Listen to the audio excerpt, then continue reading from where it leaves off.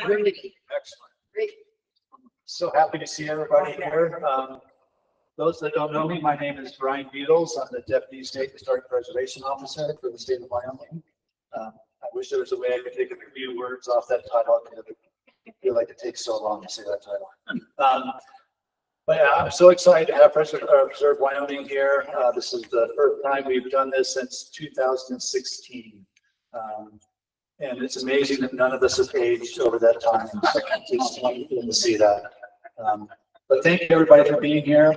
I just want to give recognition that it takes a lot of time and work and effort to put this together. I want to start by giving a big thank you to Mary Hopkins and to Megan Stanfill for planning last night's reception at the Cowboy.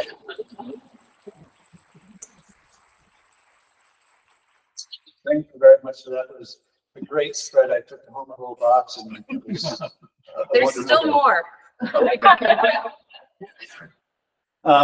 And then planning this was a lot of effort through the Albany County Historic Preservation Board, Karen Bard, Mary Hopkins, Eric Cianini, Gwendolyn, Kristy. I don't know whether to include Gwendolyn as staff or part of the preservation board, but she was hitting it from both sides. So thank you to everybody in on staff. Katie Leeper and Renee Beauvais put in a whole lot of work on this conference. So thank you to everyone.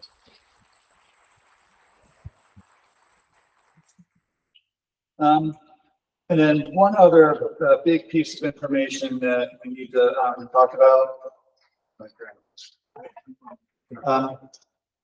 So part of our funding for this is a federal grant that we get to the National Park Service. We have timesheets that we will ask everybody to fill out. Part of our match for this grant is everybody's in-kind time, basically, for participating in the conference. We have these timesheets that are our table over here. You can grab it from the table, or we can come around and provide these to you. For those of you that are out of town, your time would on the timesheet would start from when you left your community. So your time on traveling into the town through the end of the conference, and then we'll ask you to turn in these sheets before you leave. And you can anticipate the amount of time it takes for you to get back to your community, and you can report that onto the timesheet as well.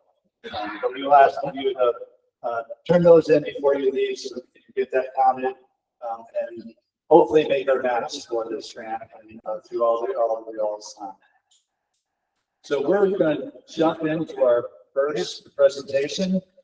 Gwendolyn Kristy is our planning and context director for the Wyoming and Chippewa. Her office is here in the Laramie at the University Anthropology Building. So as most of you know, we work on a 10-year statewide historic preservation plan. Our current plan expires in 2026. So we are starting our efforts to rewrite our plan and get ahead of it so we can start looking forward to the next 10 years. So Gwendolyn's going to talk to us about the efforts on putting together this plan. I don't think I'm going to use the mic. Can everyone hear me okay? Yes.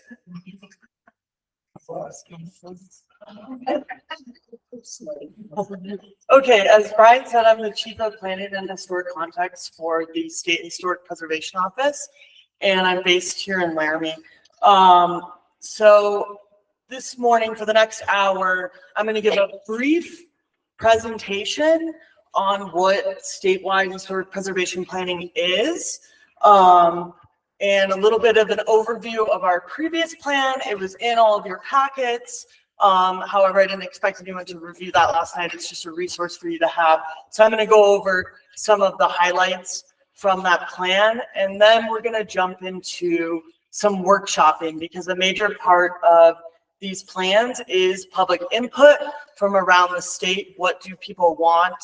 What do we identify as challenges to historic preservation, and what are our goals statewide? And so we're going to do a couple workshop-based activities. There's some materials on your table, and I'll explain those when we get to that section of this workshop. Okay, so what is preservation planning? These are statewide plans that every SHPO is required to prepare or contract out someone to prepare them by the National Historic Preservation Act. These plans often include goals, priorities, and challenges based on community values and existing data. These are meant to be proactive tools rather than a reactive set of prescriptions. So we want to identify challenges to historic preservation in our state and then develop goals and priorities that help us address those challenges rather than waiting for something serious to arise that we don't know how to deal with. So we get those from our community outreach, and I'll get to some of the other things I'm going to be doing around the state this summer in a little bit. And Wyoming has been doing statewide planning since about 1990, and those plans have really evolved over the years. And a great example is our most recent one that was in your welcome packet. And if you prefer PDF copies of those things, that's available on our website. So, what's the point of these plans? The point is to organize our preservation activities in a coherent way that includes our public participation. These activities generally include, but are not limited to, the identification, evaluation, registration, and treatment of historic properties in Wyoming. The point is also to gather and organize information about the activities we all undertake around the state in a systematic way so that we can identify and treat those historic properties or activities. Another big aspect of these is the development of historic context, that kind of thing. And the final product is meant to be integrated into decision-making spaces. So these documents are not regulation, rather they are a form of public policy. So we're not beholden to anything in them. It doesn't require anything of the legislature, anything like that, but it can perhaps inform them and help them in their decision-making spaces, because then they'll know what we all care about and what we want. So yeah, it's not a binding piece of legislation, but rather a general guide. So the current plan that we're operating under, the 2016 to 2026 plan, identifies 7 challenges. And then throughout the document, it addresses those challenges in different ways using examples, with goals on how to meet those challenges, and it prioritizes those challenges. And it mostly does that through programs that are run by the State Historic Preservation Office. Based on input from the Park Service, we'd like this next plan to be even more community-based and less state government-based. And so that's what some of the workshopping a little later is going to lead into.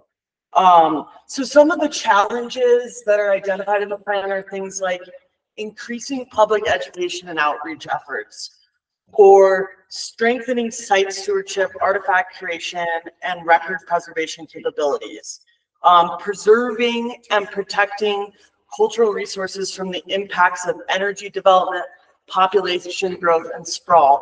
So those are the kinds of challenges I want you all to think about. And if you have your plans with you, you could just open to the table of contents, and they're listed nicely in there as we workshop if you need some fodder for ideas. Some of the summary, like I just summarized some of the goals in the plan, and these are addressed by programmatically in the plan, but they're things like training and educating Wyoming citizens. That's a goal we have. Making information available to the public, increasing funding, building partnerships, collecting information, and developing historic context. And I have some examples, I know it's kind of hard to see, of how we've met some of those goals from this previous plan. This conference is a great example of training and educating our citizens and making information available to the public.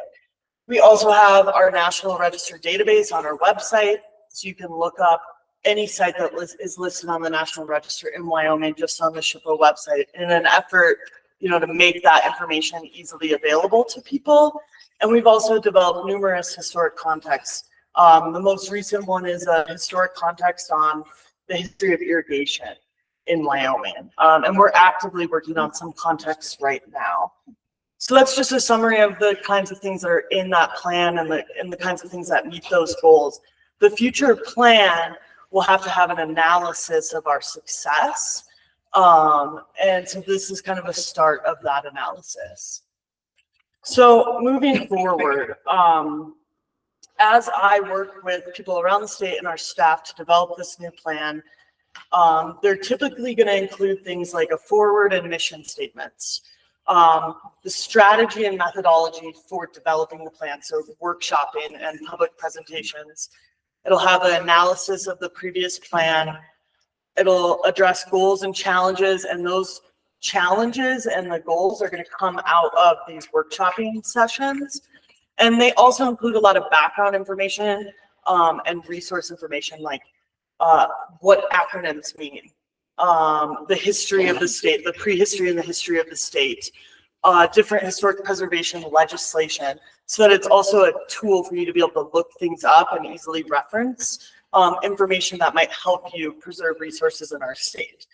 And another great thing that most of these plans have are success stories from the last 10 years under the last plan. And so that's something I want you all to think about throughout this conference, are success stories that maybe your CLG has done since 2016 that we can include and highlight in the plan, because that's better than a statistical analysis of how many sites have been listed or something like that. To demonstrate that we've met our challenges through actual work, I think is really important. And I have at the registration table some slips of paper and a little comment suggestion success story box. So if you don't feel comfortable either in the workshop sharing or coming up to me or another staff member to share something, please just write it in there. You can put your contact information in. I can call you, we can email, however you want to share that information. So we have that tool for you to share as well, if you don't feel comfortable, speaking in front of the group. So who's going to be involved in the development of this next plan? Obviously the public. That's part of what we're doing right now, and I'm going to continue to do it throughout the summer. On your tables, there are some flyers that have a QR code or the web address to a survey that I really would love for everyone to take, because then I get a whole spreadsheet of people's answers on what they care about. And it gets a little more detailed than what I'll be able to today. If you do not want to do the survey online, I've printed out about 30 copies of the survey, and you can fill it out and give it back to me, and I can enter the data that way.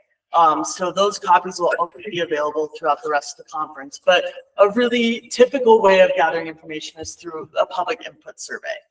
I've also involved our tribes in this process. They're included in advisory committee meetings, as well as we have separate tribal meetings where I'm getting information from the tribes on what they want to see for historic preservation in Wyoming. I've also established an advisory committee that includes some CLG members, federal archaeologists, people from around the state. I think there's 9 of us on that committee, and they help advise me on, they've reviewed the survey, added questions, review things for me, and they're kind of the first step before things go out to the public to make sure that whatever I'm doing is comprehensive. And then I'm going to have a series of local workshops. So here's a little flyer. This is on our website, and if you need more information, just let me know. But currently, we're constrained a bit by budget here, but currently I have 4 workshops scheduled. So on Friday, the 12th of July, they're all in July, I'll be in Casper along with some other staff. And the way we're kind of organizing these workshops, we're offering a 2-hour daytime session and a 2-hour evening session to try to accommodate people's work schedules. And it'll be very similar to what we're going to do today. We just have a lot more time. We have 2 hours. So I'll give a brief overview so that everyone's on the same page. They know what planning is. And then we're going to break out into workshops where I get that public input and we can brainstorm and get good ideas. So there's Casper, and then on the 18th, we'll be in Sheridan, and the 19th of July will be in Gillette, and then the 22nd will be in Evanston. And if your community or your CLG wants me to do something like this, we can arrange a virtual workshop, perhaps. But I think 4 is about all I can do in person due to budgetary restraints. But you know, we can work something out and make it work for your community. So just, you know, let me know if that's something you want. I'm going to go back a slide. So here's the timeline of this. Basically, we want things ready to go by January 2026. The Park Service has to review it. They get 45 days. We're doing the workshopping this summer. When I'm done with the workshopping, I'll gather all that data and I'll try to tease out, you know, those challenges and goals. And then I'll go back in front of the public again to be like, is this what you all think our challenges and how we're going to meet those challenges are?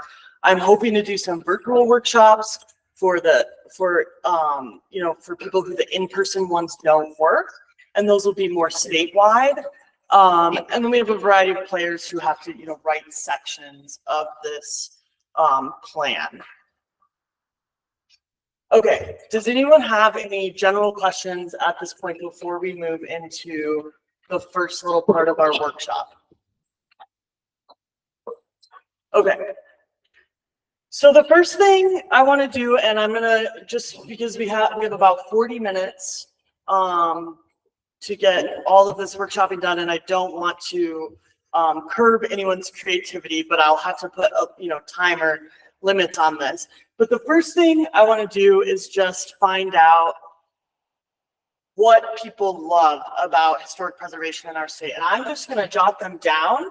If you don't want to share, verbally, I have sticky notes somewhere right here, and you could just write them down if you want to do it that way, or write them down in your notes in your pamphlet and share it with me later.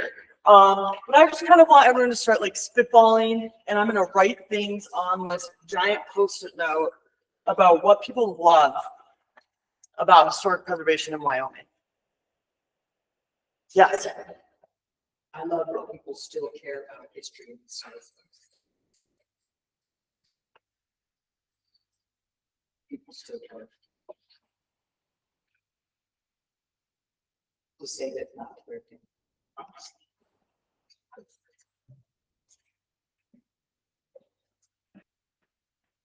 Come on. I love that in Wyoming, we still have some of the most pristine historic landscapes. Yes. Undisturbed. Yes.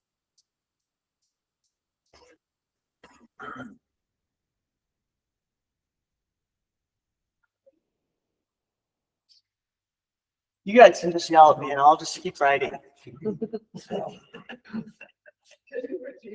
Some of us are. Oh, yeah. Okay, so one person has said people still care about history here and care enough to save it. And then Wyoming still has some of the most pristine and undisturbed landscapes.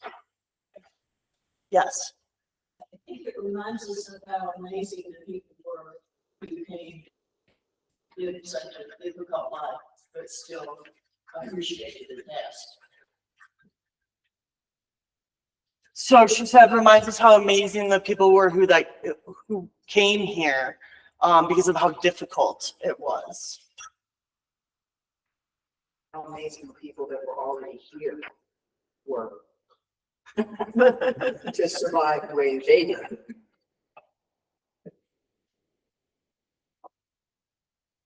And the records they left behind, felt passionate enough to leave behind with us. So that was just a repeat, but for the indigenous people who already lived here for thousands of years. It's a very diverse history. Diverse history.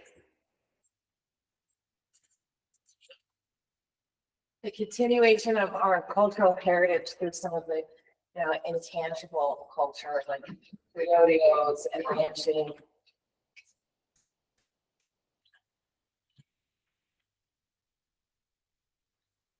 So that's the continuation of some of our heritage values through intangible heritage like ranching or rodeos.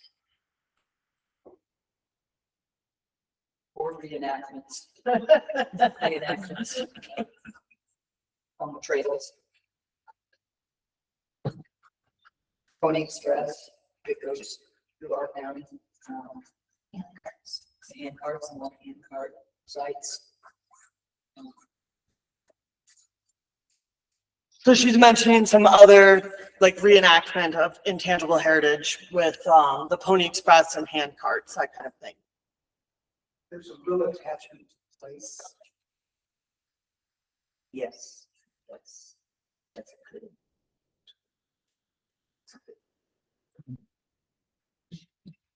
He said attachment to place in Wyoming. There's a real attachment to place here. Yes. I love the adaptive reuse of buildings to save them.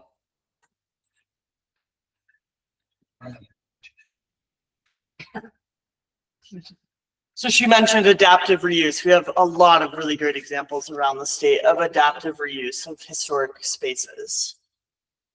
We still have some really cool buildings like the one we're in, and we've got neighborhoods that still, have the same character and don't have like some cities where entire, historic neighborhoods are taken out, new homes or buildings put in.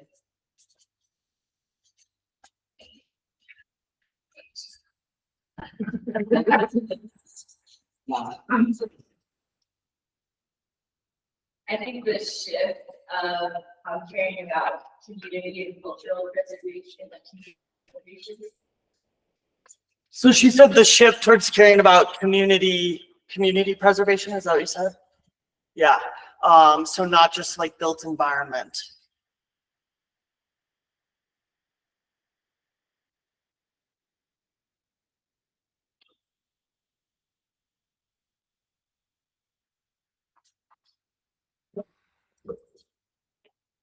Yes. So I will say Wyoming has some of the most significant Native American and prehistoric archaeological sites in the country. Long periods of academic research. So impressive. And fossil sites. Incredible fossils.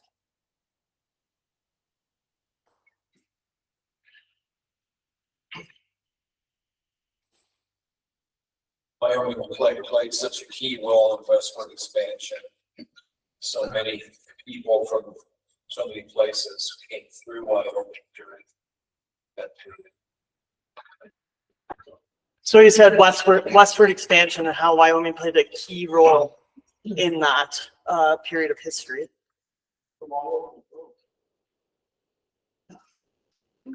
Here, this is a culture. So interesting. Yeah, not only has such a rich history of transportation. And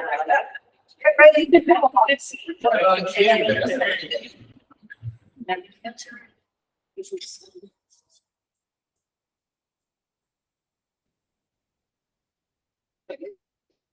is history.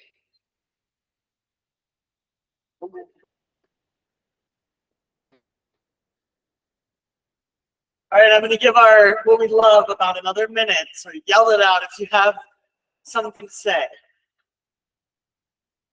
Just about every place we can set foot has some form of storage. Yeah, the ubiquitousness of the, yeah.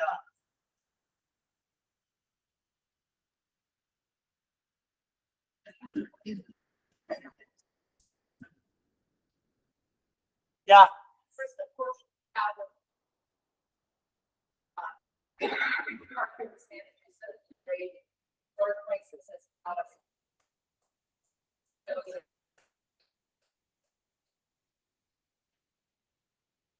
For those of you who couldn't hear that, she said, Park Service, we have so much land managed by the Park Service that has cultural resources, as well as our state parks.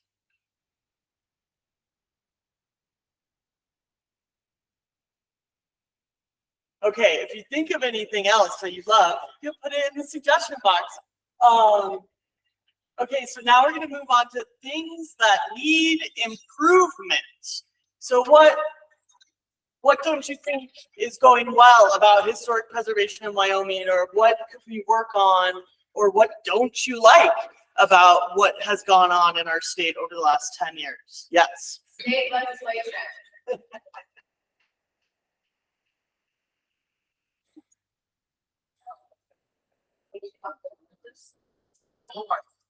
Don't have any.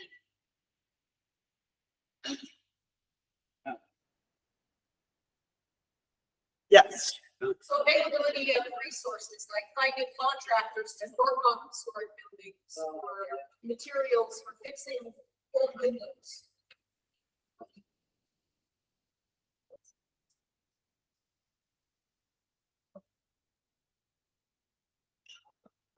You can add to that mural restoration.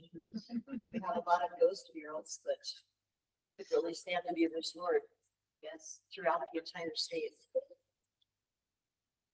So yeah, she said the availability of resources, things like contractors to do historic preservation work, the materials to do historic preservation work, and things like mural restoration. Yes. There's a lack of local guidance. So she said lack of local guidance. Unfulfilled potential of cultural heritage tourism.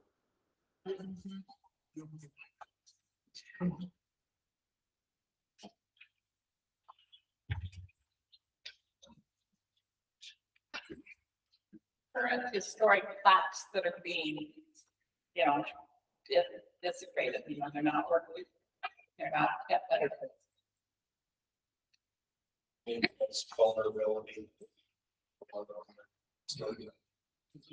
Yeah. What'd you say? Vulnerability of historic sites? Yeah.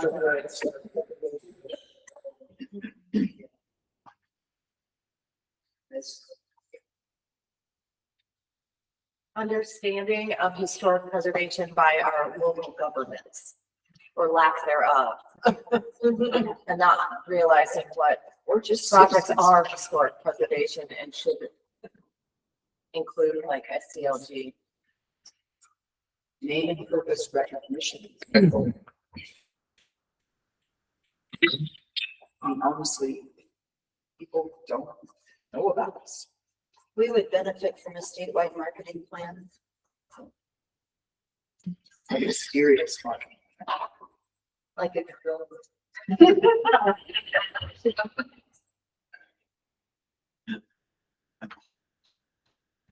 I don't know if this would be too many words, but something about a clash between our focus on private property rights and historic preservation. Yeah. Probably gets in the way of doing so much. Based on misconceptions. Lack of educated in the public system. I just put private property versus historic preservation. Strong perceived as that's not a statewide in this world. Tax incentives. And adapting the use of the storage. So a need for more city ordinances and enhancing our tax incentives for preservation. Yeah. Demolition of historic buildings and also demolition of neglect.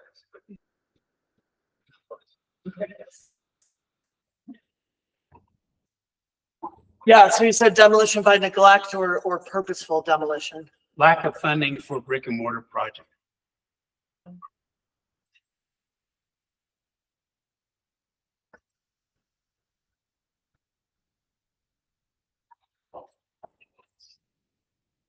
Yes.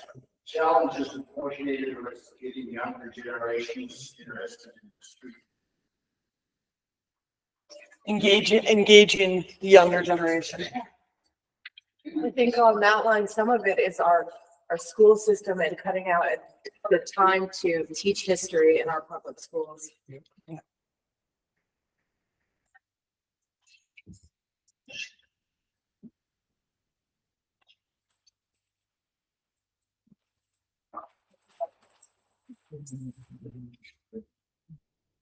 Any more? Threats from energy development to historic properties?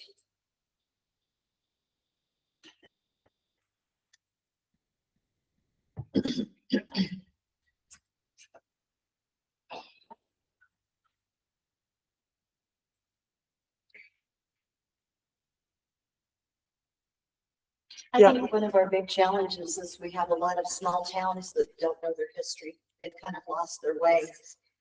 When you ask them, they have the canned one paragraph response. And then you start to ask questions, they don't know.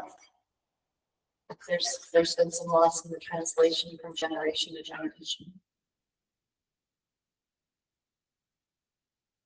I've been really frustrated locally with Fremont County with, they haven't kept the records and there's no resources for us to research to find out about properties. When we talk to young people that are coming to Wyoming and they're moving into historic homes, particularly where really land, they come to us and ask for resources because they've gone to the local county. They've gone to everywhere they can dig up and they can't find any information. Sadly, the resources for the tax assessors and clerk's office in Fremont County have destroyed their records. And they only have 10 years records to research. They're telling That's us, insane. they're literally telling us if we want more than 10 years of history on a property, we need to pay for a title search, which is not what we're asking for. It's shocking, really. And then the excuse was they didn't have room. I think if the public had known, they could pay for some storage space. I couldn't hear the last comment, so I might be repeating things. That's okay. It seems to me that when you've got things like private property rights versus preservation, development pressures versus community cohesion, you've got energy development versus historic landscapes. There needs to be a kind of general education so to increase the cohort of people around the state who can come up with a vocabulary that can engage in that conversation so that you're not left kind of tongue-tied in the face of major developments. That's partly formal education, but mostly I think just acquainting people with how historic preservation works, what these terms are, what common misconceptions there are, so that people can speak on our behalf without having to come up with an expert in historic preservation standing in front of the city council trying to be offensive. So I wrote there's a lack of education with a useful vocabulary for advocating is what I wrote. And yeah, that's a big problem. I was gonna say Something similar, that there's limited capacity and access to people with the expertise to help support these preservation projects. Okay, so while we're thinking about these challenges that we've just mentioned, there's some paper on your tables that say historic preservation challenge listed with solutions under it. So we're going to kind of transition into the next half of what we just did, identifying challenges. I want everyone to write down a challenge, take as long as you need to think about it, and then pass your paper to someone else. And I want people to come up with a solution to that challenge. And I'm going to give you about 10 minutes before we do our final part of the workshop to do this solution work. And work in teams if you need to, talk with your group, move around, do whatever you need to get solutions to those challenges. Yeah, I'm not worried. Yes.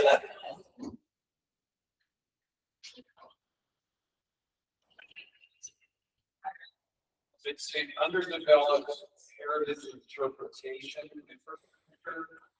Like you've got in some places really updated heritage interpretation signage that withstands the elements, and in other places it's falling apart in its place. Or it's just inconsistent how heritage interpretation is done.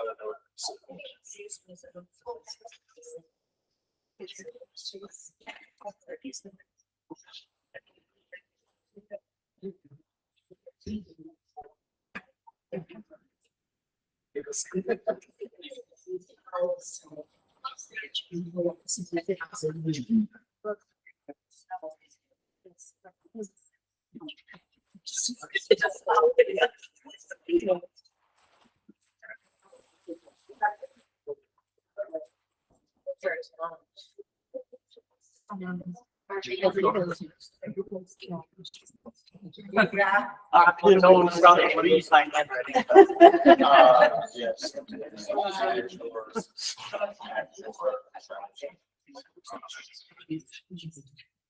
What about, okay, here's Well, I was thinking these days, you know, Monday. Yeah. So. Right. Well, all of them challenge. Yeah.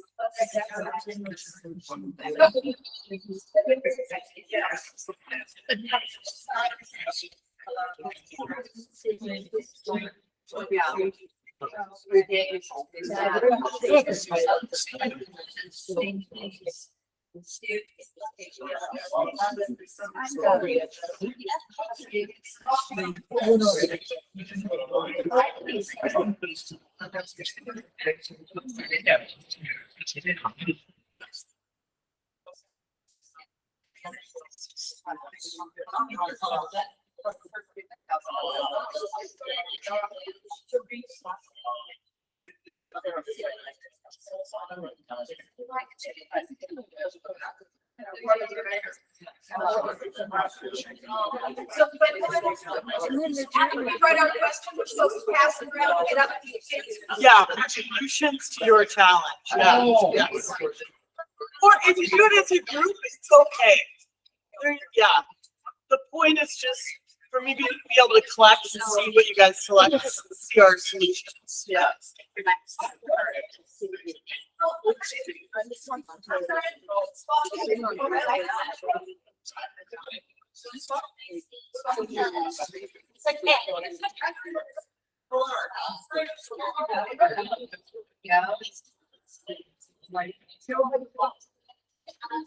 Oh, that's one more.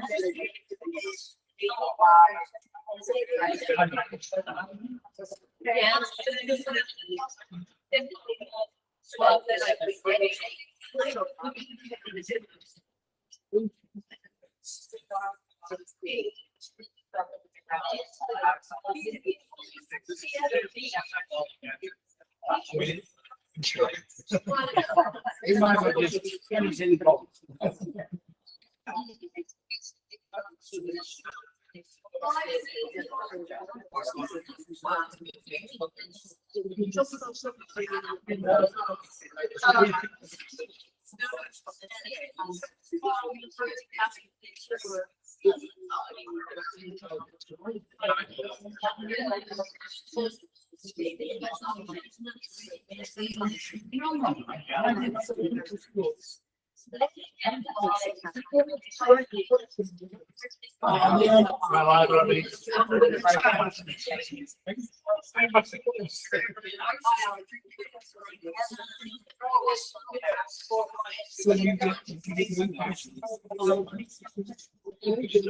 Yeah, no.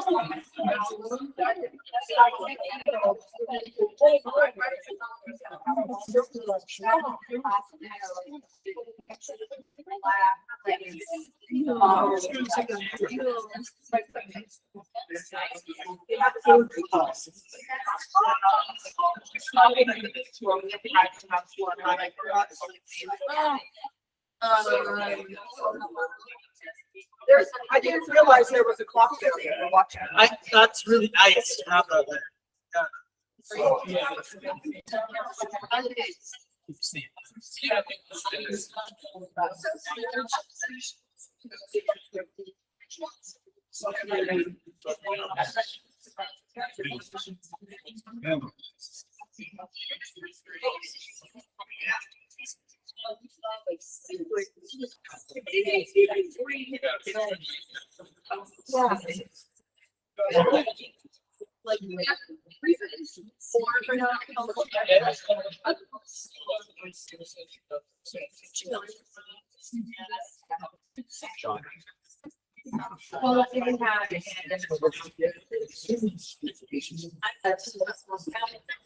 About 2 minutes on the challenge exercise. 2 more minutes.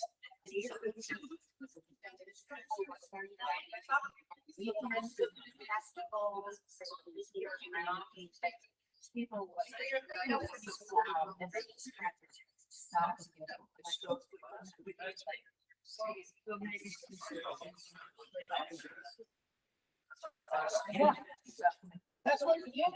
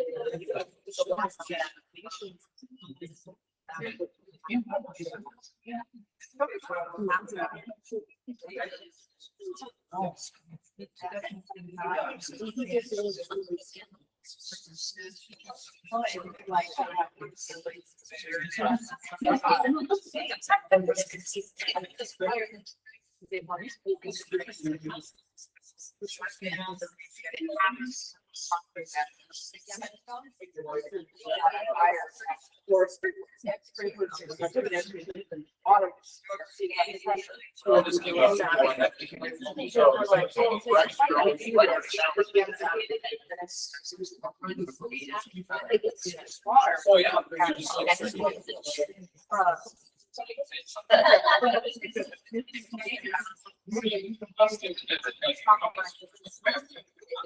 All right, we're gonna wrap up this part of the workshop and do our one final part of the workshop. If you have more you need to write on your challenge sheet, you could do that after this next part of the workshop. But I want to collect your papers. So when you're done with them, please just find me throughout the day and give me your challenge papers. Okay, so the final part of this session is going to be a resource allocation exercise. So I have 11 bags up here, and you have pom-poms on your table, which represent each one is a resource, whether that's, you know, a body, like an employee, materials, or money, however you want to think of it. But I don't want you to just think of your resources as money. And we have community policy and planning, bricks and mortar projects, education trainings and workshop, technical guides, increases in funding opportunities, heritage tourism, promotion and marketing, historic context development, artifact curation and record storing, National Register nominations, and other. And by other, there's a sticky note. So I'm going to have you all, there's not enough pom-poms at your table for you each to take 11 pom-poms, regardless of size. I have some more back here, so just let me know. But I want you all to think about if you had the pot of resources for historic preservation in our state, how would you allocate those resources, okay? And come up here and drop your pom-poms in the bags you think are most appropriate, the most appropriate way to spread your resources. So we have about 7 or 8 minutes to do this. If you have any questions, let me know. But only 11 pom-poms each, okay? Each per person. Or no, 11 people. Or 11 people, yeah. Okay.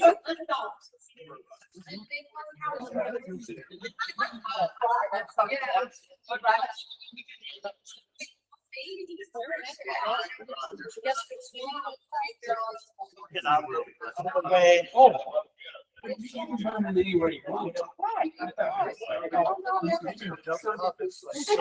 I can't keep up.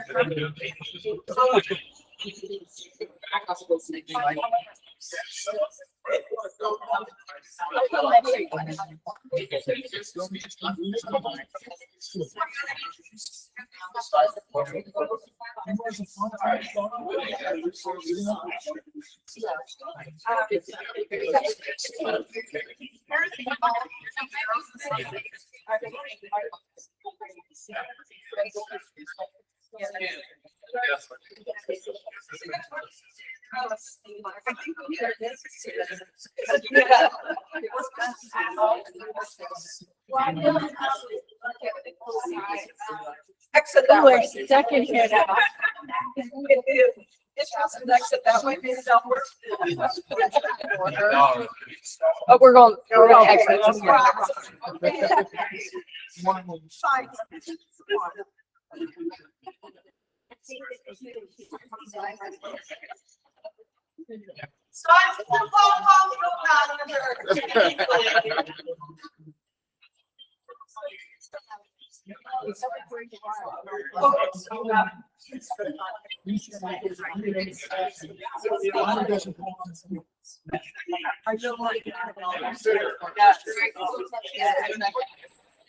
Yes. I know. Well, right now.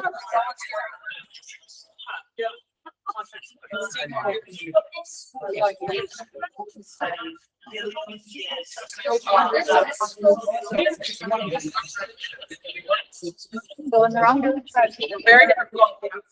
Yeah. I don't know that anybody. I can find out.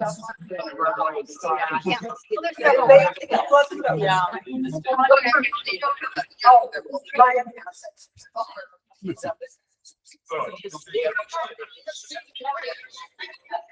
Yeah, and she has more comments. Oh, okay. I couldn't see who you were. Oh, no problem, Jim. I No lost problem. my Who's this strange guy coming and rubbing my shoulder? You gotta put some of that. Well, I think everything flows from education. Yes, it does. Everything that stops us from doing. That's why. No, you didn't. I'm stuck. I'm just gonna block the. Oh, it's not. I like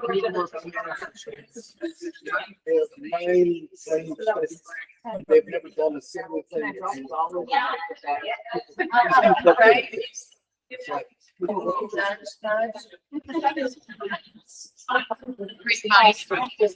I forgot my.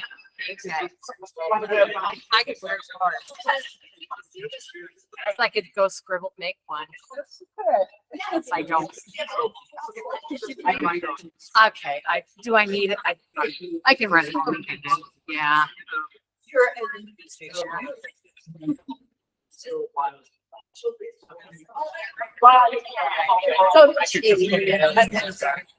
I'm too far. Yes. I forget what. Oh, I do that all the time. I know.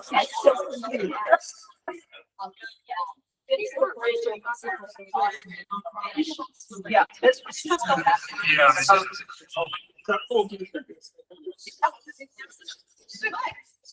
No, actually, okay. There's always right. Everybody's on the same boat. There's so many other tools.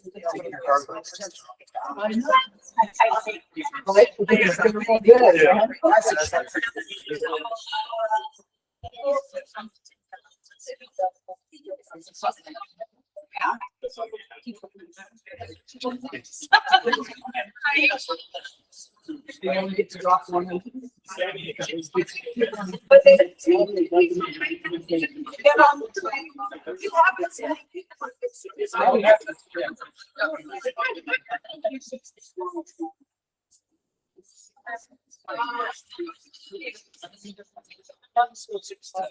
Okay, that was all of it.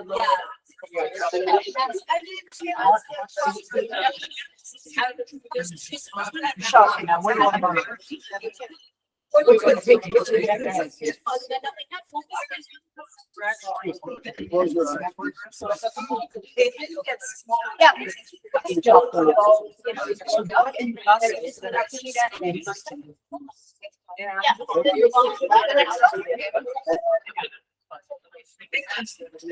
Fingers.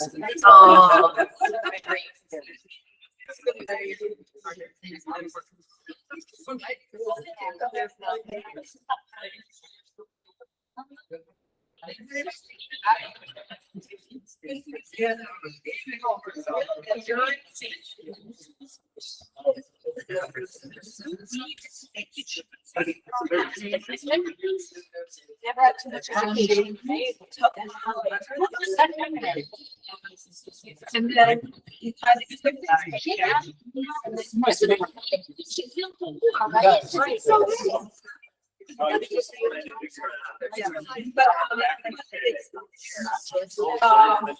All the things right there.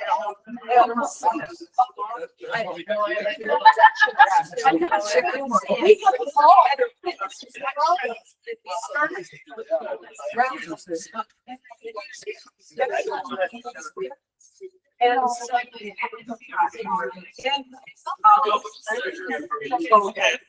so, yeah,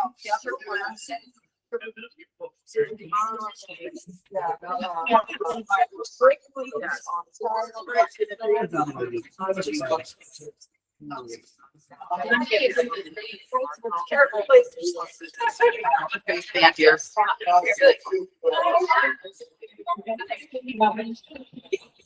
Accessible.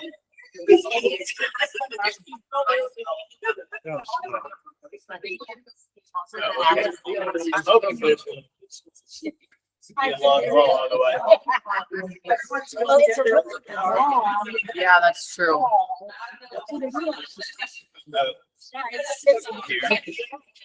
What's it with you? One in each, that's not helpful, is it? I mean, if we should spread out, allocate resources. That's. When technical guy, what do you guys need? Like house report, log cabin. Okay, kind of like the bulletin. How to make a survey. Okay. So if I were to get a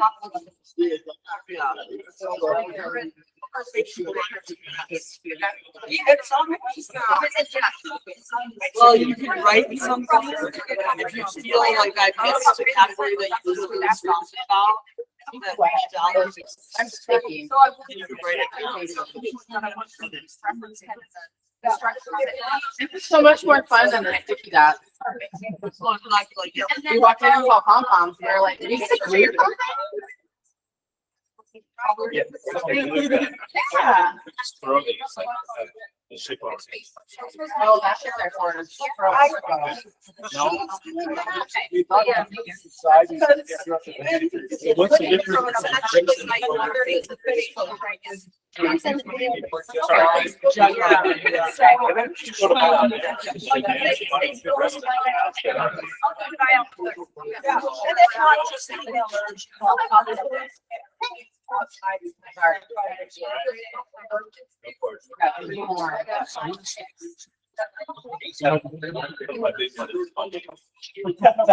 You guys have all the fun.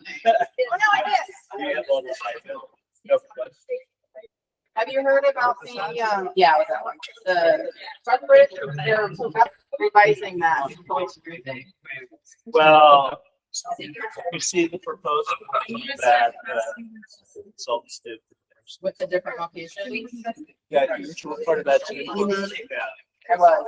Well, oh, the one that, They're focusing on now. Yeah.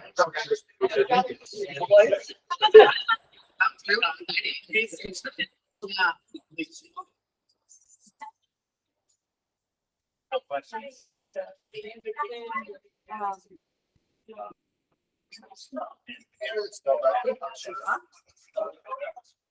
Oh, yeah. But I don't think they should probably get the lead across the street. See if I can squeeze in everything on.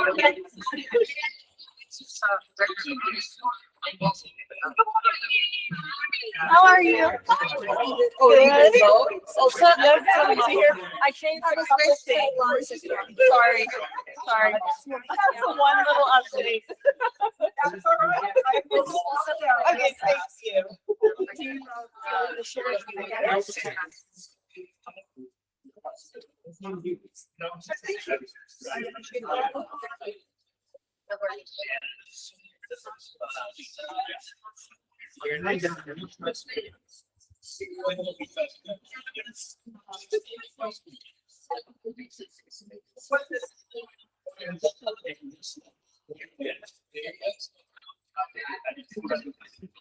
Yeah.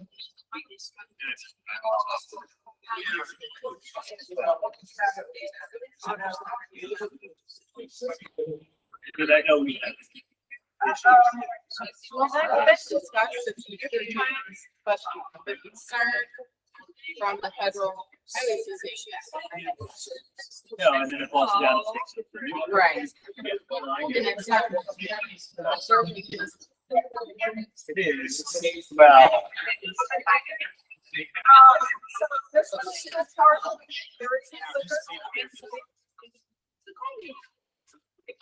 Right.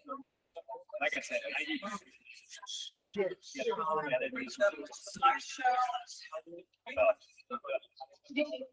and again, I mean, sort of. Thanks, Brian.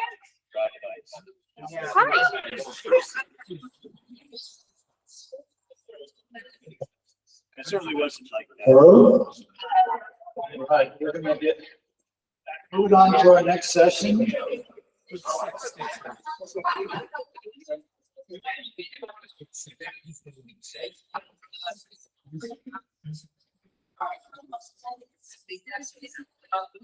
Yeah.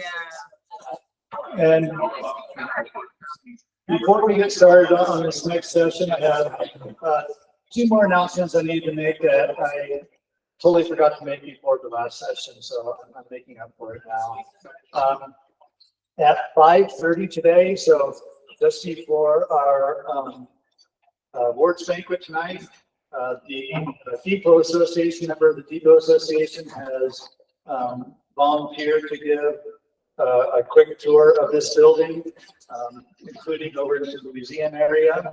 So that'll be at 5:30 tonight. So if you'd like to hear more about the building and be able to get a peek into the museum side, at 5:30, the Depot, president of the Depot Association will be here to talk about this building and get a little bit more insight about the facility that we're being able to use today. Also, one of our sessions tomorrow has to do with a survey app that our staff has been developing. So Gwendolyn will have an instruction sheet on how to download that app if you want to have it downloaded in preparation for that session.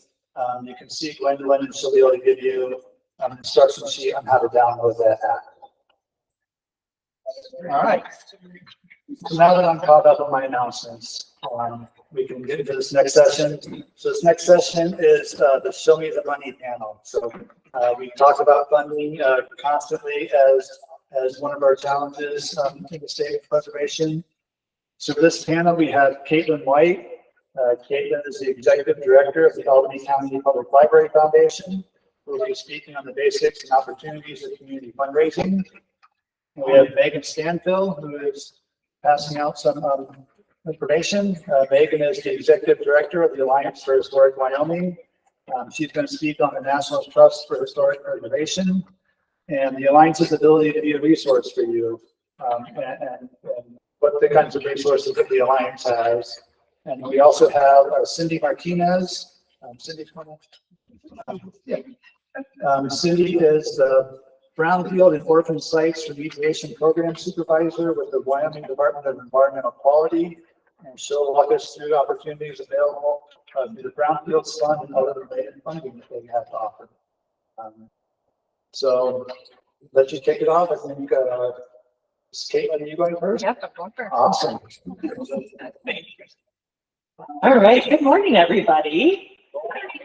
I'm very happy to be here today. I always love talking about fundraising. It's mine every day, all day. But I live here in Laramie, of course, so I'm here at the Public Library Foundation, and I've been with the Public Library Foundation about 12 plus years now. So we're just going to talk today about community fundraising. I'm going to kick us off and then hand it over to Megan after I'm done. But we're each going to take about 15 minutes to talk about our area, and then we'll have time for Q&A at the end as well.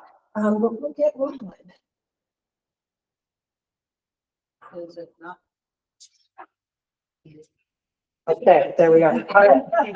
Anyway, that was me. Okay, so what we're going to talk about today for community fundraising is just some of the basics. So the slide deck that I kind of handed out, we're not going to go over all that in extreme detail. It's kind of there for you to take home and read through when you get back to your place. We're going to talk more about moving pretty quickly through and talking kind of more big picture. But we're going to talk about creating a fundraising campaign, talking about generating local interest, making the case, recruiting, retaining, and recognizing your donors.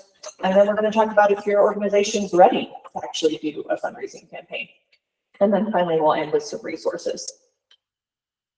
So we're going to start with creating a fundraising campaign. I'm going to kind of look at my notes as we go through. So the first thing is to determine your need, right? So this could be your basic annual campaign where you're working on making sure you have enough funding to run your organization over your annual fiscal year.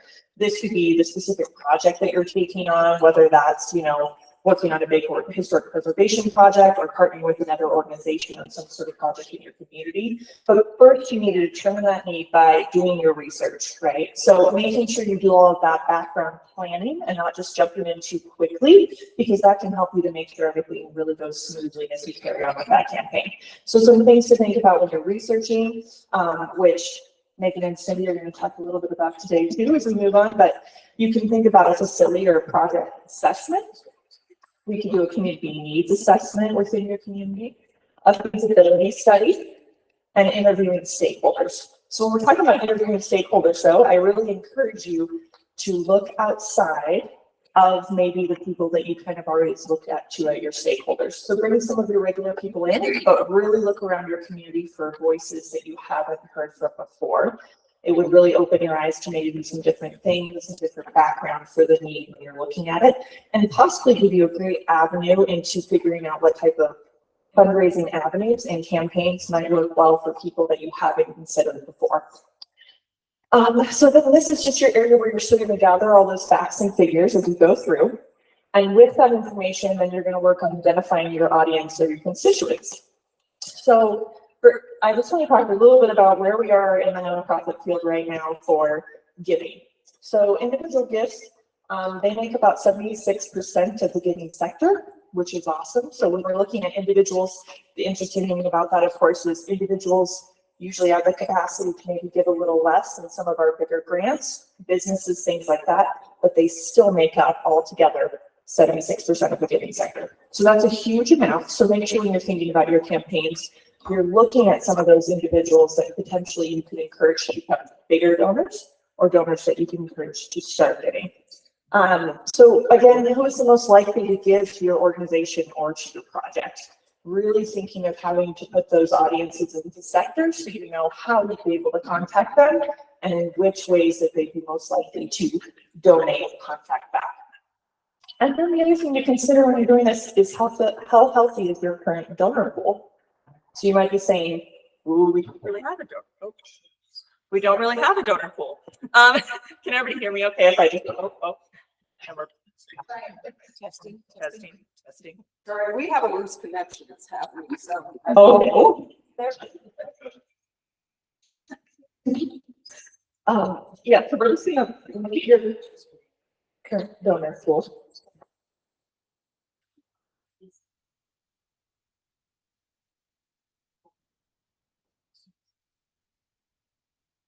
Oh, I recorded on there. I apologize. Hang on, I got it plugged in. Can you pretty well about? Can you? Thank you. All right. So when we're talking about your current donor pool, make sure that you're kind of segmenting that into the different areas. So look at your individuals versus your grant funders, your businesses, planned giving and major gifts. So make sure you're kind of segmenting those into different areas so you can kind of plot out how much you think each area is going to be able to give and provide for your organization, if that makes sense. So a great way to test your donor pools to kind of look at whatever list you work through, whether it's an Excel spreadsheet or an actual donor database, and looking at those different giving levels to kind of determine where you are. Another great thing to do is work with your lapsed donor retention rates. So we'll talk a little bit more about that later, but basically what that means is you can determine some of the health of your donor pool, right, by comparing your previous fiscal year to your current fiscal year and seeing how many donors you were able to retain over those 2 years, if that makes sense. All right, so after you're kind of going to talk about your audience and your constituents, you're going to want to determine your timeline. So with this, you're just going to use all the research that you kind of already put together to determine when you need to start and where the end is. So commonly, Try, and people come out of this one. Hello. Okay. Are you okay? We're down to one speaker. I apologize. I've got to get a new one. So. Awesome. Thank you, Renee. So with determining your timeline, something I always recommend is starting at the end, right? So if you're working predominantly with a big grant on a project that you know you need additional funding from, say, individual donors or business sponsors, you would say, I'm going to start at this date and I'm going to work my way backwards. So for instance, right now at the library, I'm working on about $1 million infrastructure grant. The deadline is September 2026 to have the work and the renovations done. So then we kind of take that and we work backwards to make sure we're hitting all those planning points. So making sure we have construction taken care of, but as well as those planning phases to make sure that we can work through all the additional money we need to find to support the $1 million grant. And then finally, set your fundraising goals and budget. So a really important thing, sometimes this kind of gets lost in the shuffle if you're really busy, but it is really important to look at what you actually need as a fundraising goal and then compare that against what your budget needs to be for fundraising, right? So the things you need to do for marketing, your promotional materials, everything you're going to be sending out. Do you need to hire a consultant? Are there staff members you need to pay? All of that needs to factor into your fundraising goals and budget. So, and it needs to be very specific. So if your fundraising campaign is your annual campaign, which we would then look at your whole fiscal year, how much you need to make to run your organization versus a project fundraising campaign, which, and those can also run simultaneously. So we'll talk about when you're looking as well at more than one campaign at once. And then we're going to talk a little bit about what types of fundraising are needed to meet your goals, and then what will be the cost of actually running those campaigns. All right, so then we're going to talk about generating local interest. So what's right for your organization? So I'm not going to go over this in detail, and I'm sorry the phone's a little small, but this gives you an idea of the different types of fundraising campaigns that you can run and how you can kind of run them together. So I've given you the ideas for like direct mail, what maybe some of the pros are for direct mail versus cons, and you can look at those later. A lot of this, again, really depends on your audience. So one way you can really determine this pretty easily is when you're running a fundraising campaign, you can track obviously how your donors are giving, right? So if your individual donors are predominantly giving by check versus by credit card online, that might give you an idea that maybe for those people, obviously we're going to be doing some direct mail, right? Because that's how they're communicating to you, right? Versus it also might tell you that everyone's giving on check. And so you think to yourself, maybe we need to grow our donor pool with maybe a younger generation of donors that might want to give online, right? So starting kind of to work these simultaneously, where you're still working through the same fundraising campaign, you're still telling that single, passionate, compelling story. You're still working off that dollar amount that you need to raise, but you're doing it a little bit differently for each audience segment. So with that though, which might sound very challenging because you're thinking, I'm going to have to run multiple different types of fundraisers in order to get to my one campaign goal. And that can be pretty tricky. So that's why I kind of give you some pros and cons for each to make sure that you're kind of working through what might work best for your organization and which one of those you could combine to really get to that specific goal. So one thing I did want to mention that has been seen to work well for certain organizations I've seen in other states that might deal with historic preservation is our crowdfunding. So this would be where you're kind of running off a crowdfunding site where you're kind of using a community to spread the word to then gain that money that you actually need for the project. So it is becoming a pretty saturated market, I will tell you. It's become a lot more popular in the last several years. But as we know in Wyoming, we're sometimes a little slower adopters than other states. So there might probably be some room for you still. So I would recommend you can kind of look at that if you're thinking you don't already have a really well-established donor pool. You live in a community where it's pretty tight-knit and people share things very easily and want to support the different community organizations and things that you're doing. So that might be a good option. Grants, partnerships, and sponsorships. I'm going to kind of wander through that one pretty quick. I have some resources at the end, and Megan's going to predominantly talk about grants. But one I did want to mention is capital campaigns and major gifts. We're going to talk about that one on the next slide, since I know you guys might have some very large projects that you need to take on for some sort of historical preservation. So a couple tips at the bottom. Things I always recommend is what's unique for your organization. So I think sometimes we commonly see maybe a lot of silent auctions, and that's becoming another pretty saturated market with people doing special events. Maybe it's a silent auction. So I always encourage you to look at what your organization's goal is and what you're passionate about. And can you make that an interesting fundraiser, right? So is there something, if you're raising money for a certain building, is there some sort of fundraiser you can do that actually encompasses that building and brings the donors there so they kind of feel more of that passion and that compelling story? Well, let's see. So yeah, so any of these tactics can be used in collaboration. I would recommend building a schedule and a timeline for all of these. And so that would be look at your annual calendar and you would build out where all of these are falling within that calendar. And you'd also be working with your board to kind of stay really in tune with how these would run. So, all right. So then we're just going to talk about a couple of print and email fundraising examples. So I do a lot of things kind of in succession to make sure we're meeting all those different types of donors where they're at. So as you can see, it's kind of cut off on this side a little bit, but this is kind of an online newsletter that we run in tandem with our print newsletter as well. And I would encourage you that when you're sending out any sort of promotion, such as a newsletter, remember to put in an ask in there, right? Because donors don't give when they are not asked. And so we really want to make sure that you're giving them all the opportunities, right? So for our newsletters, we make sure we encourage people that they can give to something that we've discussed in the newsletter, right? Tie it back to the things you're doing, talk about the support and what it's working through.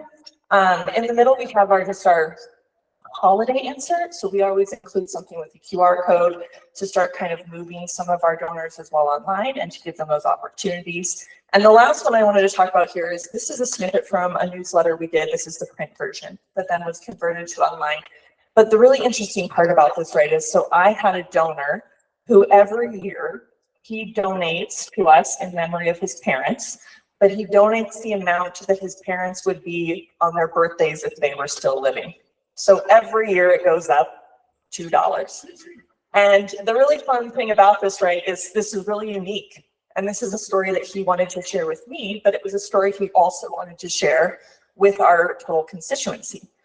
So we turn this into a campaign to encourage grandparents and parents to start that legacy with their grandkids and kids and give the amount that they are on their birthdays, right? So if you have a 5-year-old, 6-year-old, so it eventually grows them into a larger donor. But at the same time, they're really kind of getting that fun piece of it. And for the public library, of course, one of our predominant things that we work with, of course, is kids. And bringing up kids, encouraging that education piece as they go into school. And so this was a great way to take an older donor who's doing something very unique with his donations, and then encouraging a new pool of donors by offering them a different way to donate. So kind of fun there. Then these are some other examples. We do a lot of community fundraising at the public library. But if you remember our historic book chain from if you're from Laramie, when we moved across the books all across the street down to our new building from the Carnegie Library, we recreated that a couple years ago when we got our bookmobile, and we had people help us fill the bookmobile with books. And then we also we did 40 library heroes on our 40th anniversary, where we took really important people in our library history and highlighted them. But again, kind of turned it into a fundraiser and a promotion. So these are some little things that we do. And a lot of these, I will tell you, are what we would refer to as friend raisers, right? We're looking for new people to join us in our movement to better the public library. So I'll say maybe our cupcake ball, which is our family kids Valentine's Day ball, maybe it doesn't make very much. But I meet a lot of new donors because we hold a Valentine's Day event for kids. So kind of keeping those things in mind, how can we bring people to you to meet face to face, to build that connection, to build that relationship? All right, so then this one we're just going to kind of sail by, but you guys can read more about it later, and you are welcome to follow up with me later and ask questions. But a case for support is kind of a succinct proposal that you're able to provide to donors, mainly when you're working through a capital campaign or you're looking for major gifts.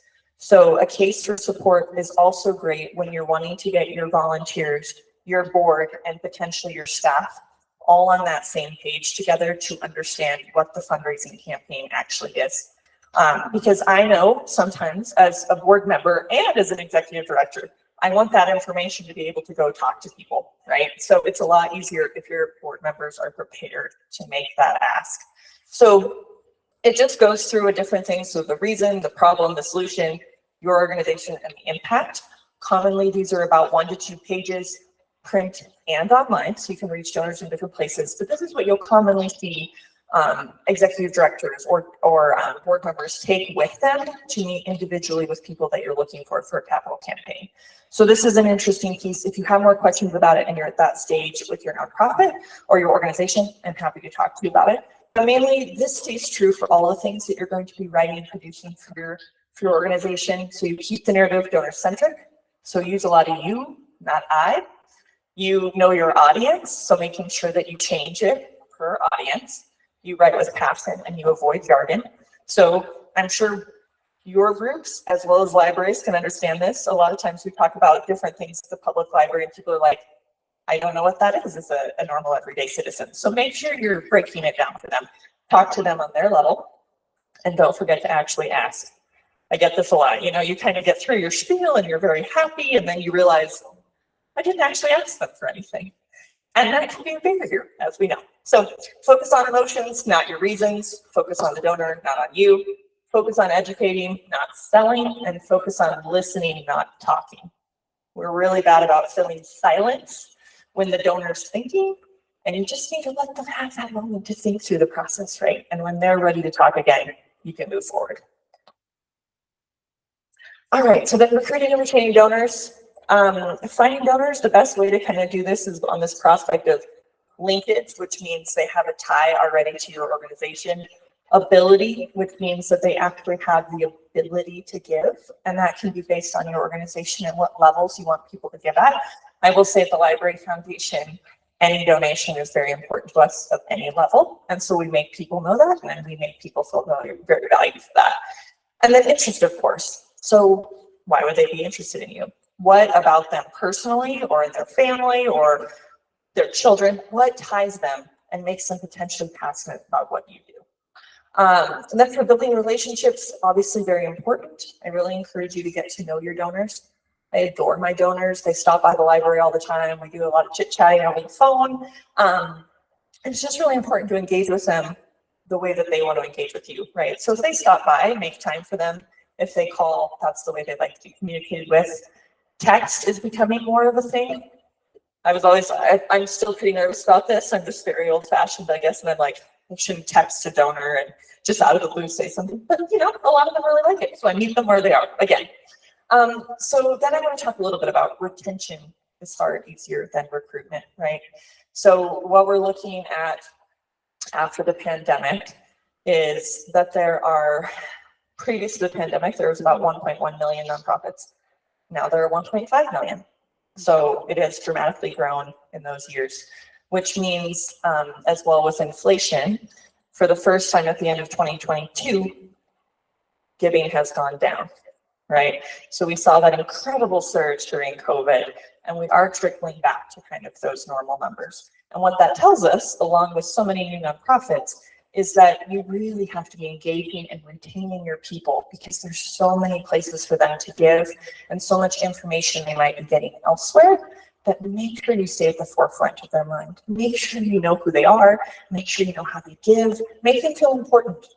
They are important, right? They take care of your organization, they help you with projects, make them feel that way.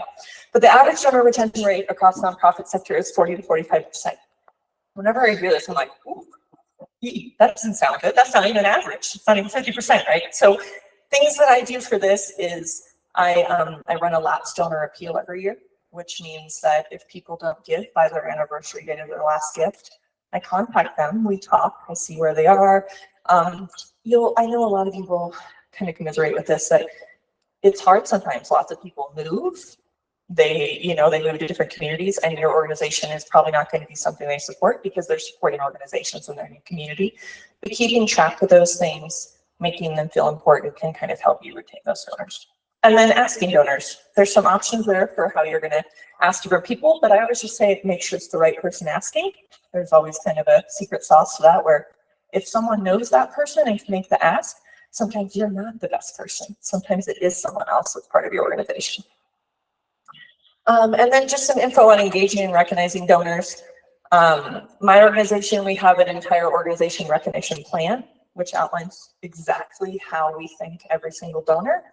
I recently went to another conference where they said, if you don't thank or make a touch point with the donor 10 times after a gift, you're really not doing everything you need to do, which sounds like a lot, I know. So I say do your best with this, right? Remember to focus on the donor. If all you can do because you need it to be a free sort of thank you, if you're just sending thank you messages or you're doing phone calls dramatically improve your donor retention. So you might think that like by doing that free thing, instead of being able to send things through the mail, how does that go? It actually can go really well for you. But be really honest with your donors about it. Make sure that they know that the reason that you don't do thank yous that cost money to go in the mail is because you're wanting to use that entire donation to help the nonprofit organization, right? So just be really clever and transparent about those things. All right, so I think I've got okay on time. So are you ready? So these are kind of the steps that as you go through, you can check off the basics to see if you're actually ready to do some sort of fundraising campaign. So as founded when you plan with your timing and budget, a positive track record. This goes back to your organization. Is your organization reputable? Is it efficient? Has it shown your community it's worthy of receiving donations and support? A visible brand. So this is really important, especially if you're doing work within your community, to make sure people know who you are, which can be tricky. There's a lot of nonprofits, but really make sure you stand out and that you're unique. And then having that case for support. Funding support sources and gift support, having a donor development system, communication plan, and record keeping system. Again, there are free options out there if that's really what you need to be doing, but keep that in mind that you do need something. It is important to make sure that's part of making a donor feel valued, right? It's like you remember them, you know them, they're part of your system so that you make sure you can track those people. Capable and prepared campaign leaders and involved and active board of volunteers. So I would say prioritize working through each step to determine if your project or fundraiser is actually doable where your organization is now. You may need to hire a fundraising development consultant or enlist a volunteer with a very specific skill set to help in this area. But commonly there are a lot of organizations out there who really do need some extra help in the fundraising realm, and they need to go find that help. Sometimes it's not possible to do that with your executive director or your board, especially if you're not a very big nonprofit. So kind of keeping those things in mind. And finally, just some resources. So at any public library in the state, we're a statewide consortium, which means we're all connected. We have our Wyoming Library to Business program, which is just free resources for businesses, organizations, and nonprofits. There's photo and video equipment if you need to do some sort of campaign where you would be using those resources. They're free to you. We have podcasting stations at certain libraries around the state, and they have marketing help as well, which can be really important if you're kind of not sure how to get started with any of the marketing that is pretty much required in this day and age, right, for a fundraising campaign. So I've given you some resources on the side, but you can just Google Wyoming Library to Business and things will come up. A great resource is LinkedIn Learning if you need help with budgeting, marketing, any sorts of those little things. LinkedIn Learning actually has individual courses for people to take in really quick sections online, as well as we do have a foundation directory of grants. And Megan's going to predominantly talk about that today, but in case you can get lucky and you could do some searches, maybe you'll get lucky to find some sort of great grant on there. But yes, so thank you so much. I'm going to hand it over to Megan to continue, and then we'll do questions a little later.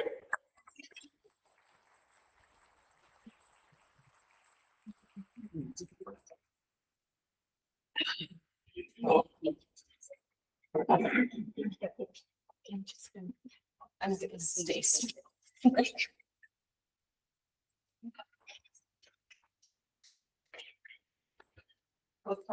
What color are you making? Mine's the wooden one. I have a whole lot of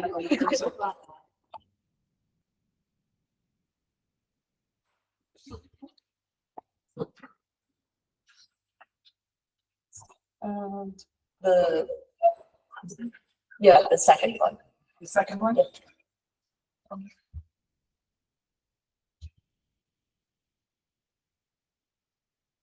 And it's a PDF. Yeah, I see that. Okay.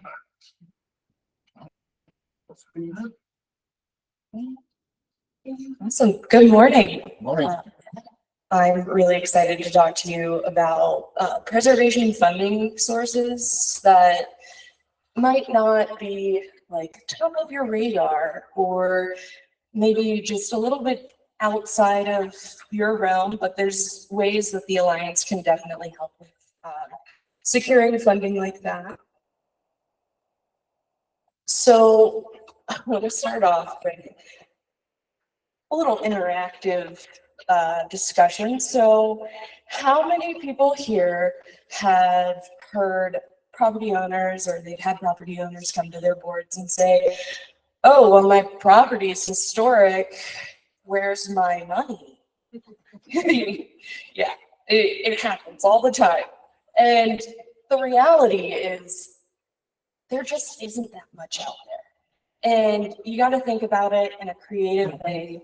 And it's also really competitive. So you got to think of the best ways to appeal to grantors and make your case. And the places I'm going to tell you today, it's not comprehensive. There's definitely a lot more than what's in the pamphlet. So you can always look at our website. We have lists of funders and other things like that that you can see. Our website's in here somewhere. And then anytime you're undertaking a project, we strongly encourage you to work with the Historic Preservation Office, just as a general rule of thumb.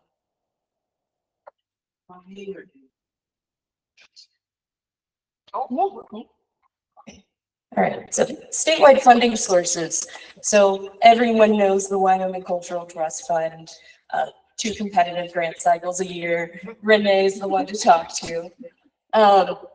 They offer funding in historic and architectural preservation. So they're one of the very few organizations in the state that do brick and mortar funding, which is fantastic and highly appreciated. And then we have Wyoming Humanities. They have 2 different types of grants, crossroad grants. They're larger grants, and they're under programming, publications, digital media, and preservation. And those vary in the categories on when they accept applications for them. And then Spark grants, you apply for them by the first day of the month, and they're supposed to start projects within 30 days. And they're usually small, around $2,000. And then they also offer sponsorships for programs and events and conferences, things like that. And then the Wyoming Community Foundation might not be one that you think about as a funding source, but they do offer grants, not just to nonprofits. They also work with public entities like CLGs, state agencies. And then we also have Wyoming Arts Council that you'll hear from Cindi about the DEQ Brownfields grants. Now we have our national funding sources. So National Park Service, a lot of their grants are highly, highly competitive, but they have a lot of restrictions on them. They are available, like the Save America's Treasures program. Your site has to be listed on the National Register with national significance. So that rules out so many of our locally significant and statewide significant resources. But it's definitely an option if you have resources like that. Then the National Fund for Sacred Places, it's one that you wouldn't really think about, and CLGs aren't eligible, but I know you have churches, congregations, houses of worship that are coming to you and they're like, we need help. The National Fund for Sacred Places provides funding, and only one church in the state of Wyoming has received funding from them. So it's an untapped resource that we can all explore. And then there's always the National Trust for Historic Preservation.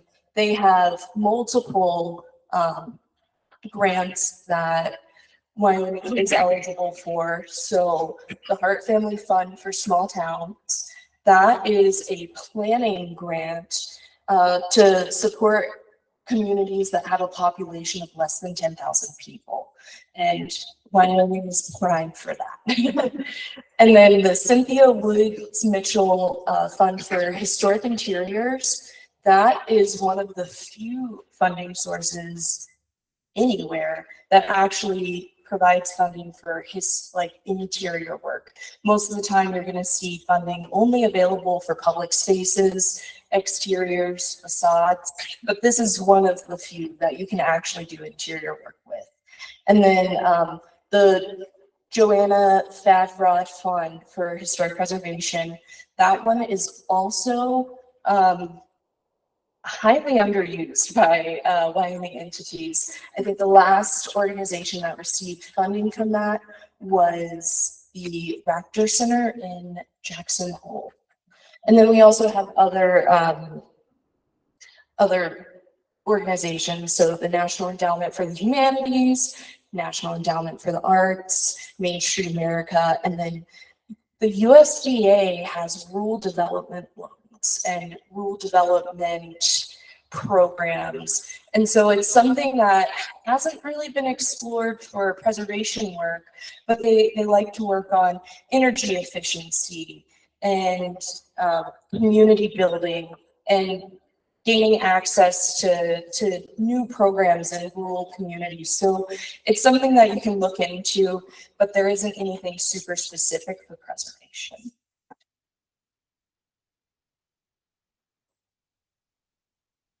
And then we also have our local resources. So the one that really came to mind here was our local tourism boards.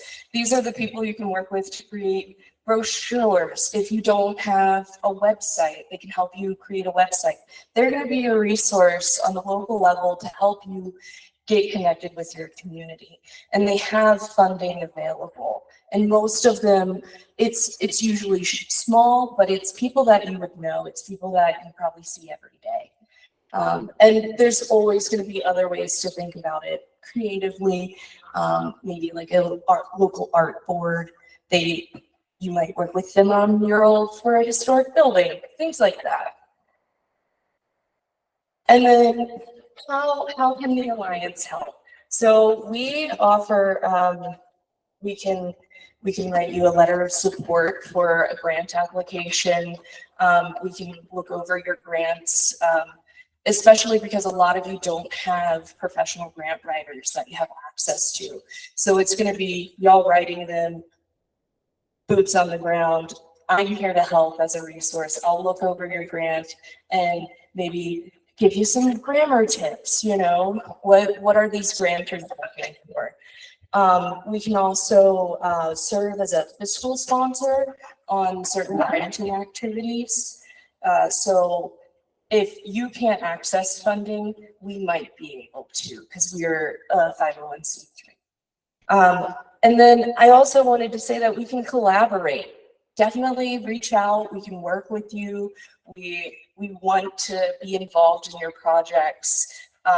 We have very small capacity, but it's definitely something in our wheelhouse that we want to help with. And yeah, get in touch with me. And thank you.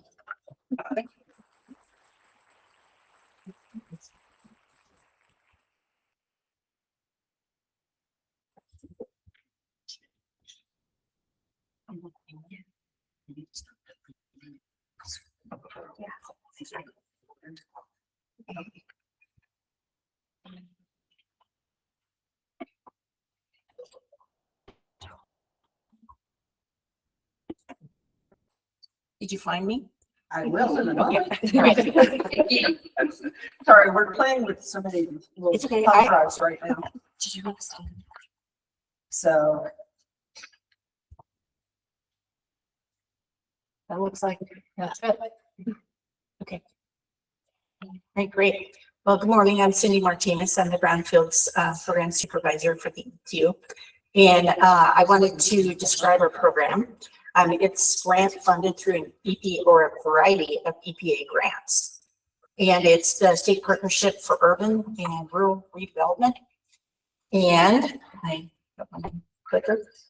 I wanted to describe quickly what a brownfields is. There is actually a definition of a brownfields. It's real property. The expansion, redevelopment, or reuse of which could be complicated or impeded by the presence, or here's the real kicker, the potential presence of contamination site. And there's who knows truly how many, but probably maybe around 500,000 brownfields in the US.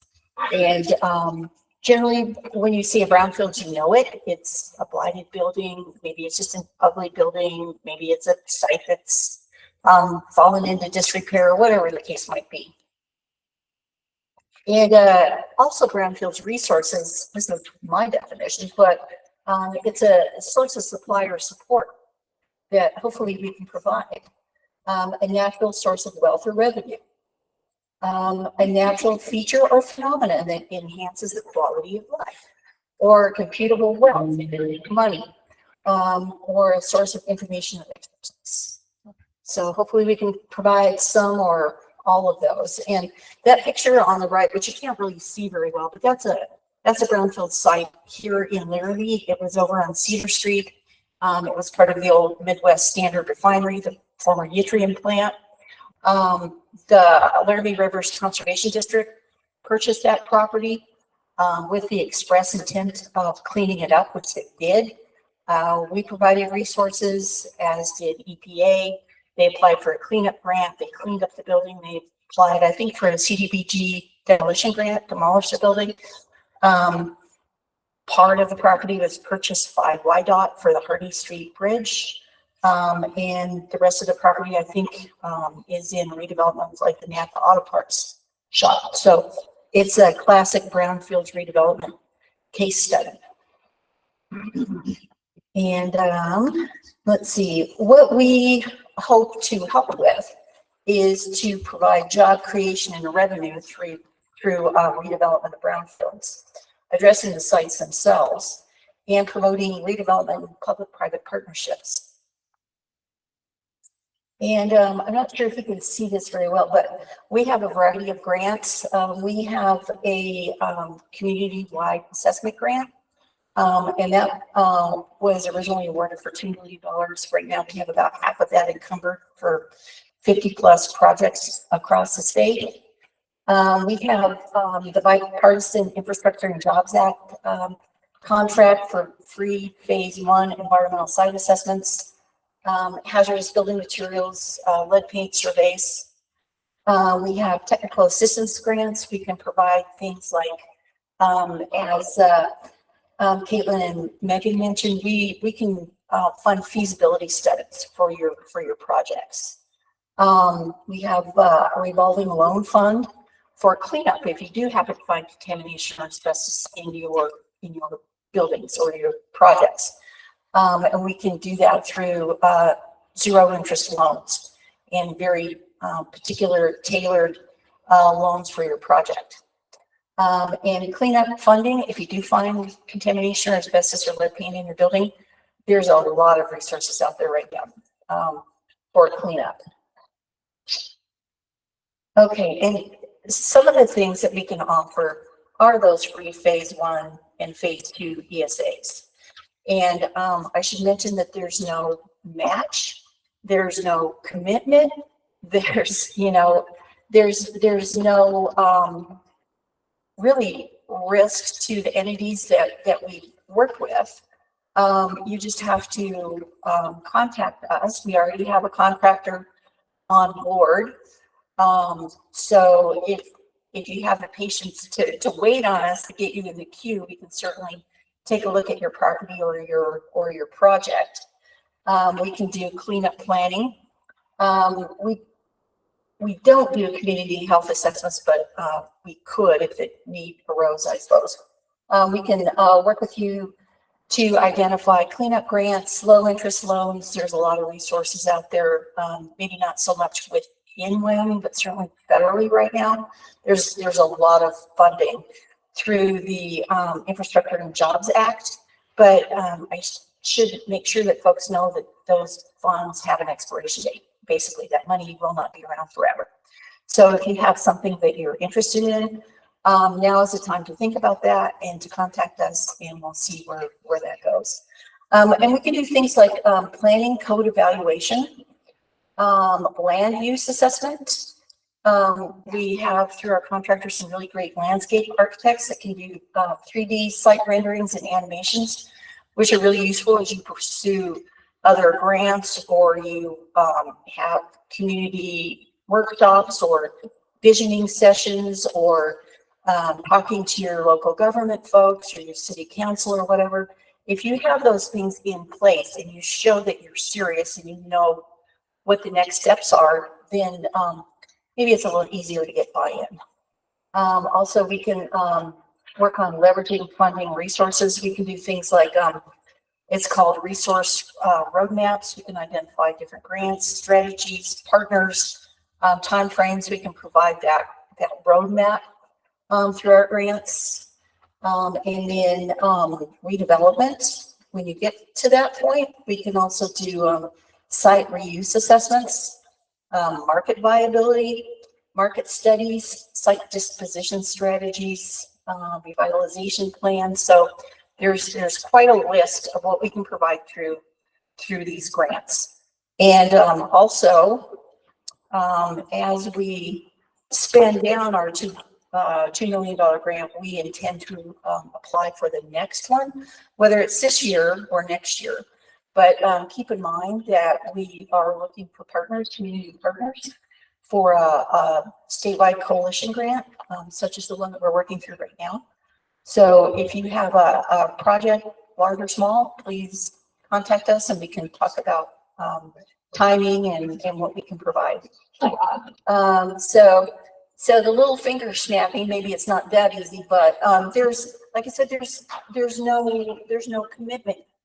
You don't have to apply for a grant to work with us. You don't have to manage contractors. You don't have to issue RFPs. You don't have to manage contractors. You don't have to pay invoices. You don't have to do all of that because we do that. So we just understand your project and then we'll just go from there. So you tell us about your proposed project. We can't do anything because we are the state. We're DEQ. We got to have a signed access agreement. So we do need permission to come onto the property to do the phase 1s, the phase 2s. That is a commitment from our partners, is that we need to have access to do that.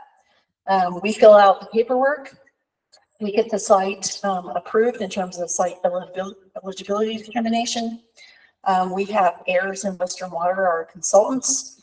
So they provide a cost estimate for the work. I write a task order. We get things scheduled. They get out there and do whatever they're doing for your project. So here's a couple examples of things in the works right now through the assessment grant. So we're working here in Laramie with the Civic Center. And of course, it's a very cool, very awesome, very huge building right up the street.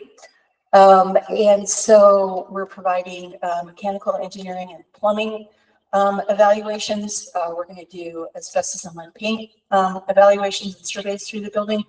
Also working on wayfinding, maybe a branding effort. Let's see what else.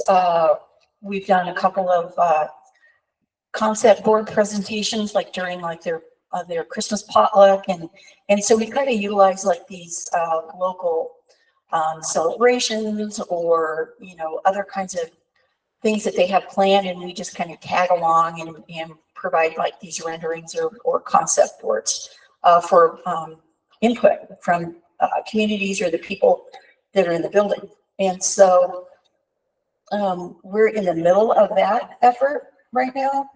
Also, through our assessment grant, we're assessing, for example, the old Strand Theater in Rollins, a lot of asbestos, some lead paint, and in general disrepair. But for them to move forward, I think it's important for them to understand what they have and the resources to clean it up. and to move forward with redevelopment. And the same with the Ferguson building. Same thing. We're going to provide some renderings. We'll do the assessments, resources roadmap, and feasibility study that will help the city of Rollins define what they would like to do, figure out whether they have some funding resources and where to go next. Also, we're working at the Sunrise YMCA building up in Sunrise, right by Hartville. If you've never been there, it's a pretty amazing place, and not just the building, but also the red ochre mine, and the paleo archaeological component is pretty amazing. They do tours. So if you haven't been, it's worth the trip. We have already assessed for asbestos and lead paint. We're doing cleanup planning for them, re-envisioning of the building. We've done the electrical, mechanical, and engineering, and the evaluation of what it would take to bring infrastructure to the building. They don't have heat, and they don't have water and sewer right now. So we're doing the evaluation to figure out what do they need to be able to bring this building back into reuse. Green River Depot. Not nearly in the state that this building is now, but so we have done assessments. They applied and were awarded a cleanup grant in 2014 and removed all of the asbestos. We recently evaluated their roof. We're going to work with them to identify roof replacement of an era. Because they have a clay tile roof, the infrastructure under the building can't support that heavy roofing material. So we're working with them to identify some alternative roofing materials that can preserve the building, because it doesn't do you any good to do anything inside if your roof is incompetent and can't support that. So we've also done a feasibility study that identified the issues with the structural integrity of the building, including like the fascia, the soffits, the roofing, and identified costs to bring all of those issues in alignment with their redevelopment plans. So another great case study of multiple support partners to bring a building back into reuse. Let's see what else. Here's some other historical properties in various stages of redevelopment through the grants. So the Lusk Jailhouse, the Nurses Rectory in Rollins, and this is an interesting project. It was a former, I think it was always used as maybe nurses housing, I think constructed in the 30s, right across from the old hospital. Also fell into disrepair, it has asbestos lead-based paint. But what they would like to do, and we're providing the evaluation for this, and the pro forma, and some other, including the asbestos and lead surveys, some other information. But what they'd like to do is to get this back into reuse and use it as a recruiting tool for nurses and other traveling staff. Like it could be a perk, you know, to bring people into the community if they had like a free apartment for 3 to 6 months while they, you know, find permanent housing or decide if they like their jobs or whatever the case might be. So this is something that we're exploring in different communities. So reusing a building, getting it up to specs, and using it as a recruitment tool, for example. So it's a pretty cool idea. So also we'll do some of the same things for the Lincoln Paleon building in Glen Rock, the Elks Lodge right up the street here in Laramie, and the Custer building as well here in Laramie. So, and we've got about 40 more projects in various stages in various locations. And there's my contact information, and I'm happy to chat offline later. So, yeah, thank you.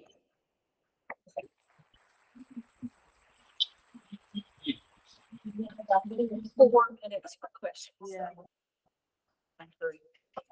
Do we still want to do questions? Yeah, you have okay. You have time. Okay. All right, any We'll questions? have a little break, but you'll have time. So Okay. you're fine. Okay. Go. Library of Congress also has a problem.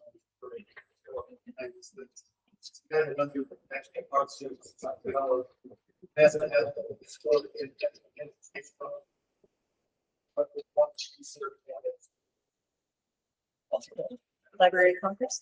Library of China is quick preservation, we're going to be issuing ornaments, fundraiser, $10,000 a year. Yeah. Ornaments. Sorry, we're going to go this way. Yeah, we make about $10,000 a year off ornaments, and one of them was basically to raise money to repair the airport fountain in front of the original terminal and the 1960 terminal.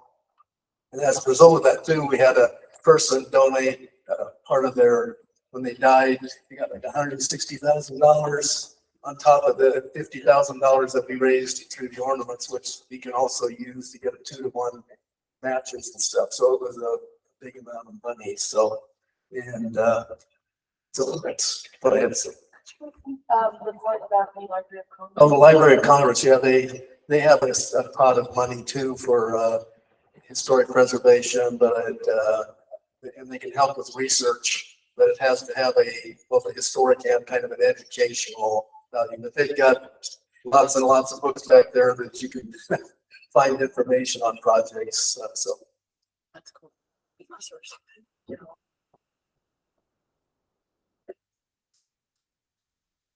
Okay. And I just thought I'd bring it up under fundraising too, because it's, I think it's important to know. So, land trusts to do conservation easements are also allowed by law to do historic preservation easements. A lot of our land trust community does not currently do that. One that I would put forward as an example of a local land trust who's very involved in historic preservation is the Sheridan Community Land Trust. They're really kind of a model for how a land trust can work in the historic preservation world. So if there's a land trust in your area, you should reach out to them. And if you have an historic preservation easement, you can kind of go to the National Trust to look up historic preservation easements and learn more about it. But there's another potential funding source. And that's a good point, because we did a phase 1 for the Sheridan County Land Trust, 12 parcels. And so we did the phase 1 for them for a conservation easement.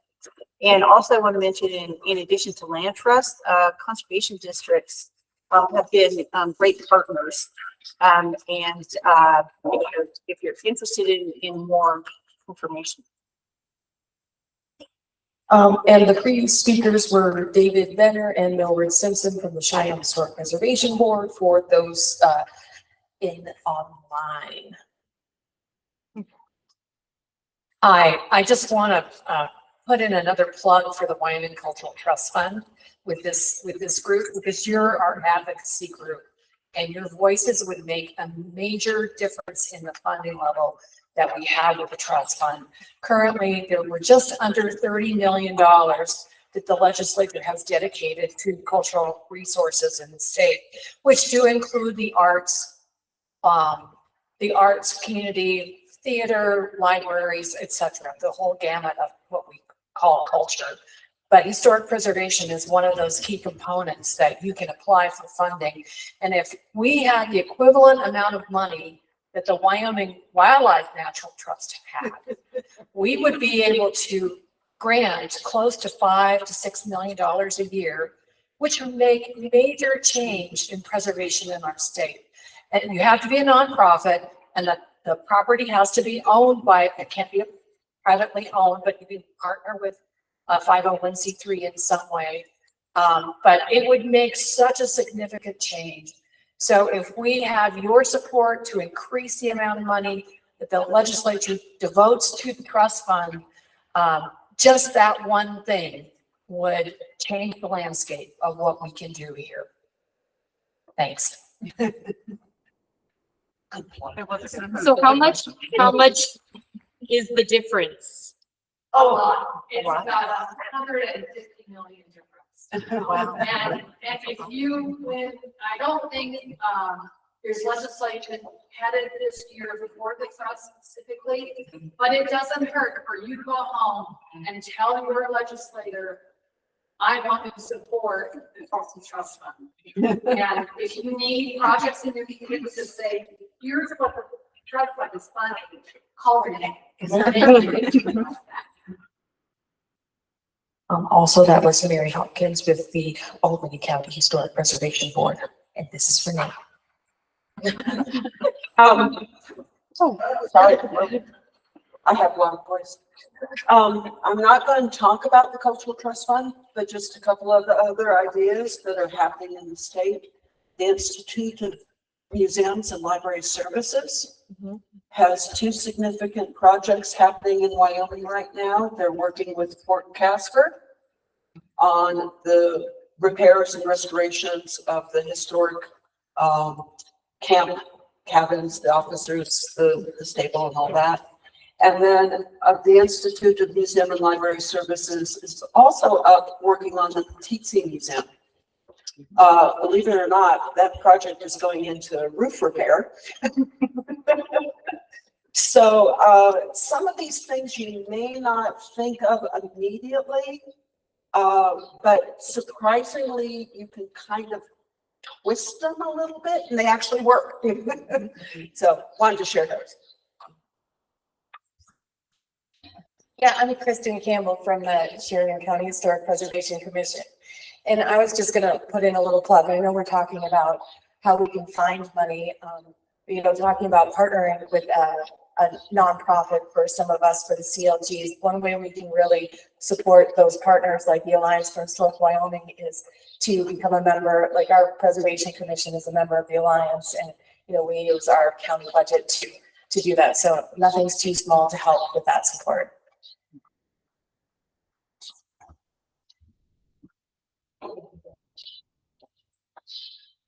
Is anyone here involved in planning for America's 250th and aware that the governor's office has put together a task force that's going to be coming up with and should be working with all of you on various activities and projects and programs, and that there's a national America's 250 organization that may have funding available too for projects.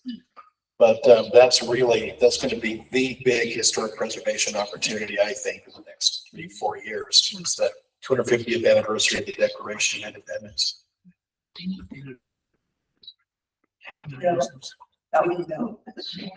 Was that? Yeah.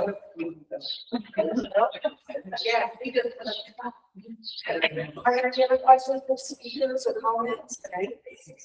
I guess I have a comment. Okay. I'm just wondering to be able to do some funding statewide that would help to filter money back to the various CLGs, plus engage in a statewide marketing program. Would a fundraiser involving special license plates, similar to the wildlife conservation license plates, could we do a historic preservation license plate? Work that out through WYDOT and our various counties and make that available? There are a lot of people right now that are complaining about the new license plates. They don't like them.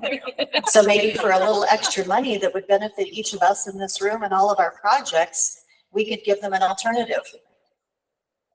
And maybe it could tag along with the 250th celebration too. That would require state legislation.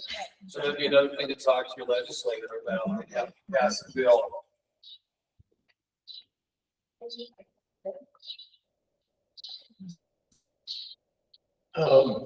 I'm Eric Sandine from here in Laramie, and I'm going to suggest something that's relatively small potatoes. When you reach a certain stage of geezerhood, which turns out to be 78 and a half years old, I started getting pieces of mail from places that I donated to. And it seemed to me that they were just asking me to die and give them money. But no, they're asking for first the required minimum distribution, and then I die and give them money. And the example that Caitlin gave of the Dan Nelson contributions to the Albany County Library bring up a whole range of associations that could be made with people of that age. to take a source that they have to distribute and put it to good use in historic preservation.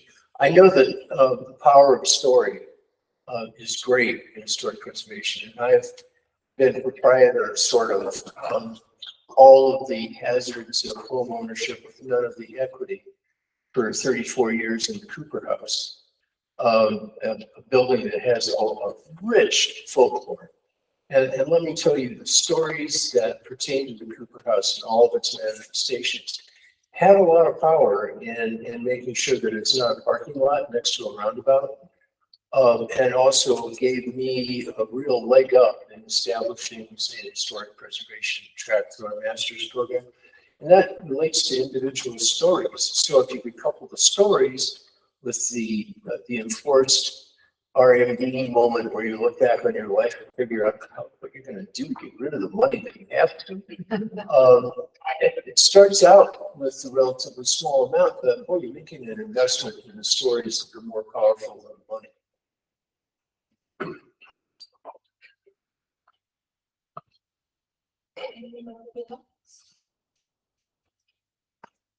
So can I have a couple more questions if you want?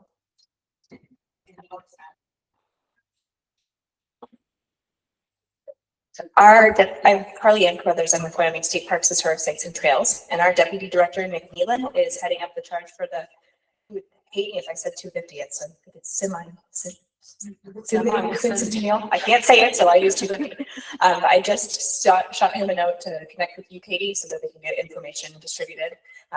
You're right, Oliver, that it's still kind of at a task force level now, but I think they should be coming up with priority programming, and there'll be lots of opportunity.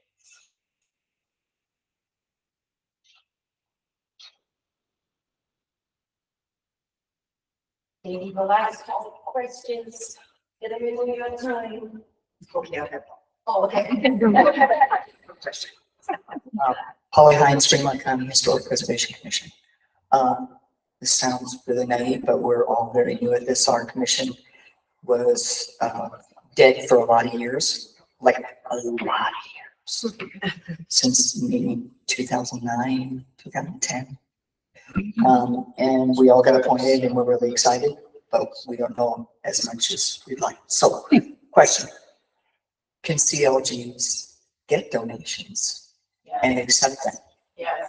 Does it have to go through the county treasurer? Yes. All of us can discuss it. Thank you. Or Stay on this topic and then. Okay, come back. Okay. Yes, a CLG can have donations from anybody. What you have to do though is work with your city or your county, and they'll set up the account that it has to be set aside in.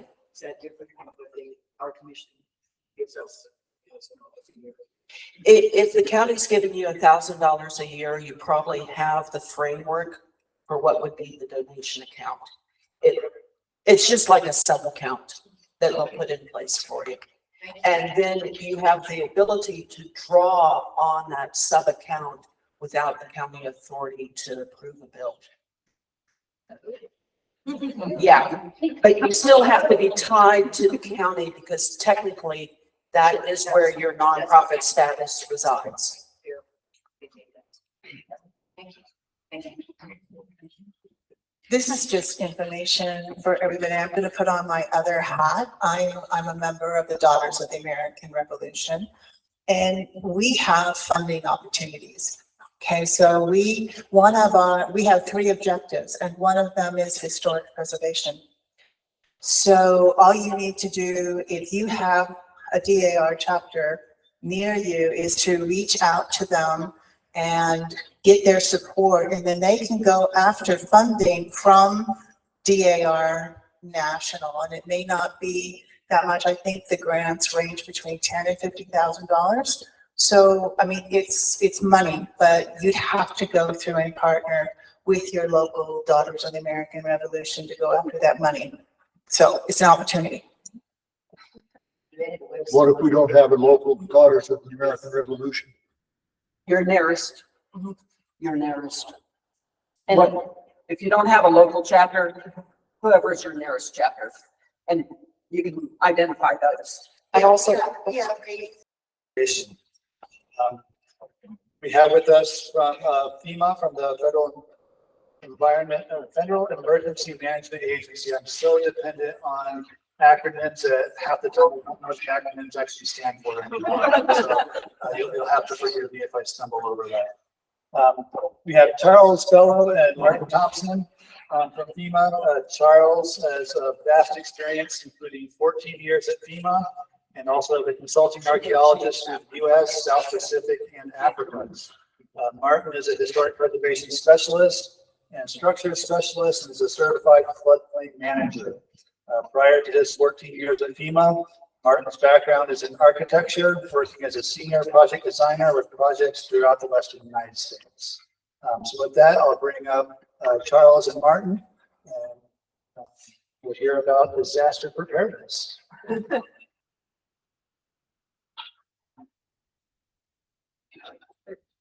Thanks, Ben. Thank you. Who can start? I think I'm going to start. What? Yeah. So I do resemble that old geezer remark. Thank you very much. I'm going to sit down.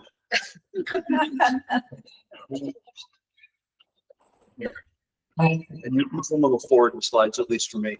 I certainly will try. I need to make sure it works. Yes, it works. Yeah. So just let me know. Okay, I'm going to keep my own time. So, good morning, everyone.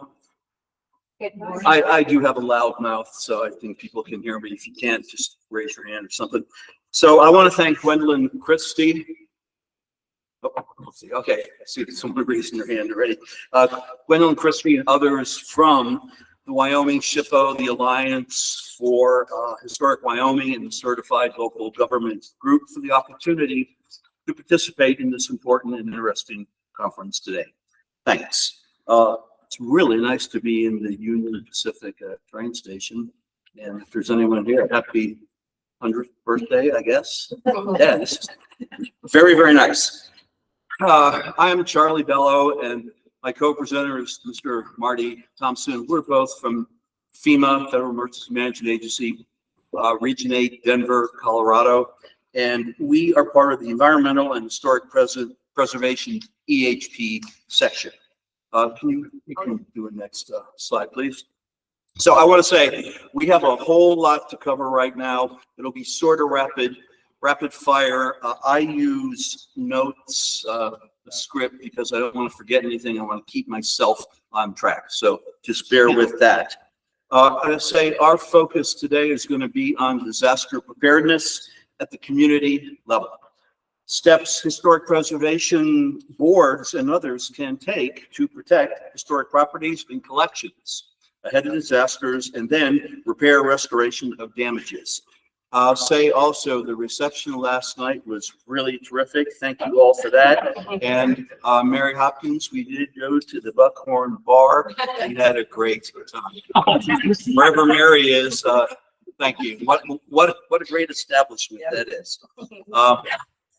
Anyway, we're going to discuss historic preservation resources for CLGs who might not have access to potential federal funding or other sources of income and recompense. And this is for management of historic preservation, specifically during disasters. Again, there's a lot to say in this topic.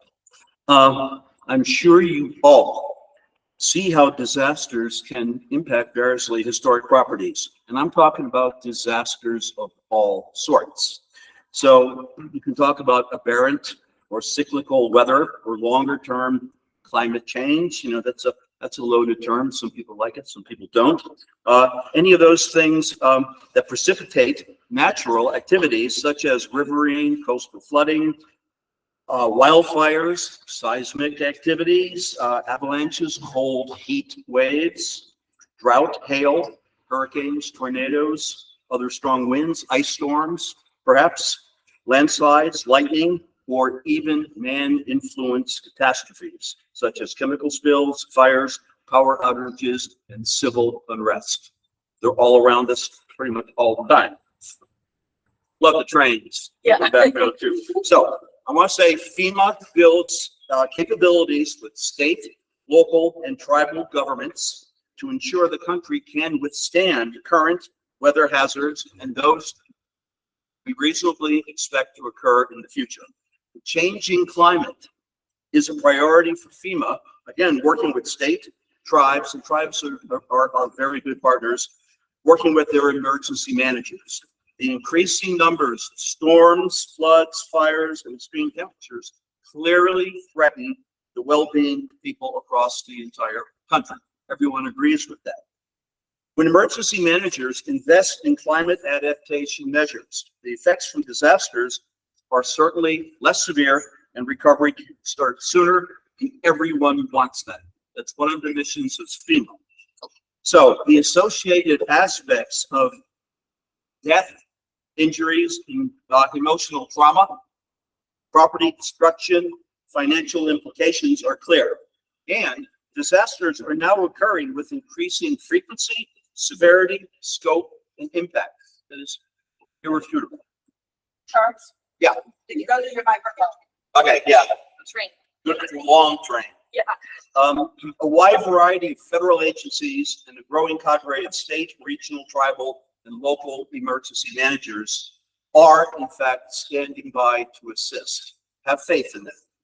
However, and it's a big however, if such government assistance may not be available for preparation, response to recovery disasters, there are many steps an organization or the public can take to help themselves. So I penned this in here. Marty and I both speak from quite a lot of experiences. No disaster is the same. All are complicated one way or another. Discussion, analyses, continuous improvement is important. Okay, now I want to take just a few minutes here to introduce FEMA and its environmental and historic preservation review process, which we are intimately connected to. Marty is going to cover the Federal Flood Risk Management Standard, FFRMS program, which encourages federal agencies to better manage flood risks, very important part of FEMA, and that's referred to as resiliency. Marty's also going to talk about floodplain issues related specifically to historic properties. We're going to then address community disaster preparedness, and we're going to have time for questions. So, Federal Emergency Management Agency, FEMA, Region 8. We're based out of the Denver, Colorado Federal Center. We cover Colorado, Wyoming, Montana, Utah, both Dakotas, and 29 Native American tribes. Big expanse of coverage. FEMA was established in 1979 by President Jimmy Carter. We're part of the United States Department of Homeland Security, along with 21 other partner agencies. Our mission is to coordinate disaster response and recovery when local, state, and tribal resources are overwhelmed. We come in when the governor or a tribal chairman asks for our assistance, and that's only when we come in. That's important to know. Our disaster assistance is under the 1988 Stafford Disaster Relief and Emergency Assistance Act. Next slide, please. So, I'm going to talk about a lot of website and resources. I think Gwendolyn is going to give me or give you my our email addresses, phone numbers. If anyone's interested for more information, just contact us. The internet is your best friend. There is so much information on the internet related to FEMA, disaster response, state, OEM, the Office of Emergency Management, etc. It is unbelievable. Marty and I were just talking earlier this morning how the internet has really changed our lives. Anyway, emergency managers of all sorts think about and deal with disasters as belonging to 4 distinct phases. That's mitigation, preparation, response, and recovery. FEMA's Hazard Mitigation Assistance, HMA, grant programs fund eligible activities that reduce or eliminate long-term risk to people and property from future disasters. The essential steps of the mitigation program are to identify the hazards, to do a vulnerability analysis, to develop mitigation strategy, combat the disasters, and then implementing those mitigation activities on projects. Preparedness simply means readiness to deal with a threatening disaster situation and its actual effects. Disaster preparedness focuses on potential situations, both long and short term. Being prepared may include simple things like maintaining a stock of supplies or building an inventory of such supplies to clean up after a disaster. And I'll talk about that in a little bit. Or understanding the availability of the disparate emergency services available to everyone across the country. Maybe developing early warning systems, etc. Preparedness at all levels is really a continuous and integrated process that involves a wide range of activities, resources, and most importantly, people. Disaster response is the operational capability to save and sustain lives and protect property in a timely and effective manner in communities that become, again, key word, that become overwhelmed and need federal or other assistance. Communication, coordination, continuity, and collaboration are key elements of disaster response. Disaster recovery, and this is what FEMA is. I mean, you see FEMA. So I used to spend 10 long months in North Dakota a decade ago on disaster response. We were always there with hundreds of people. We're very, very visible. The response is repair and restoration of damaged public infrastructure. Pretty simple. FEMA's National Disaster Recovery Framework, the NDRF, one of our few Bibles that we really pay attention to, enables effective support to disaster-impacted jurisdictions. So the NDRF program is flexible construct. It enables recovery managers. And I don't think there's really any recovery managers here, but I talk about them a lot because they are the people who are going to help you in disaster recovery and response. There is a lot of information about the NDRF and FEMA's programs, again, on the internet. How many times am I going to say that? Probably 10 times. An informative statistic, last year, 2023, FEMA responded to a little bit more than 100 disasters nationwide, including Oconus, Puerto Rico, Hawaii, American Samoa, except Guam. Communities and states received last year $12 billion with a B to rebuild damaged infrastructure. So do the math. FEMA's been around for about 40 years. We've done hundreds, thousands of projects, really helping the citizens of the country as best we can. Are we perfect? Maybe not, but we really try, and it's codified law that we are here to help the people. And I think we do a really good job. Probably biased. Anyway, let's have the next slide here on compliance. Yeah. So importantly, and this is just, everyone has to realize this, all FEMA-related projects must comply with a variety of federal, state, tribal, and local laws, regulations, executive orders, acts, policies, ordinances, etc. We're the federal government. We're complicated. The regional EHP team, and we have 20-some people back in Denver. We've worked many disasters. We enjoy a challenge, and we're here to help. We always are. However, again, we must consider the effects of any of our projects on the environment, broadly speaking, before we can commit to funding. Next slide.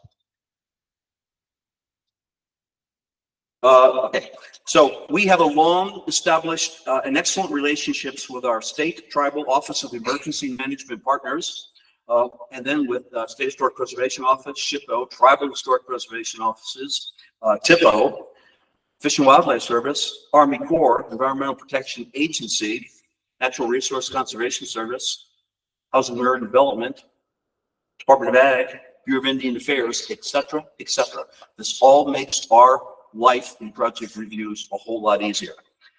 But you all must realize FEMA is not a regulatory agency. We don't act laws and we don't issue permits. We're all about other folks' regulatory compliance. We typically repair the damaged sites infrastructure to their pre-disaster condition. That's materials, design, and function. These projects really move through our review queue as quickly as possible. We want to get well-deserving folks their financial remunerations. We want to fix things. Our red flags occur when proposed work goes outside the existing construction footprint, hitting undisturbed ground mostly. Our section is fully transparent. Yeah, a lot of people don't like us, right? We're the environmentalists. What can we do? But we fully document our environmental historic preservation reviews all the time. Briefly, our bigger concerns, and these are no particular order, is clean air. And that's particulate air emissions, and it's mainly from, and I'm talking disasters here, from burning or handling debris, which is highly regulated across the entire country.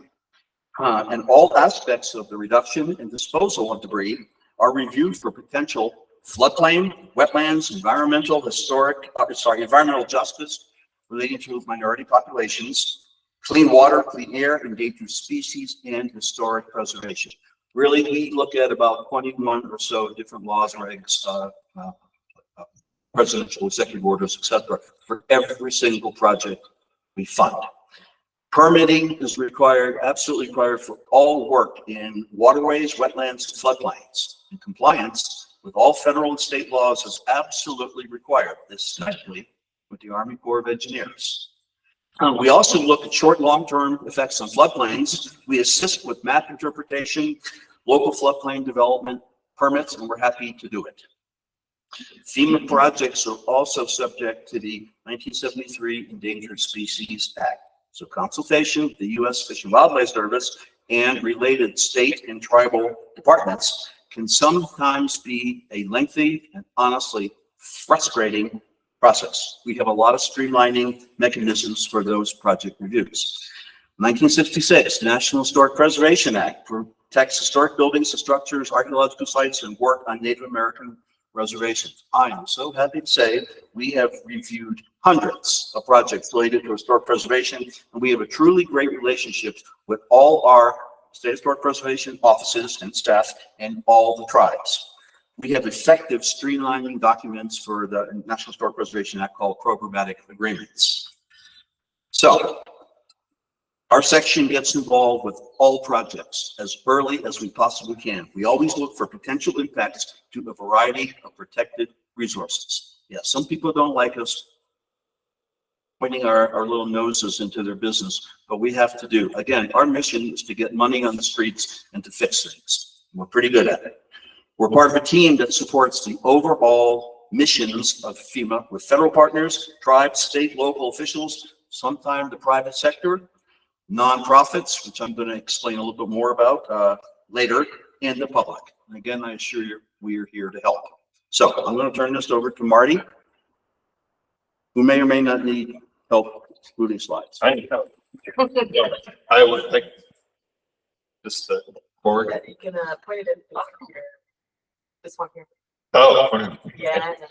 I'm Marti Thompson. My background was architecture and historic preservation prior to coming to FEMA. And I got to tell you, I'll be honest, before I did that, I never really thought about risk that much. Now I'm thinking, wow, why are they putting that house there? How are you going to save that street? You know, it's something I think about now. I've never really looked at it before. Charlie was talking about all the disasters, named a lot of different things. In Region 8, the primary disaster that really hits us the most probably is flooding. I'm sure we have wind events, tornadoes, fires. Flooding is the big one. So I'm part of a new program called the Federal Flood Risk Management Standard, and I'll get into that a little later.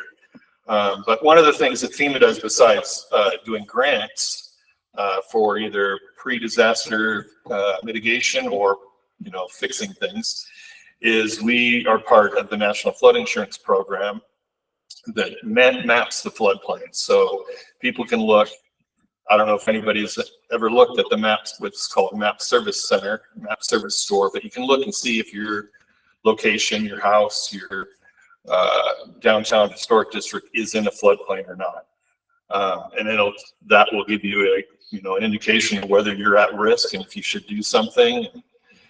A lot of the country's mapped. There's a whole lot, especially in Region 8, that's not mapped. So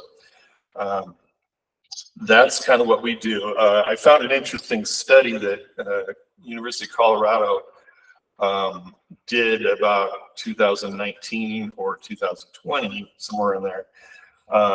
They looked at all the historic state listed properties as well as federal listed properties. Compared that to the floodplains, 17% of those properties in Colorado were in the floodplain. That means 1 in 6 property is, at severe risk for flooding. Sometimes you know that, sometimes you don't. This slide is from another agency, but I'm giving kudos to the National Park Service because they have a great flyer about what you should do, what you can do to your historic property to protect from flooding and to assess whether it might be eligible to do procedures on it and what you can do to avoid an adverse effect on that property. So it's well worth looking at. And they also have a webinar that I found. It's about an hour and a half long, but really goes into good detail about how you can protect a historic building. I'm going to shift to a road trip I took, and it's not in Wyoming. We've done disasters all over our region. Probably the fewest have been in Wyoming, but more recently we've been there, and it's increasing when there's a federally declared event in Wyoming. Has anybody been to Galena, Illinois? So one of the things I guess that could have added to Gwendolyn's ask was, as far as historic preservation benefits, one of them is the economic benefits, how it affects the community and what it brings to a community. I'd never been to Galena, Illinois. Didn't know anything about it until I started seeing pictures because I was looking for a place to live, potentially, when I retire. It's a town of about 3,500 people. It's on the very northwest corner of Illinois, just south of Dubuque, Iowa, right off the Mississippi River. But the key thing is it's the second biggest tourist attraction in the state of Illinois, next to Chicago. It's huge, and it's all based, in my opinion, on the fact that it's a historic town. So when I did my road trip back in the turn of the century, we had one of the first major floods. So the town came about in about 1924, approximately, 1824. So it's 200 years old now.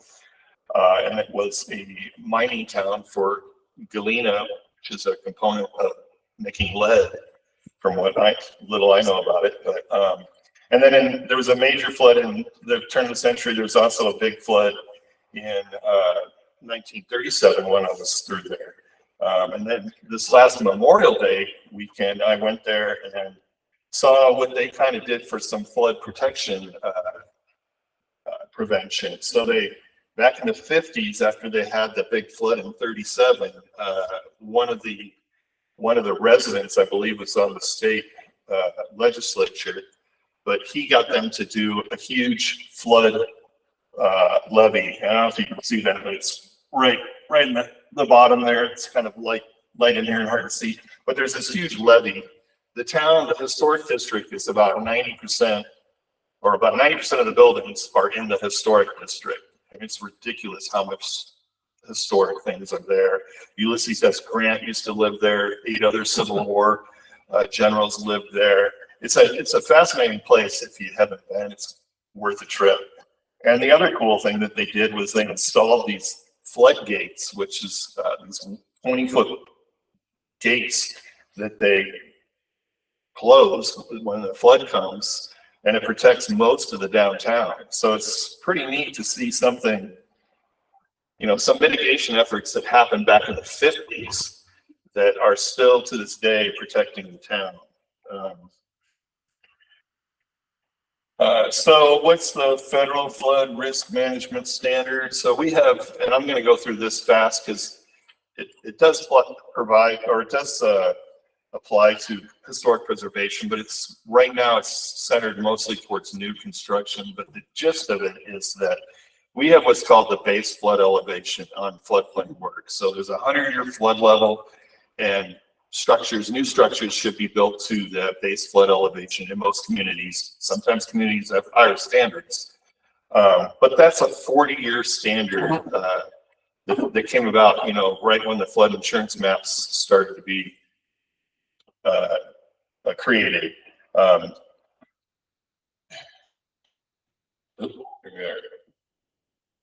missing my slide here. Maybe it'll come in there. So I kind of like this this slide. You know, we're smarter today than we are yesterday, right? I mean, this was from Popular Science magazine about what you needed to do with your quart of oil or your car's oil when you change the oil. I mean, you know, you just dig a hole and you put some gravel in it, you pour it down, and I will say I probably did that. You know? So we're getting smarter and we're learning things. I'm sorry, the slides are, I probably have two. Is that the one you needed? Yeah, so disasters are increasing. We can, you know, differ in our opinion on the reason there's more effects, but we have, this is a chart over the years from 1980 to 2023 on just how many disasters there are, and it's definitely increasing every year. But when we know about it in the future, doing mitigation or pre-mitigation to prevent any damage is economically viable and a huge benefit. I'm going slow in my slides here, so I apologize for that. Sorry, should I go back? No, that's fine. That's kind of where we're at right now. But this slide just shows that when you build to code or you build to a federally funded standard, which is typically a little bit higher than code, the benefits in money saved in the long run way outweigh the effect of doing nothing. So when we come in disasters, one of our, like Charlie was talking about, building back to how it was before, we also have money during a disaster as well as before a disaster where we do mitigation. So we could come in and do a mitigation to, you know, maybe create a levee or maybe build a flood wall or a floodgate. Doing that kind of work helps everything. So the federal flood risk management standard is an elevation change to where the base flood elevation. And I'm going to kind of slow it down here and hand it over to Charlie. But basically, on new construction right now, we are building to a higher level. We're building 2 feet for if your structure is non-critical. So if it's not maybe a hospital, what a critical structure is determined is a structure that's where catastrophic flood or anything, people can't get out in time. So like a hospital, maybe an assisted living center, emergency operating center, those are kind of called critical actions. Those structures have to be built to a higher level. Non-critical structures, houses, anything where, you know, just about every other structure is going to be a little bit less in their elevation standards. So how does that affect historic preservation? Eventually, this standard is going to be throughout the board for every federally funded project. Right now, this year, it just started with only structures, new structures, things like that. But when it does come to effect, we're going to have a tool that will enable folks to look and see what that new floodplain level is. So, you know, maybe the map didn't show that your historic district is in a floodplain. Now it's, you know, now it's clearly understandable that it is, and what kind of protection measures can we do. And I can talk offline to anybody that has any more questions on this, but that's kind of what the FRMS, another crazy acronym, is that we're updating the floodplain maps. The floodplain is getting bigger. So now you can better understand what you need, what you might need to protect and how you can protect it.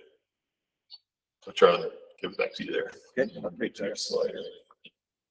Thank you. Thank you, Marty. So I can say FEMA's mitigation division is huge. We take a lot of pride in it. We're putting billions of dollars into it across the entire country and over Oklamas.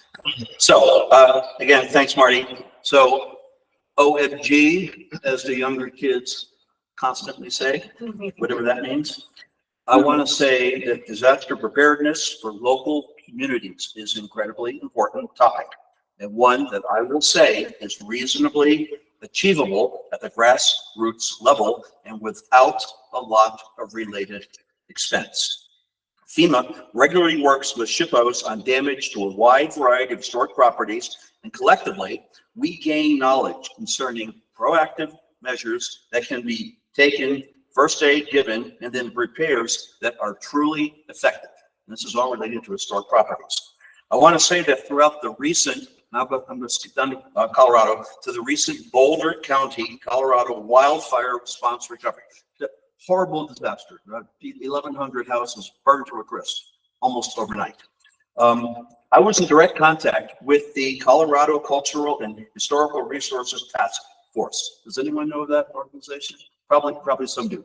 I am on the board for transparency. This organization has been around for years and is very active, striving to improve disaster preparedness, response, and recovery, specifically for cultural and historic resources. And they do a great job. So I just want to say this task force is comprised of multiple organizations, including the State Office of Emergency Manager, great partner, Colorado Preservation Incorporated, the Colorado Wyoming Museum Association, FEMA, our program at the Heritage Emergency National Task Force, sponsored by FEMA and the Smithsonian Institution. I'm going to talk about that in a little bit. History Colorado, which is the State Historic Preservation Office, University of Colorado Boulder, the State Office of Environmental Policy and Compliance, another good heavy-hitting partner, and the Western States Historic Preservation Assistance Service. Their website provides a lot of great information, www.chrtaskforce.com. Again, I'm intimately connected to it. Anyone has any questions, just sing out. Now, basics of preparedness involved understanding your risk and your vulnerability factors. And this is related to all disasters: flooding, wildfire, seismic activity, wind events, etc. The basic and the simple advice is be prepared and plan ahead. Simple to say. Hurricanes and most flooding events are seasonal. Yeah, we could sort of predict it. But wildfires, earthquakes, and man-influenced disasters are quite unpredictable. So clearly, when a disaster starts to unfold, when the rain starts falling, it's probably too late for effective actions to protect property. At that point, the focus is on preserving life. Important. So regardless of what type of disaster you may be at risk of, there are a few basic measures that are going to go a long way to protect your property and your collections. Developing a risk plan for your site, facility, and collections is absolutely key, and does not have to be overly complicated, at least to begin with. There's quite a lot of related information on the internet for risk planning, and there's also a lot of really good templates, so that cuts out a lot of your work. Next, whether you may be eligible for federal state assistance or not.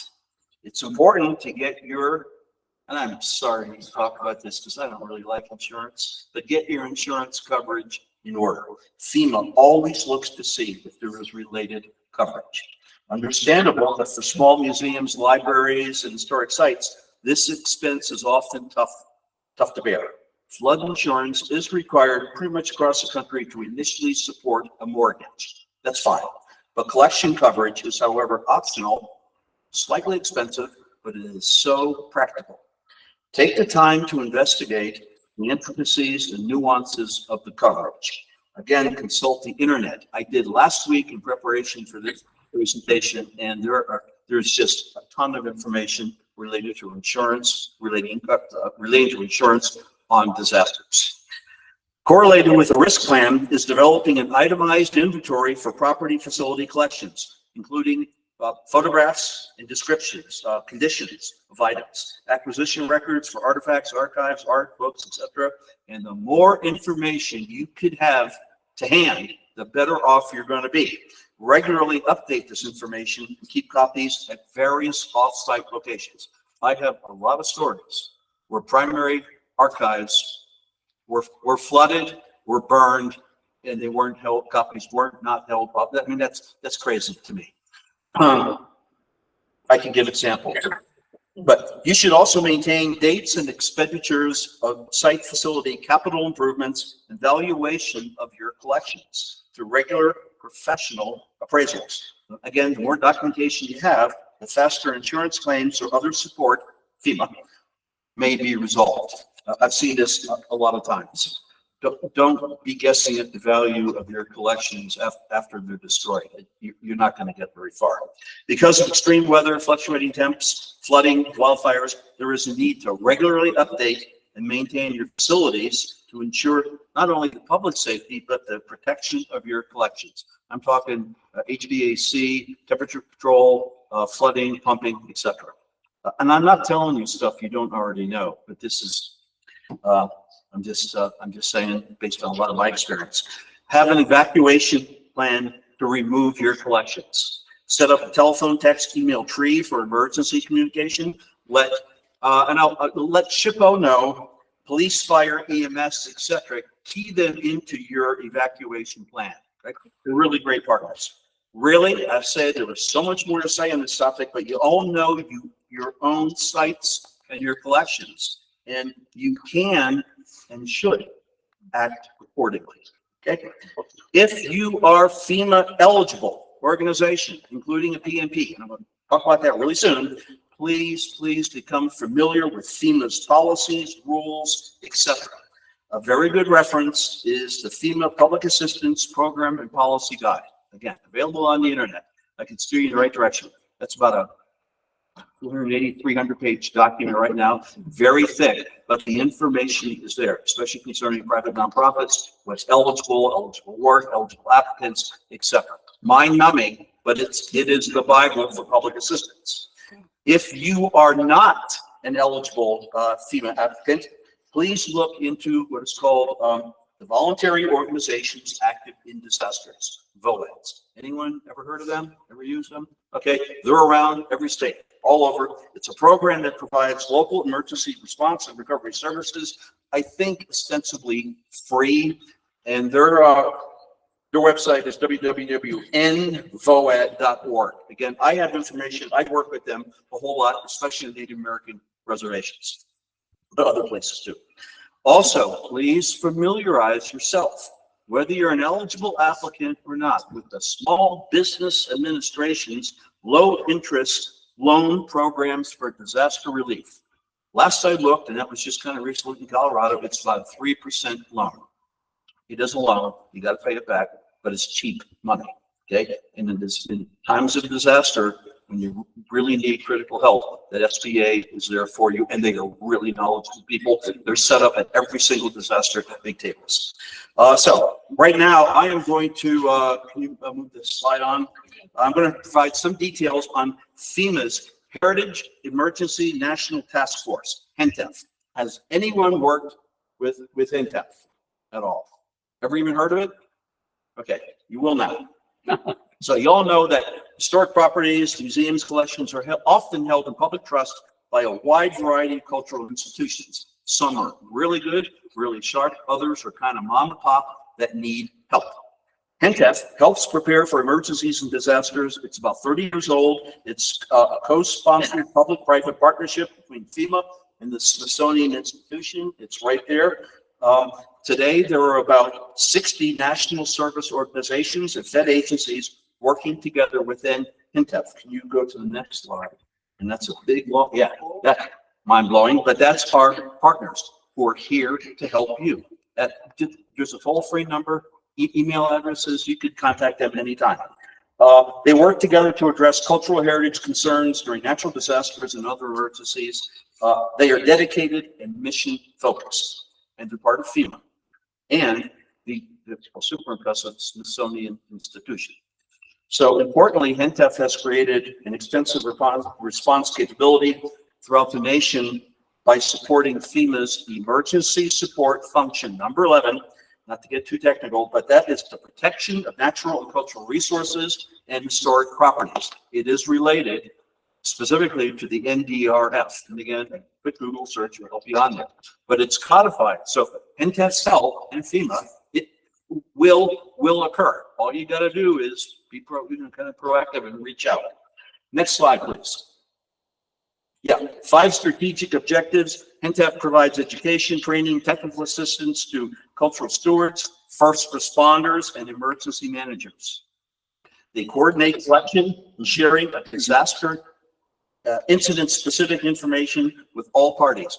Colorado, Boulder County Fire, I was in touch with Holly Norton, state archaeologist, co-SHPO, called me up that night, 10 o'clock at night, to talk about it. I was getting calls from NTEF early the next morning. They're based in Washington, D.C. Someone tapping here, or is that the? I don't care. I just thought someone's trying to get my attention here. Someone's tapping. I'm tapping. So they incorporate cultural and historic resources into disaster planning and mitigation efforts at all levels of government. There's a lot of smart people working with NTEF. Excellent goals. I have to say, I have seen NTEF in action. I am connected to it for my job, and they're impressive. They have, over the years, started a whole lot of training programs. Can you go to the next slide, please? They have guides, they have toll-free numbers, etc. Go to the next one, please. So there's, yeah, that's all the, and again, available on the internet for anyone who did interested. Next slide, please. Sorry, I'll talk about it.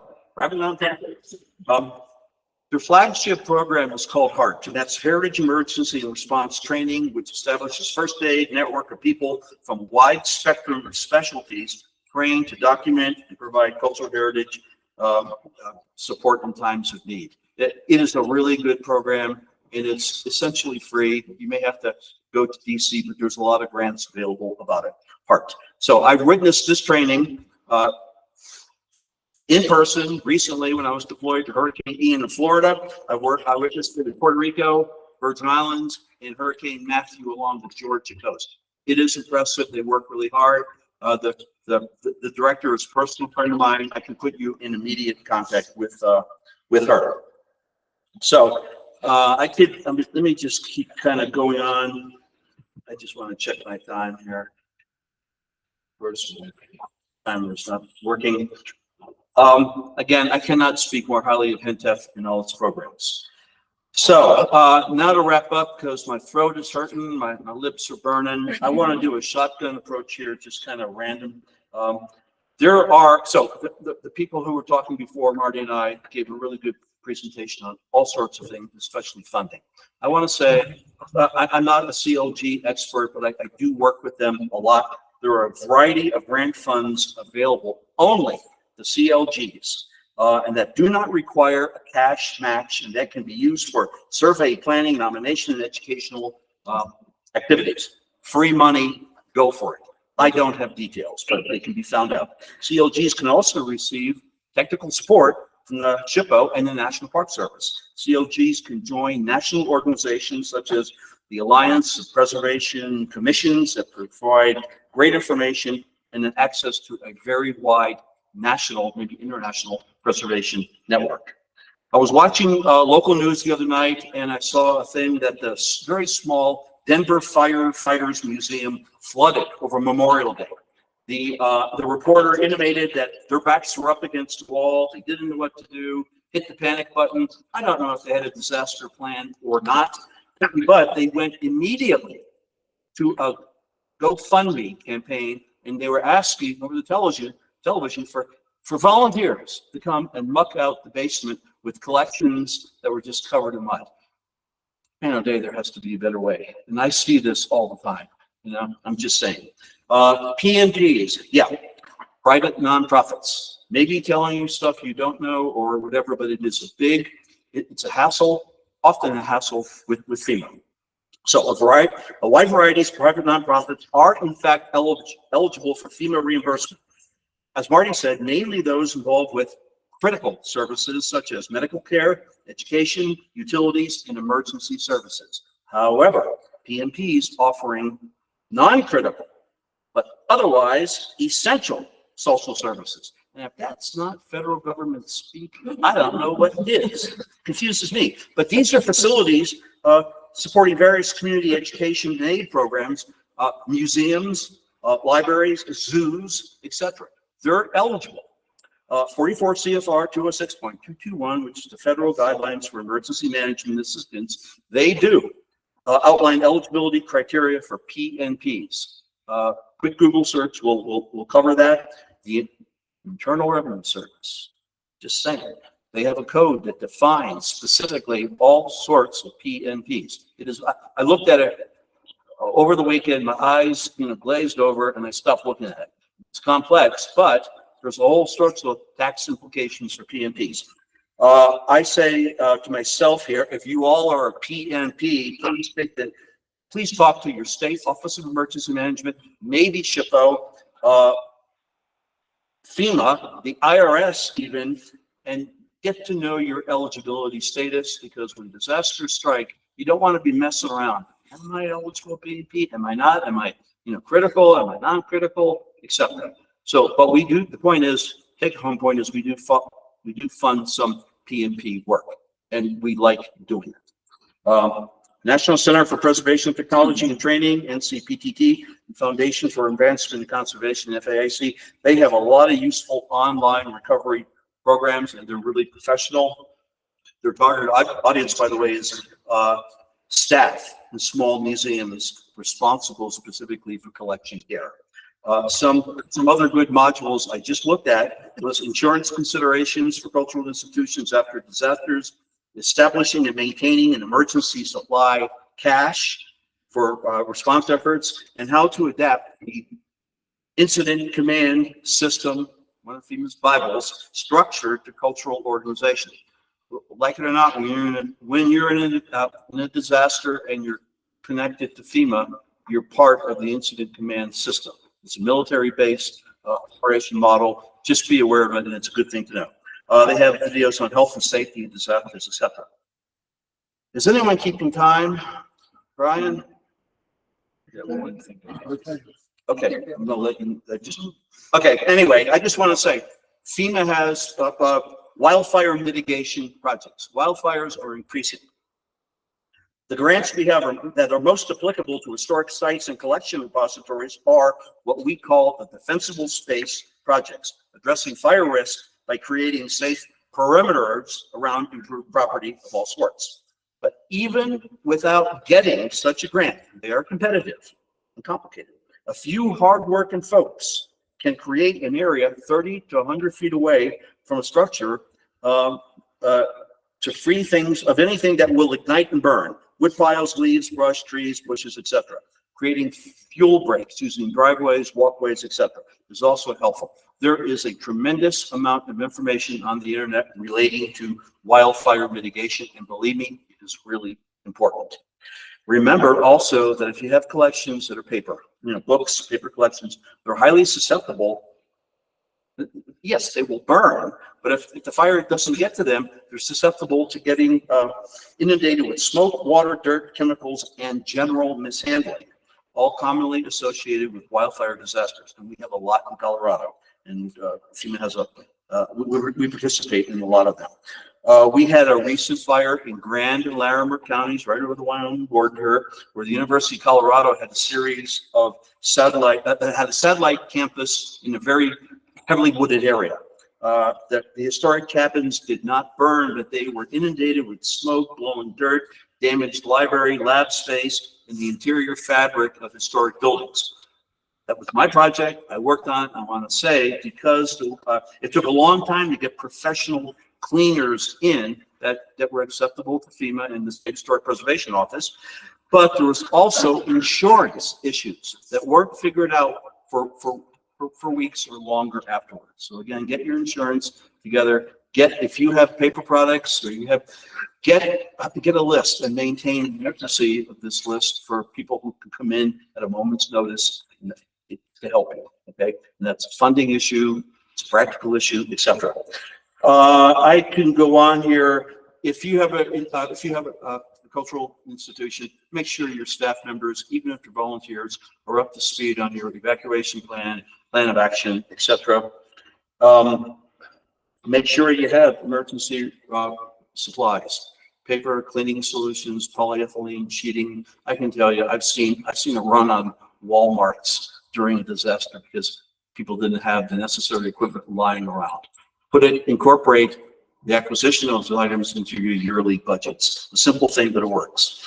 One other thing, avoid storing collections, just free advice here. Don't store stuff in the basement. Don't store stuff in the attic. I have seen many museums that had ancillary display rooms and basements that got completely flooded, collections destroyed. I've seen roofs blown off in Savannah, a great historic city, roofs blown off completely, paper collections, archival material, soaked and then blown away into the streets of Savannah.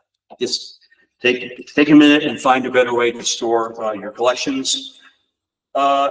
One other thing, emergency responders, firemen, they may be the first people at your site, right, at your property during a disaster.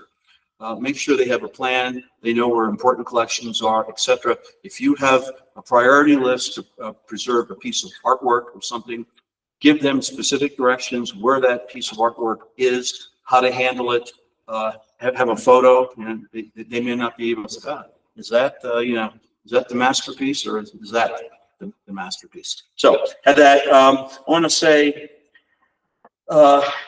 communicate with SHPO and the Office of Emergency Management always. We always do. Recently in Colorado in the Boulder County flood, I was on the phone with SHPO all hours of the night. The OEM people, they want to help. And again, the more information that other allied organizations have about a disaster, the better off everyone is going to be. So here's another thing for kind of related to SHPO. Understand that many important historic cultural resources across every state have yet to be fully recorded and evaluated. So we suggest pre-disaster listing or determination of National State Register eligibility ahead of time is going to streamline the disaster review process and may be crucial in how that particular resource is in fact triaged, treated when significant damage occurs. I've seen this a whole lot. Yeah, it's a lot of work on your part to get nominations in or to get a judgment on significance, but it is worth the time and effort, believe me. One other thing, so there's a thing in archaeology called archaeological site stewardship programs. It's very good. Google search site stewardship, and you get a lot of information. I was just on a conference call two days ago with the Utah SHPO. They have a marvelous site stewardship program that's been going on for a couple of years. It's gaining legs and it's really doing good. And yeah, I'm an archaeologist. A lot of archaeologists are really passionate about protecting certain sites. So it's a very good program. And I'm going to end. Someone said it before, the National Park Service, National Trust for Historic Preservation, there's all sorts of references available, but I just found a free downloadable app, whatever an app is, Marty, for emergency response and salvage from the Foundation of the American Institute for Conservation. I looked at it, I'm allergic to apps, so I didn't play around with it that much. There was also a toll-free 24/7 hotline by the National Heritage Responders organization that you can call them up and talk and ask questions. Okay, I think Marty has something else to say. The only thing I was going to add was the kind of the main gist is proactive. Be proactive. Understand what your risk is. If you don't know what your risk is, try to determine what it is. And the part of that study I cited at the beginning, what C Denver did regarding 1 in 6 structures were in the floodplain. Of all the communities in Colorado, and I don't know how this compares to Wyoming, but of all the communities there, only 50% of the community hazard mitigation plans list historic properties and structures. And only one community has any kind of requirements or understanding of what to do when it happens. And that's the city of Manitou Springs, which is a historic town just west of Colorado Springs that was devastated by a 2013 flood that we had in Colorado. I don't know if that's when they decided to put these requirements in place, but only one community is communicating with what we should do, how we should protect and what happens when that next level comes. So getting that together would be great. That's it. Yeah, that's it. Thanks everyone for First questions we can take. Yeah.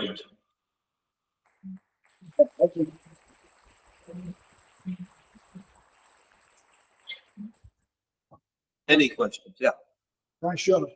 What is your best advice for starting a cultural and historic resources task force in Wyoming?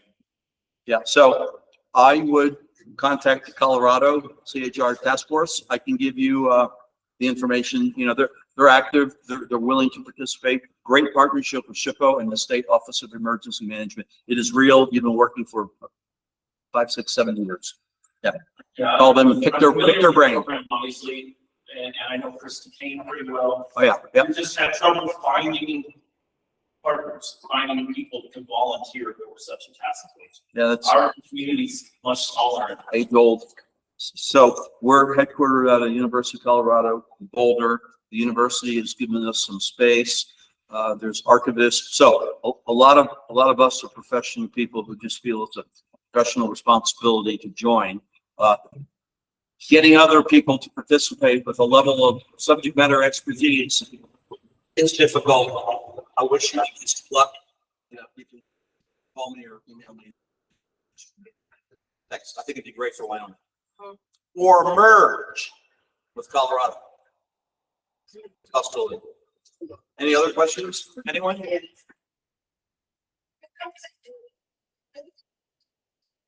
How about one more question? Oh yeah, great. I'm just wondering, this is, I guess not necessarily related to disaster preparedness, but more on how, like, Marti, we just recently communicated for a project in Sheridan County for a listed property. And I'm wondering how, in your processes, when you guys are providing funding to, you know, different communities, how you engage CLGs.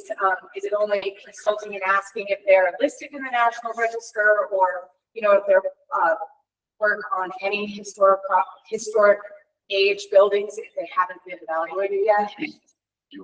Yeah, I could say so. Section 106 compels us as a federal agency and federal projects to consult with the public broadly. We always consult with CLGs. We had a programmatic agreement.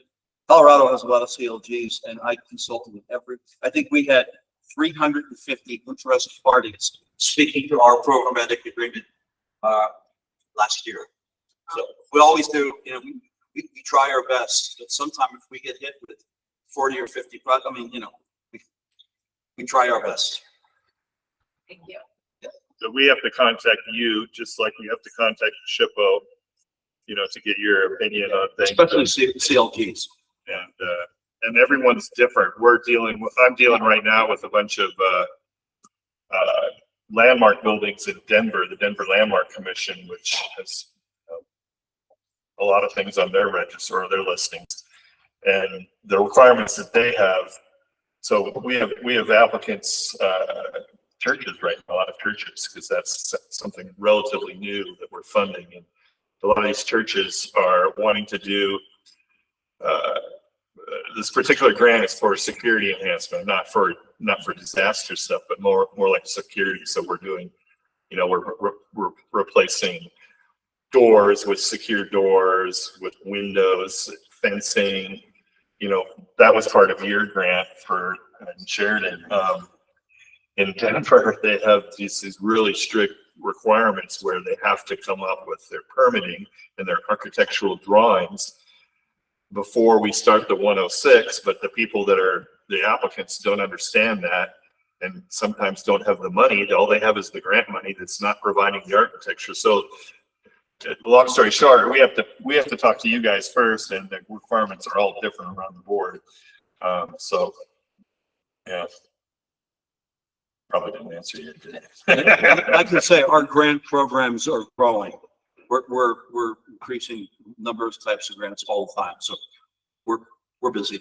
Well, I appreciate the communication, because I know in Sheridan we've had another historic building that hasn't been evaluated and is almost certainly eligible for listing if it were to be evaluated, and it's getting some federal funding but we were never consulted about it and it was a project brought to the CLG. Like, when it was at like 90% design, so nothing was really changing. So I do really appreciate that you guys had, contacted us at the beginning of that process so we could provide our input. So thank you. I mean, there's definitely times when it just like, you don't think that there's a CLG there. It's a town so small you didn't think it was. There's probably things that have escaped us. We try to go first to you guys, at least at the same time as we talk to the SHPO. But we definitely, if you have a project, we're going to have to make that determination in the section 106 whether it's eligible or not. So I'm not sure who. Hopefully it wasn't us. The other project you're talking about. Any other questions? Yep. It's kind of a general question about the flood mapping. Seems like that's something that's kind of a moving target. How often do you update those? Well, so it is a moving target. It's moving target politically. Yeah. And so this FFRMS thing actually came about 2 administrations ago, was rescinded in the last administration, and then brought back in this administration, and it's still in its infancy. So that's the kind of the political side of things. I mean, it's trying to make the nation more resilient and understand where the risk is. There is a ton of areas that are not mapped, and there's a ton of areas where the community does not is not part of the National Flood Insurance. So if you don't want, if you're in a, there are communities that just don't want to deal with it, and they want to, they're not part of the National Flood Insurance Program. So the downside to that is they're not eligible for flood insurance, and then you're taking that risk. But then they still want disaster mitigation after the fact. It can happen, yeah. Mm-hmm. That's a tricky thing to navigate though. Yeah. So the NFIP program is FEMA's program, and every state has a floodplain NFIP coordinator at the state level. Floodplain administrator. And then every county that participates in the program has a local floodplain administrator. So if there's any questions about floodplain, things like that, and they are trained and they're all certified floodplain managers, or they should be, they're your first go-to for floodplain questions. And if they can't answer it, it's higher level, or then bounce it down to Denver, because we have a whole staff of floodies who help. Anything else? Yep. I'm interested in the CD study, and how did that come about? Funding for that, is that a complicated process? The study that they did on the floodplains versus the historic properties, I don't know how it came about, and I know I don't have the full. I never saw the full study. You can get it, but it's on an archive, some library archive. You had to be a member, or I didn't have that. So I can't speak to how it came about. I graduated there, and it was the Department of Planning and Architecture that did it, but it's when I was there, I'm not going to tell you when I was there, but a long time ago, nobody talked about floods and risk, what you needed to do. So it's kind of interesting that it's changing. And then part of this new FFRMS on how they evaluate the difference, the new changes to the floodplain, has to do with what we're starting to call a climate informed science approach. It's starting out in the southeast seaboard and that areas with hurricanes and things like that, and then eventually it'll trickle with the federal government. But they're able to look at climate science, the minutia of it a lot, and understand where the risk is. So it's a better approach to how they figure out where this new floodplain is. I could have gone into what we're doing now. I didn't, but I can find out. We can talk afterwards. I can take your email if you'd like and shoot you what I have on it. And The Colorado SHPO, it's possible. Yeah, we can talk if you're interested. Yep. Thanks, everyone. Yep, thank you.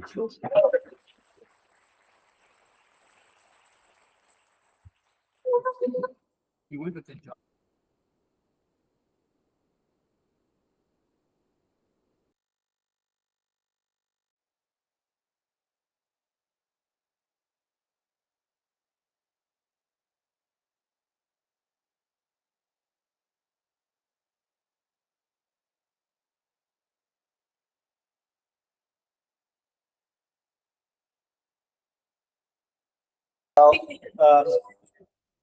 Three experts, Randy? Four experts to talk more about the building side of historic preservation, and we could talk more about like technical aspects and maybe talk about some of the specific projects we might have going on in our communities. So with us, we have Randy Byers. Randy is the principal architect at TDSI, the design studio in Cheyenne. Randy is a Cheyenne native with over 45 years of diverse and extensive architectural experience, meaning he started when he was about 5. Randy also serves as a member of our state National Register Review Board. Another long name. With us also is Amber Conwell. Amber is an architect with TDSI as well, with over 10 years of experience, including several historic preservation projects.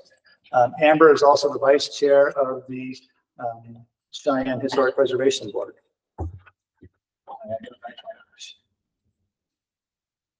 And we have with us also Thom Tisthammer.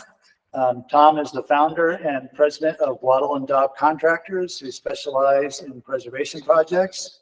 Waddell & Daub received the prestigious Governor's Award for Historic Preservation for their restoration of the Alt High School in Alt, Colorado.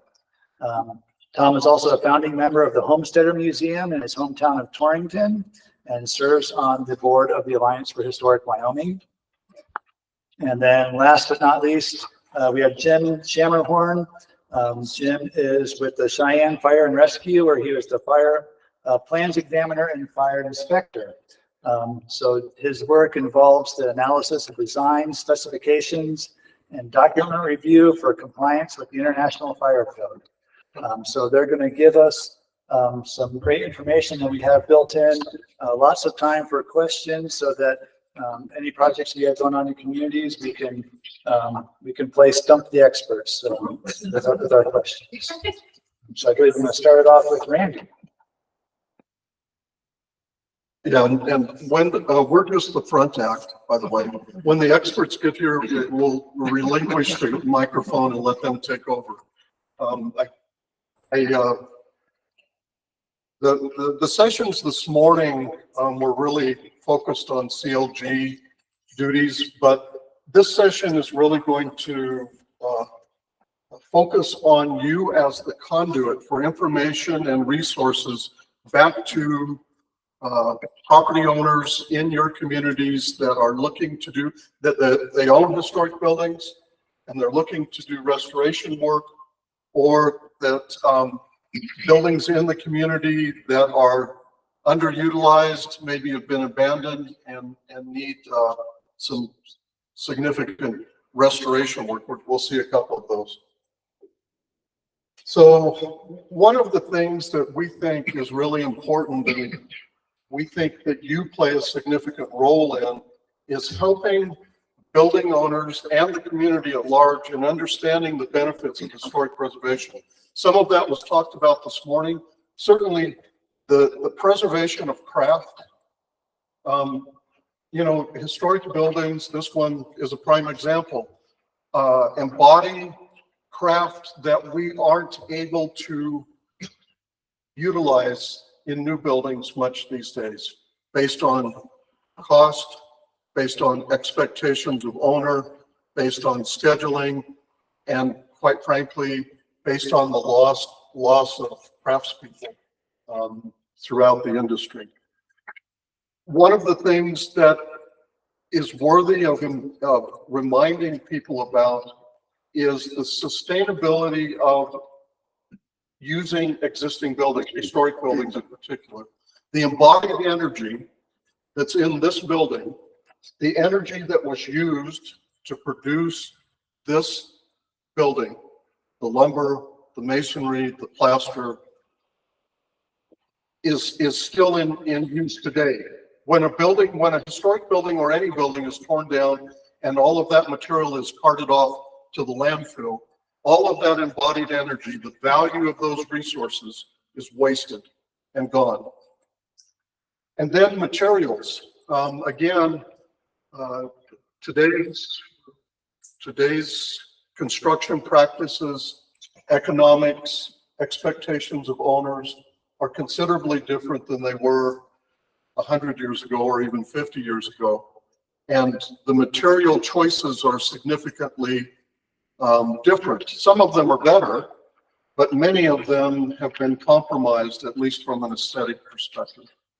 So again, the quote at the bottom, the greenest building is one that's already built. So from a sustainability perspective, it's important that we as a preservation community and you as CLG members communicate and advocate to your communities the preservation of those buildings from a sustainability perspective, if nothing else. One of the other things that I want to talk about is bad counsel. Counsel as in advice.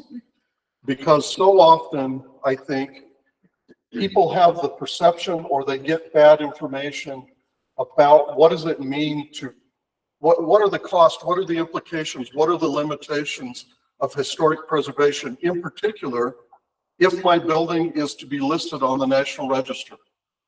Well, you know, when it's listed on the National Register, you can't do anything with it. You can't ever tear it down. You have to spend lots of money. None of that's true. But that's the misinformation that is perpetuated often with building owners, and it leads, you know, it just builds on itself. That leads to building owners not being interested in doing preservation, right? So again, as CLG members, we would hope that you would be able to give accurate information to property owners in your communities. This morning, there was a session on funding, and I think that was really great. Cindi Martinez, I don't know if Cindi, oh, she's still back here. Great information about the brownfields and DEQ's funding mechanisms that can really be beneficial, in particular on the front end of a project. There are some other funding sources, most of which you heard about this morning, but one of the challenges, as was brought up this morning, is many building owners come to historic preservation with the perception that, oh, there's a pot of money. Brian just said that my building is now listed on the National Register, and I'm here to pick up the check, right? Unfortunately, there are relatively few resources that fit into that category, and preservation work is typically expensive. One of the other things, and the lighting in here probably doesn't allow you to see this very well. Brian mentioned projects. The photos here are a project that we're currently involved with. It's the historic pump house in Cheyenne. It has been abused by its owner for the past 80 years. The owner is the city of Cheyenne, by the way. It has been abused by its owner for the past 80 years. It's currently a haven for homeless and other activities that we won't talk about.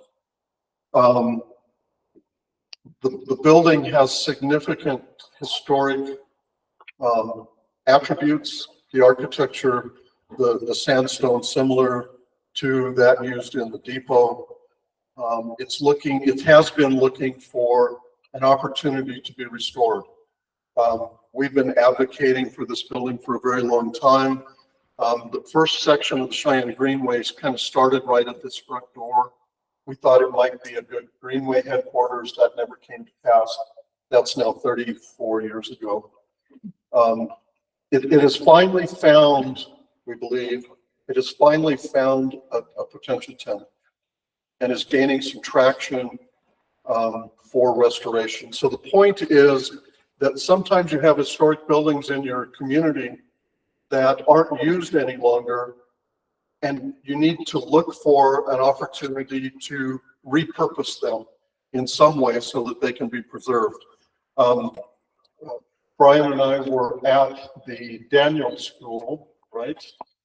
The historic school in Daniel last week. No longer a school, hasn't been for quite a number of years, 1959, if I remember right. Has been repurposed by the community into a community center, highly successful, great restoration. Simple little building, no bigger than this room that we're in. But an example of finding a new use for that historic building and preserving it for the future. Historic preservation tax credit. So you all, I'm sure, are familiar with historic preservation tax credit. Work on a building complying with the National Park Service Secretary of Interior standards with certain other qualifications can qualify for a historic preservation tax credit. That's real money. That's meaningful money to a property owner. I had the privilege of a number of years ago, I don't know why the letter was sent to us as opposed to the property owner, but I had the privilege a number of years ago of presenting a letter to an owner at the conclusion of a project that said, basically said, this is worth $400,000. So it's real money that can make the difference on a project and needs to be advocated for. Yeah, Miller? Randy, what's the difference between certified and listed? And Brian's going to help me with this. Certified can be a local certification and listed on the National Register. Yeah, so difference is you can have something listed. You can have something that, say you have like a district or some sort of listing that didn't come to fruition because of lack of landowner consent. So that could be a certified district as opposed to a listed district or listed property. The tax credit that I really want to talk to you about and I want you to pay some attention to and take away with you is syndication. To the best of my knowledge, there's never been a syndicated project in the state of Wyoming. Syndication, so a historic preservation tax credit means that I have credits that I can apply to my federal income tax, right? I'm greatly oversimplifying there. But for a building that's owned by a nonprofit, those tax credits don't do any good. They don't pay federal tax. There's a process through National Park Service with some very stringent requirements where those tax credits can be passed on to investors in a project. So when Jim invests $1 million in a project in Evanston, there's a potential that he could receive proportionate amount of tax credit on the project if it qualifies and it goes through the process. Am I too far off base, Brian? Okay. So syndication, I think there's quite a few candidates for that around the state where buildings are picked up by nonprofits and then they're trying to find money to do restoration work. If you can work with the syndicated tax credit as an incentive for potential investors in the project, that may make all the difference in the world. So something to keep in mind. Brian can provide more information. There's information on the NPS website regarding syndication, at least some brief information. Okay. Any other questions on that? Okay. Cost, and I know Tom's going to talk about this some more. Cost is another piece that we need you as advocates for historic preservation to communicate to property owners. The cost of construction is expensive. Cost of historic preservation and restoration work is even more expensive. And it's absolutely essential that property owners have a realistic expectation going into the project of what the costs are going to be. Now that takes some time to develop that and some research and consultation with engineers. Cindi mentioned mechanical, electrical engineers, phase one plumbing, all of those things fit in. What is it going to cost to do restoration on the windows? What is it going to cost to do foundation stabilization? All of those things have to be considered and have to be realistic. And far too often, unfortunately, those costs are high, but it's better to understand that up front than to get halfway into the project and not have sufficient funds to complete the work. Soft costs. Oh, and soft costs. Oh, we're architects. We fit into the soft cost category.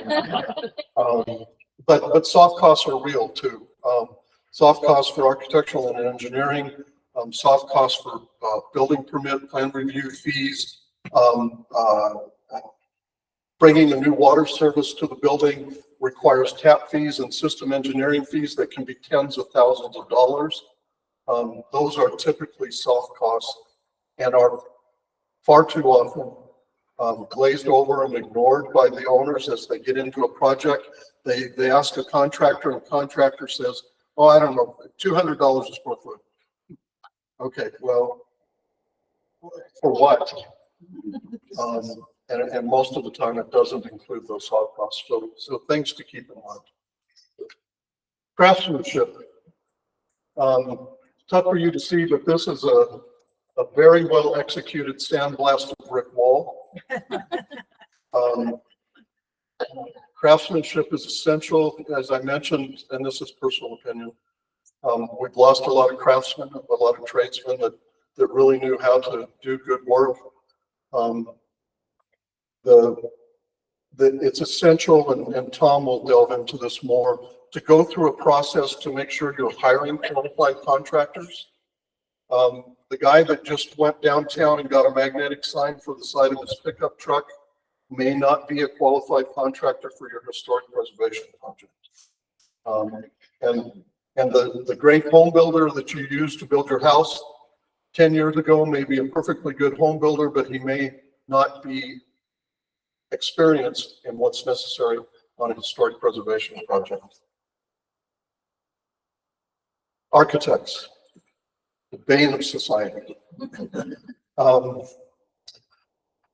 It's important, I think, to engage professionals at the onset of the project to give you guidance, hopefully validate the viability of a project, probably to be a sounding board and maybe a filter for some of the wishes of a owner of a historic property, because sometimes they have unrealistic expectations, and the duty of the architect not only is design, but also to guide that owner to a successful project. Time. Construction takes time.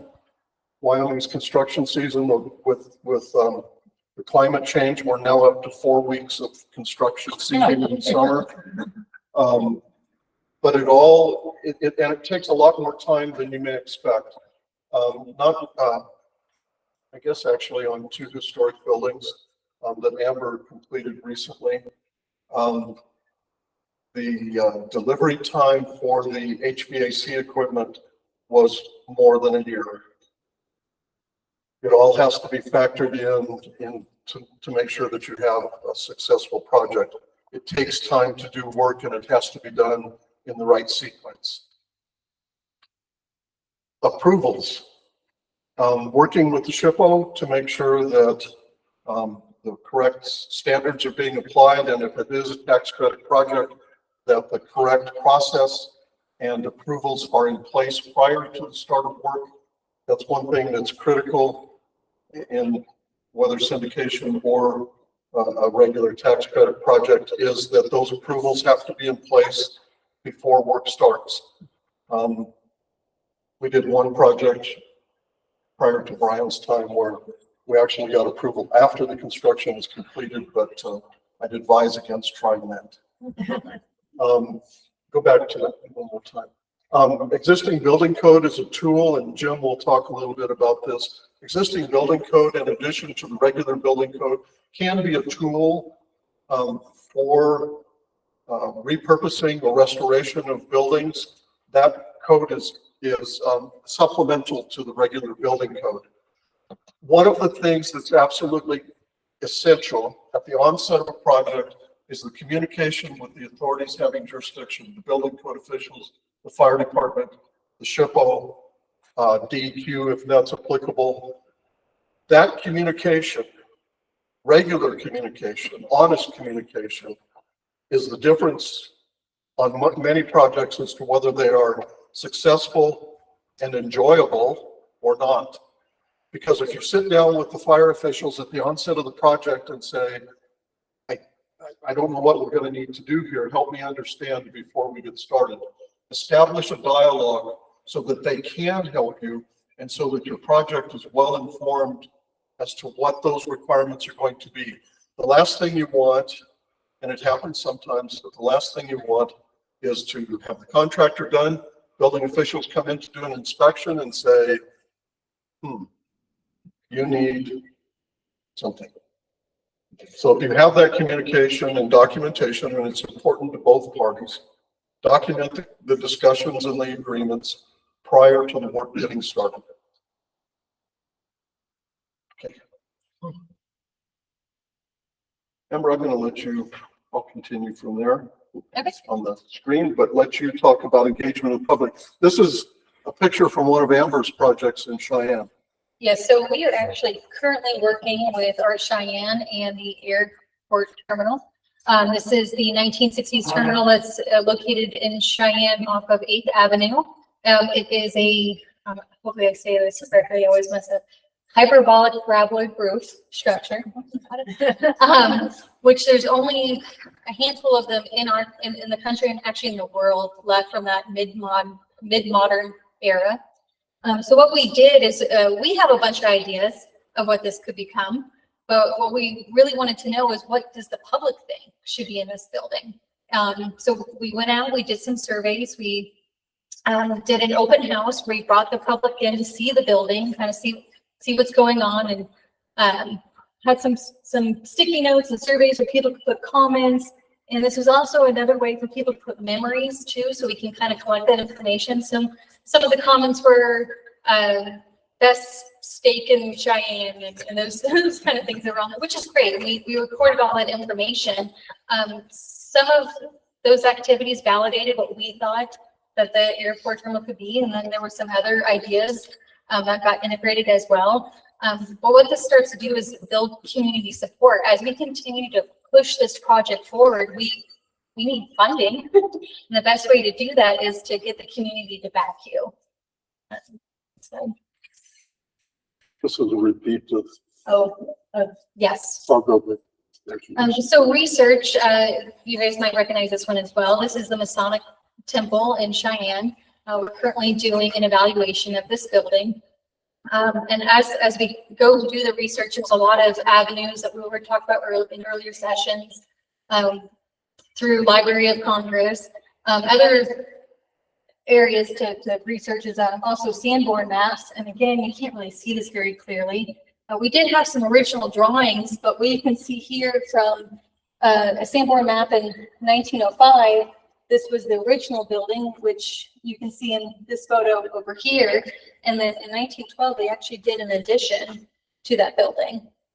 So just kind of understanding the different avenues that the that you can do for research as well as looking at the existing National Registry nomination. And then again, just engaging the community and who's gone to the Masonic Temple, interviewing members, understanding what's important in there. How did this detail come to be? It didn't look like it was from 1903, but it still looks like it's 50, 60 years old. How did this piece get here? Is it now historic as well, even though it's not part of the original structure?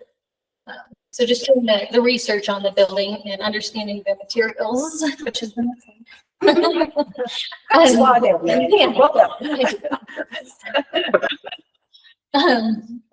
and again, materials is under researching what's on the building. This is St. Mary's, which you could speak to a lot better than I can. But looking back at historic photos, the ceiling had been painted over in white, and it was completely blank. And Randy and Joe came in and found historic photos and were able to come and stencil the original ceiling back in. So just researching the materials. Again, the siding, actually for First Presbyterian Church in Cheyenne, the original stone is a limestone. And we were able to find the original quarry of where that limestone came on. So when we did an addition, an appropriate addition to that, we were able to use that limestone from the same quarry. Just looking at those fine details.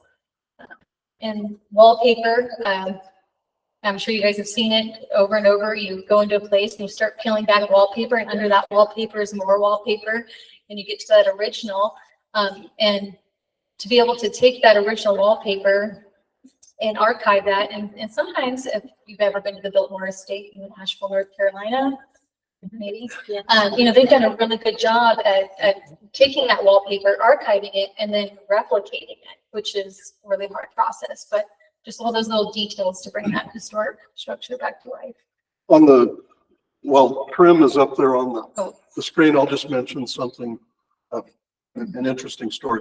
So when we did the restoration of the Elk Mountain Hotel, it was in pretty rough shape, stripped it to the bones on the inside, worked extensively on the outside. There had been some work done that had been not appropriate.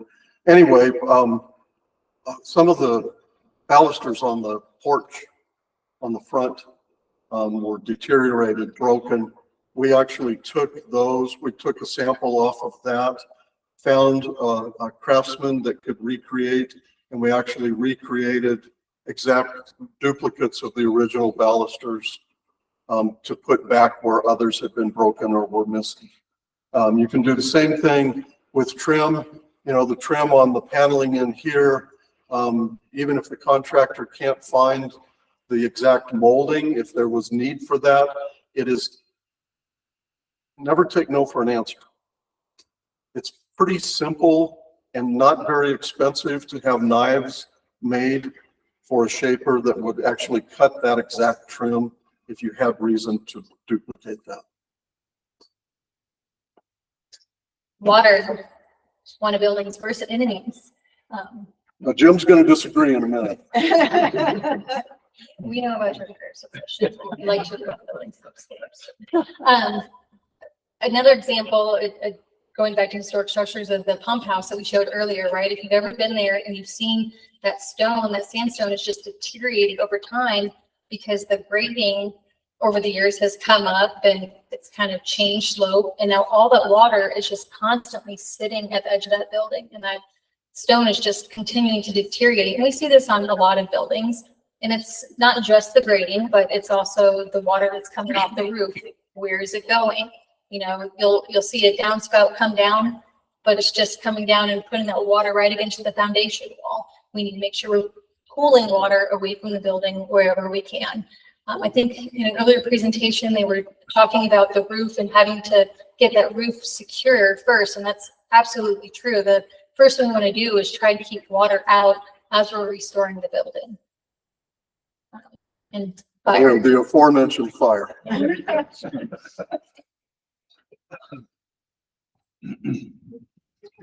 Well, thank you folks for inviting me. Randy, thanks for inviting me today. For me, preservation of a historic building is important because we have a number of very amazing historic buildings in Cheyenne. The reconstruction and the stuff that was done on the not repurposing, but bringing back to life the historic Capitol building in 2019 was an amazing process. For us, we had an antiquated building with no fire protection whatsoever. And we're able to get fire sprinklers in, we're able to get alarm systems throughout the building. And then also we got a smoke evacuation system that takes any smoke within the building and moves it out through the top of the Capitol's dome. And this was quite a system. It moves, I think, it's over 100,000 CFM a minute to make that smoke and keep the smoke level at tenable space about 8 feet above the walking surface throughout the Capitol.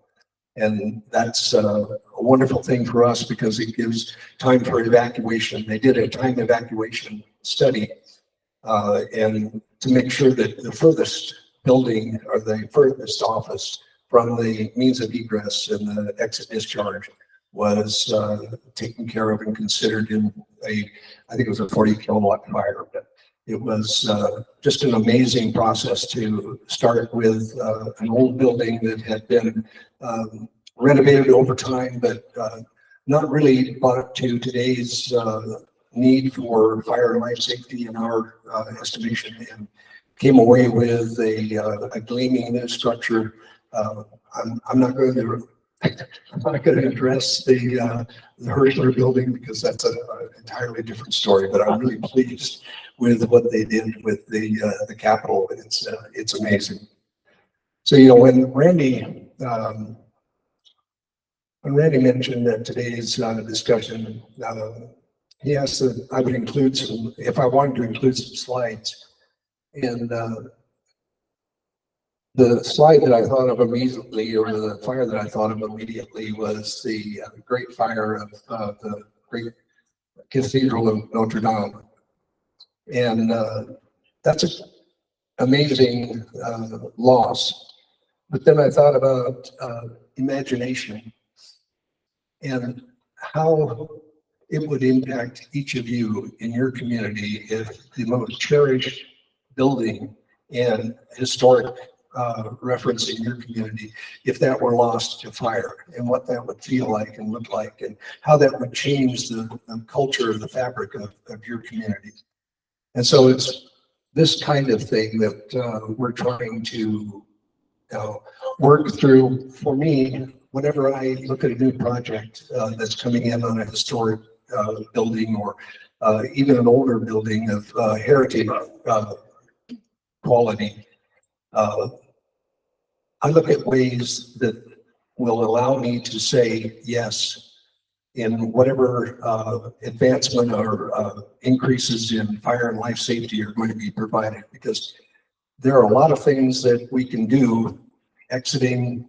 Not everything has to be built with concrete and alarm systems and sprinklers. We could take old buildings, although when I walked into this building, this would be an opportunity to put sprinklers in for sure.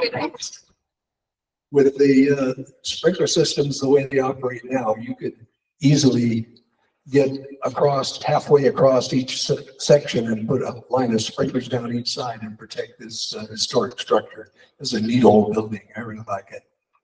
As far as historic buildings, we have a large stock of historic buildings in Cheyenne, and I've been advocating getting a survey done by a fire protection engineer that would look at all of the downtown core buildings and evaluate the possibility of reusing or repurposing those upper floors, because right now we have the first floors occupied by a lot of businesses, but those second story, because of the requirement for a second exit, becomes a real challenge.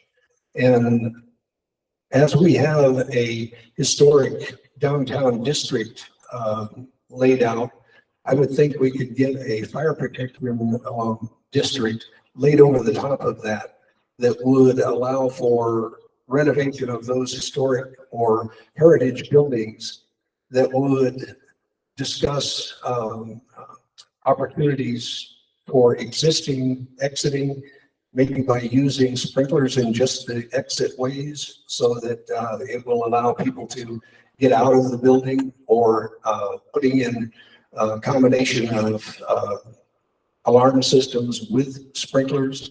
I know that we're going to be challenged with some of the dimensional aspects of the rise and run of stairs, handrails, those kinds of things. But whenever I get an opportunity to look at an existing building or a heritage building, those are the kinds of things that I want to evaluate and see if we can come to a consensus or understanding of what the life safety concerns are really in place and how we can mitigate those. But that would be my concern about fire. You know, one thing I'll say too is I hope that in each of your communities you have strong leadership in fire and building code officials, and that you have that they all have the kind of collaborative attitude and approach that Jim has. We have worked with Jim for way too many years now. But it's always a situation where we're able to go sit down and talk with him especially at the onset of a project. And we're stumped on this. How do you see it? What do you think the requirements need to be? What can we do to mitigate this situation? As he said, to be able to get to yes. That's critical. Working with the building officials to be able to get to the yes answer, you can proceed because this is a well-conceived project. One other thing I wanted to discuss, especially because Jim has shared these photos of Notre Dame. One thing that was really great that they happened to do, not knowing that they were going to have a fire, they did a building scan and were able to capture all this detail that was lost. So as you can imagine, the plan, they may have had original plans, but it was probably a floor plan and a couple elevations. There were certainly not details of each intricate piece in there, but because they did a building scan, they've been able to go and replicate those pieces and put them back in. We actually have been working with University of Wyoming College of Engineering Department, Professor, I forget his last name, but Charlie. He actually did a building scan of this depot, which is really, really great information to save. Again, there's probably very limited information of how this was built, but they did do a full digital scan. In doing so, you're able to take that model and kind of section it and look at different pieces. But it's also like, you've probably seen realtors take the photos and you can do the 3D tour online. Same thing, this digital scan provides that information. They actually just recently finished Old Faithful Inn digital scan as well, which I think they said they were the first people in 40 years to actually have the whole inn to themselves because everyone left, and which is amazing. I wish I could have been there.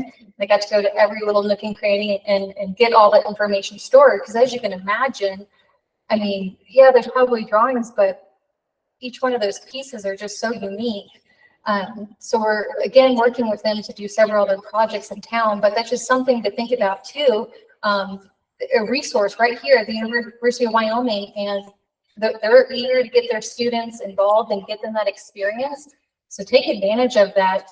If you have a large building, just to get that information stored, you just never know. I can guarantee they never thought that this church would ever burn down, but it did. So just considering digital scanning. Okay, I think switch to Thom. Yep. Thank you. Well, thanks for the invitation. I'm going to take a little different tack here because it's my understanding that you folks at the CLGs are the ones that, oh, okay. It was. There we go. Yeah. We're coming up on it. Good. Thank God. Yeah, we didn't lose it. We didn't lose it. We're just confused as to what we're doing sometimes. So it's my understanding that, and I know this from the tales I've heard, but that you're usually the first in line for someone that approaches you with the statement that was made earlier about, well, I've got a historic building and I need to check. And so as a contractor, what I've seen with these projects is that if the client approaches you and doesn't have a real clear idea of what they want to end up with, that's when your work starts. Because if you think about this, this is going to drive the entire process from start to finish. And by the time it gets to the designer, which is where it's got to go at a certain point, if the designer doesn't have the guidance and the consensus that's generated by all those folks that are going to be involved up to that point with the design, everybody starts throwing darts. And it becomes the kind of process that generates a lot of wasted energy. It puts a lot of responsibility on the designer that they're not set up to deal with. They're not there to mediate disagreements between end use, where the funding ought to come from, that kind of thing. So I'd like to start really by giving you some idea of what the way I approach these projects and what my mindset is. So next slide, please. I don't know if we can zoom back out a little bit if the format correct. But basically, if you think about it, before the Civil War, there really wasn't much architecture, structure, anything at all like that here in this part of the world. Next. And what was here is what we call vernacular architecture. And architecture is probably not the right word. It's probably vernacular construction. We've all seen these. This is a barn that's out north and a little bit east of here up on the range. It's part of the King Brothers Ranch. We did the restoration there a few years ago. And it was a tax credit project, by the way. It was, as far as I know, the first tax credit project that was done on a ranch side in a ranch district in the state of Wyoming. And it took 3 years, 4 years, just in what we were involved with. But of course, the owner had several years of preparation and then continued the project as well. Next. It's been mentioned about the construction problems for seasonal conditions. I don't know if you recognize this cabin or not, but this is Emma Watson's cabin. She was known as Ella Watson. Cavalcade up on the Sweetwater. One thing I'd like to draw your attention to in these photos is count the trees. Next. And the reason that we don't have more of an inventory here is because the population to this day is transient compared to what has happened all around. And it started with the, Paleo Indians, of course, and the later tribes following the buffalo across these areas. And then the settlers, the railroad, and everybody, and now the airplanes fly over. And so things haven't really changed that much. We've still got 500,000, 600,000 people here, but people are moving across this landscape. So they didn't settle a lot. There aren't any large population centers that surround us like Salt Lake or Denver. And so we didn't ever build a very substantial building inventory. And then what was here, if you look at the dugout type, that's very, very common.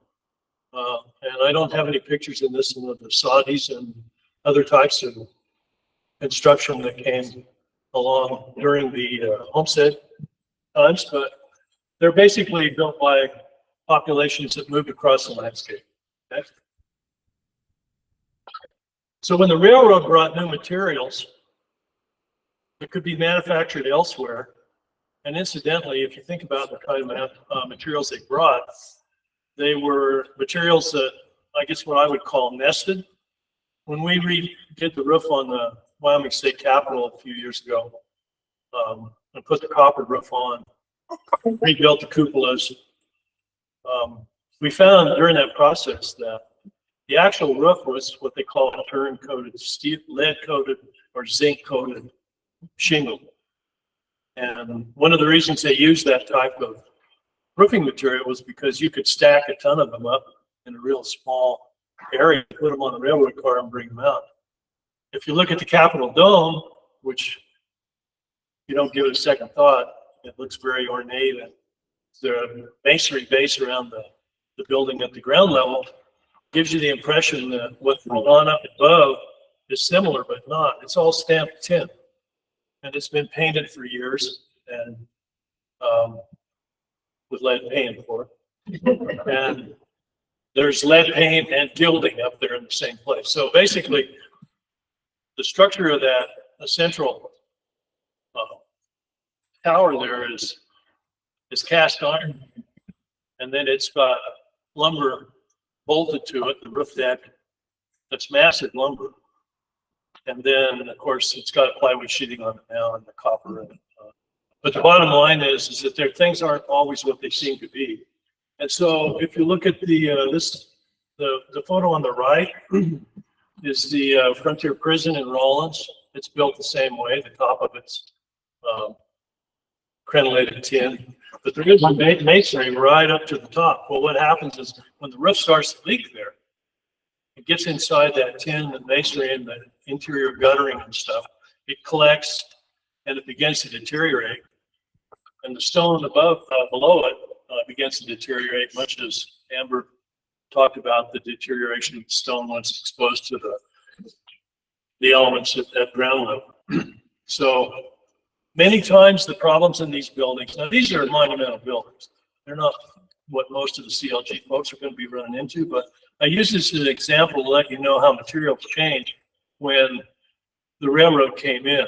So we got away from vernacular architecture pretty much, and the fact that we didn't have to drag milled lumber for miles and miles. And that's my understanding in the 40s and late 30s, I guess, maybe even earlier. This is the old Cheyenne Club. And it was torn down mainly because it fell into disrepair when the cattle business went in the tank. So our inventory began to grow at this point, and it has grown since. These are downtowns, various downtowns across the state. And so it gives you an idea that about in the 20s and a little bit before, things began to get some traction. We began to get some permanent structures.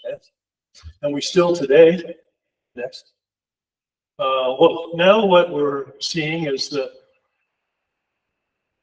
50 years ain't what it used to be.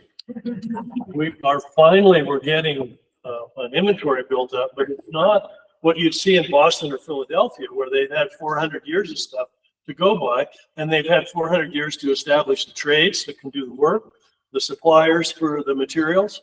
The advantage we have out here with a lot of the masonry stuff, and we did this in a couple of projects at the Frontier Prison in Rawlins. We were able to locate the nearby quarry from which the unfortunate convicts had to quarry the stone to build a prison.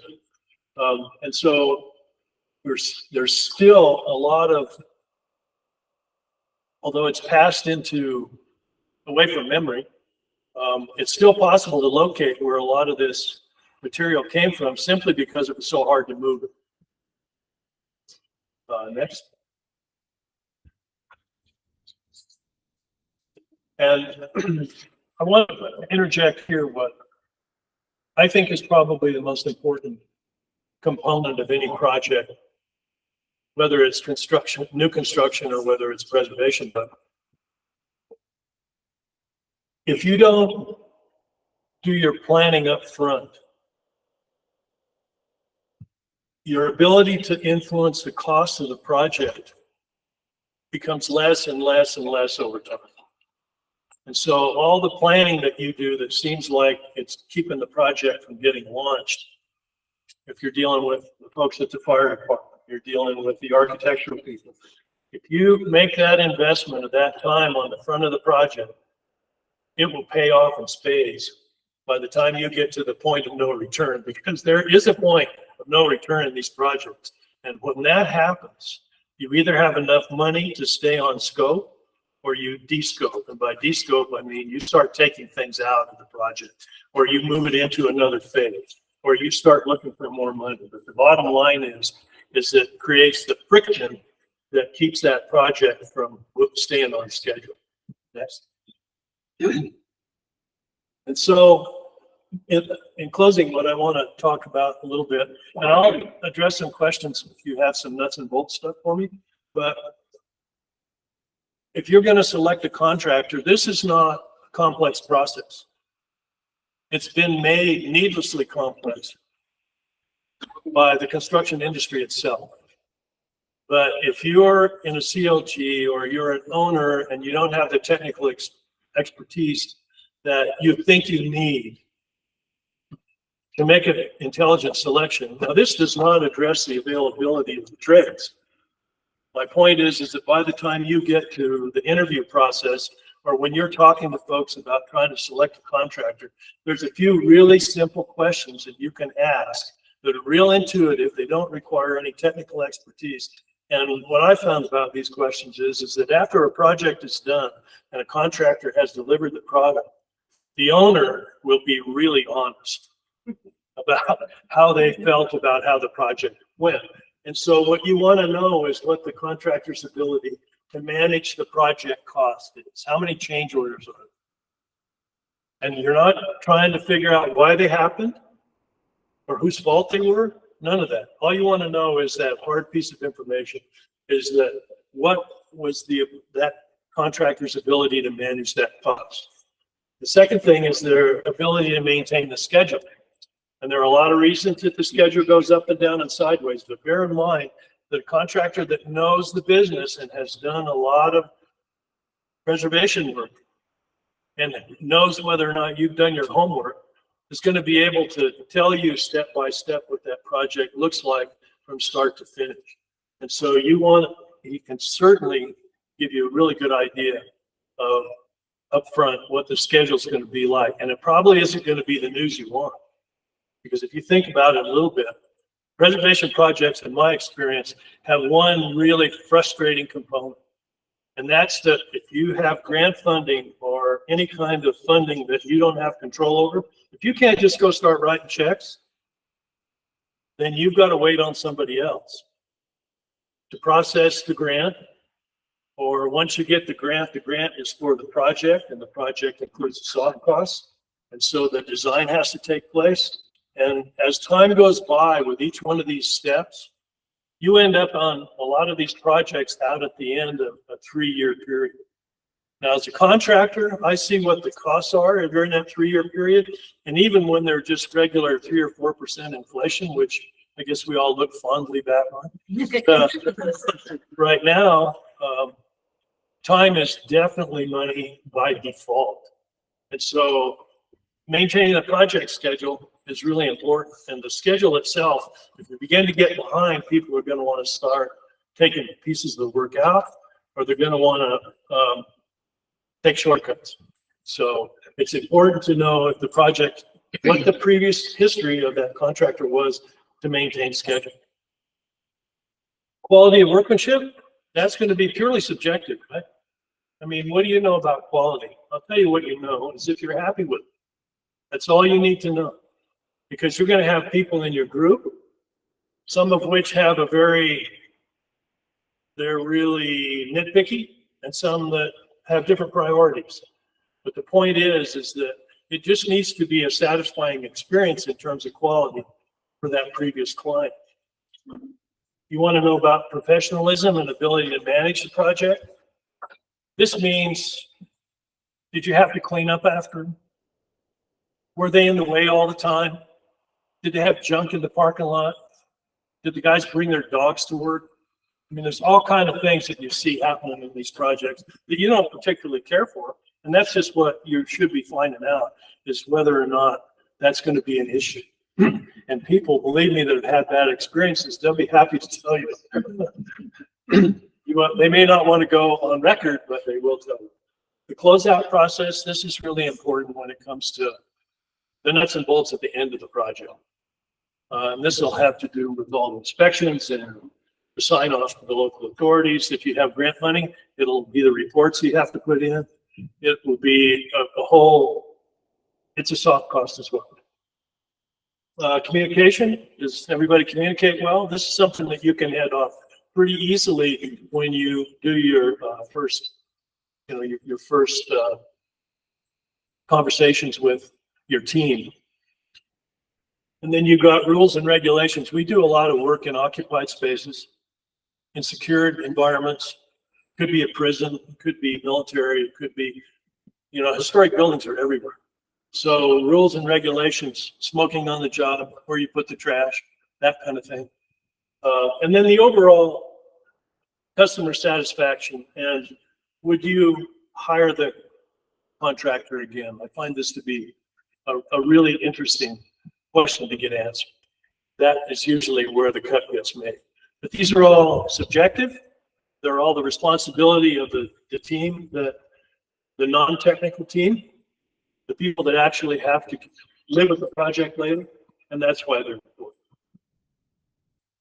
Next. And this is a quote from Dave Freudenthal, sorry. I think this is Jim Davis's project. Yeah, it is. Yeah. And I thought this was a great comment. And I believe it's true. And I do remember I attended the presentation one time where Jim was asked by someone in the audience why we should put any time or effort into preservation, because he's been really successful. And I thought, this is going to be an interesting answer, because people push back against the cost, the time. A lot of people just don't say, yeah, tear the old building down, build a new one, we can blah, blah, blah. Jim thought for a minute and said, people want to live in a nice place. Thank you.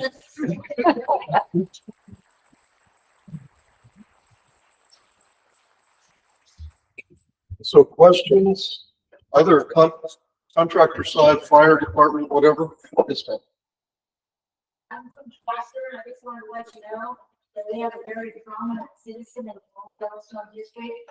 His name is John Huss. He's also a resident, knows a lot of property in that area, but he picked up and Conwell that. Yeah, he said there's quite a lot of, John's really done a lot. Yeah, I drove by that sign for years, going back and forth to work in the park in the summertime. And, sometimes there were exotic dancers. I just went by, of course. But the sign remained. And then the neon got broken off. But that's quite a landmark. That's why I wanted to show that, is that's what our built inventory is turning into. There's a lot more to it than just the late 1800s. Well, we've already replaced the neon, that is all been restored, and we did get the costs on that, but he has done stuff.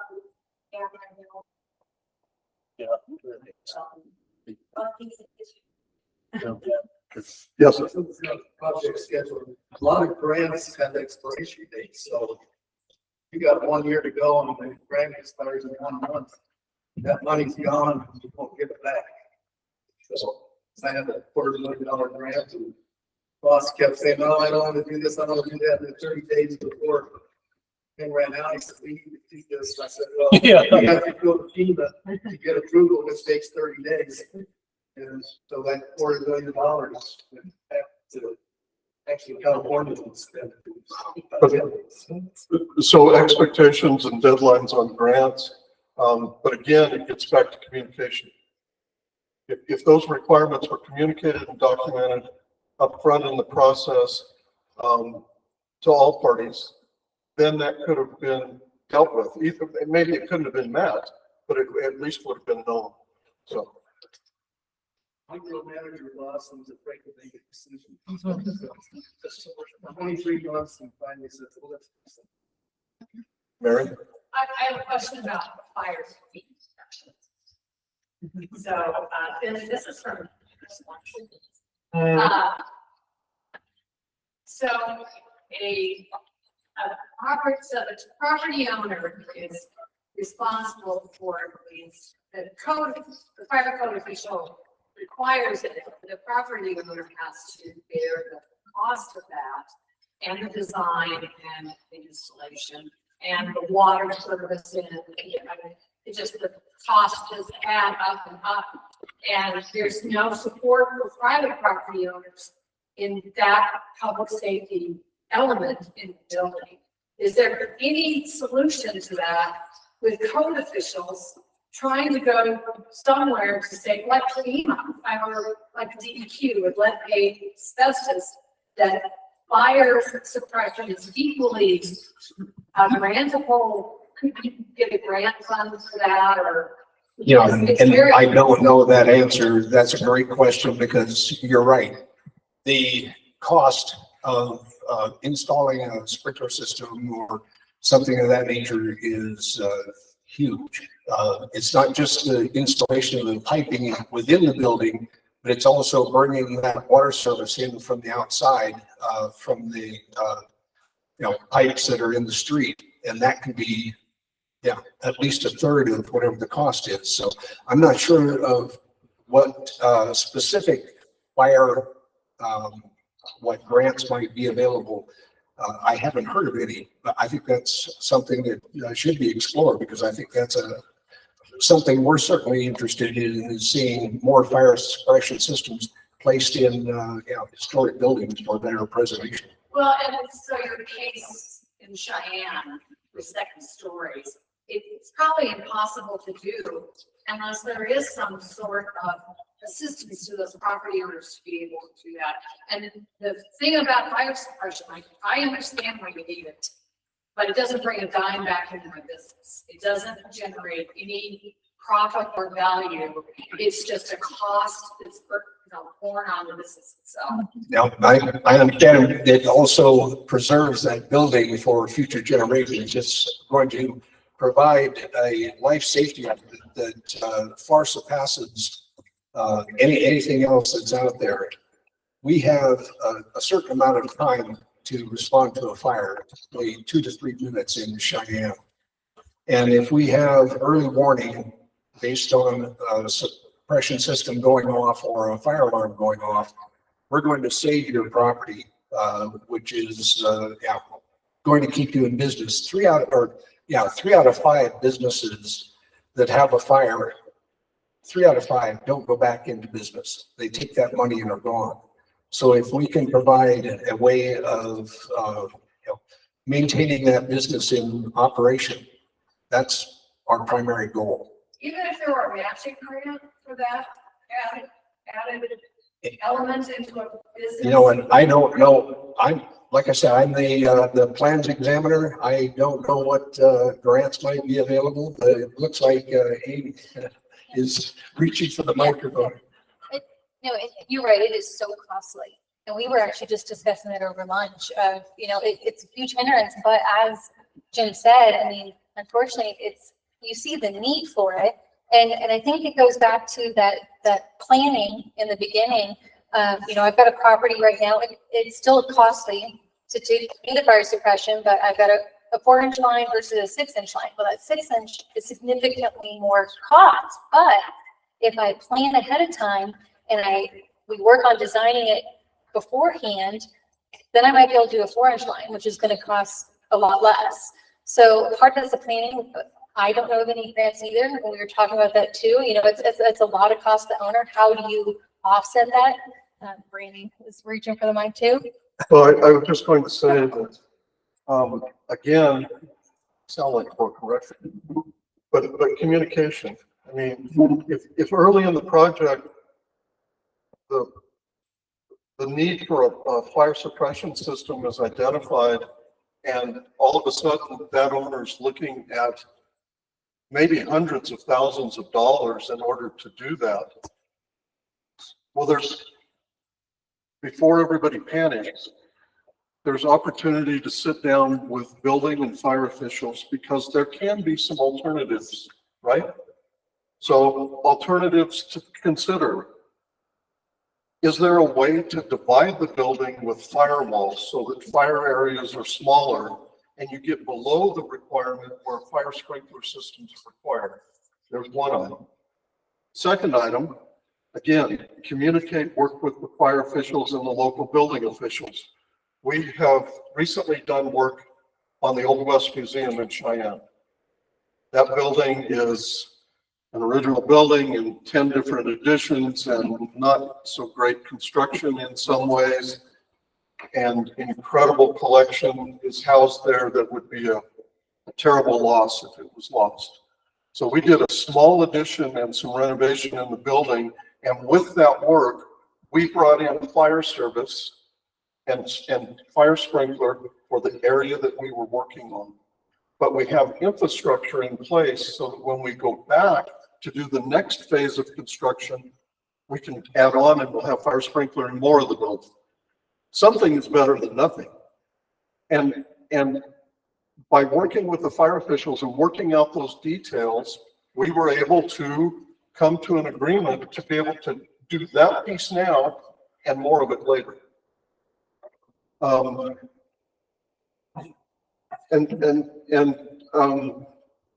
There was something else I was going to share with you as far as fire suppression. Oh, the other thing, and I thought Jim might mention this. So there's different kinds of fire suppression, right? There's the typical 6-inch service comes in from the street and big pipes, and boy, sometimes you have to see them up on the ceiling and they're terrible. Well, in some cases, I think through the existing building code, the fire department can approve doing a residential style type fire sprinkler system in certain buildings. Smaller pipes, even plastic pipe in some cases, which reduces the cost. Again, communication. Sit down, talk to the fire officials, the local building officials, hire an architect, get a fire suppression engineer to come in and help you figure out what has to be done and what can be done, because sometimes they're two different things. I like that. Okay, other Miller? Okay, so in terms of hiring an architect, and Megan and Brian and Mary, the historic architecture assistance fund is something we had in Wyoming for many, many years. I can't remember if we started that with a budget request or if that was a budget. So as I understand it, I've been out in the loop, but the money just kind of ran out. So I'm just assuming there's still a need. Did the TD and SI ever have folks come to you by virtue of having gotten one of those grants, the Historic Architects Assistance Fund? We have, and the other thing is, again, it can be a local fund. So the DDA in Cheyenne had, and I guess I don't know if it still has, Brian, because DDA has gone through some changes, evolution. Used to have a program where they would provide architectural assistance to property owners for not only infrastructure kind of things, but for signs or canopies or whatever. Limited amount of funds, and at the same time, the architect agrees to take that limited amount of funds in order to provide that service. Yes. I'm Kylie Gore. I'm the new administrator for the Cheyenne EDA. And we have a capital improvement grant, and it's a 50-50 match up to $50,000. And what that grant does for business owners is it provides an opportunity for them to improve the outside public right of way of their business. We are currently, like you mentioned, DDA has gone through some transitions in the last year, and I am new. I'm only about 2 months into this position. But we are currently looking at our facade improvement grant program, which is more focused on historical preservation. And we're refining that grant program right now, but it will be available hopefully this year for downtown business owners to use grant money for specifically for historical preservation. But yes, we do have the capital improvement grant Right, opportunity. and the capital improvement and the facade improvement grants are brick and mortar. The architectural assistant grant was separate, and I can give you some background on that. And it was a very limited amount of money, but again, it was an opportunity to get a property owner engaged with the design profession, whether it's an architect or engineer, depending on the type of work, to give them a boost to be able to get some smaller projects done. Not unlike the architectural assistance through the SHPO that it used to be there. Mary, was it curated? Do we like to have a curated list of architects? We did. We had to do a RFP out for architects to respond to, because the contracts were done through the state. And the state would pay them, so that's how it was managed. We had Renee all these, because we had to have a qualified list of applicants, of architects. And then we would assign them to the project. They would apply for the grant assistance, and then the SHPO would assign the architect to the project.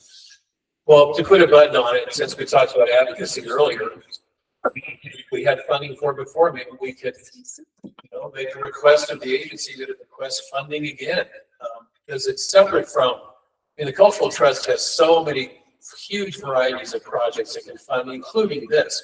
But this was really special. It really helped you find the people that had this craftsmanship and expertise, and maybe we could fund it again.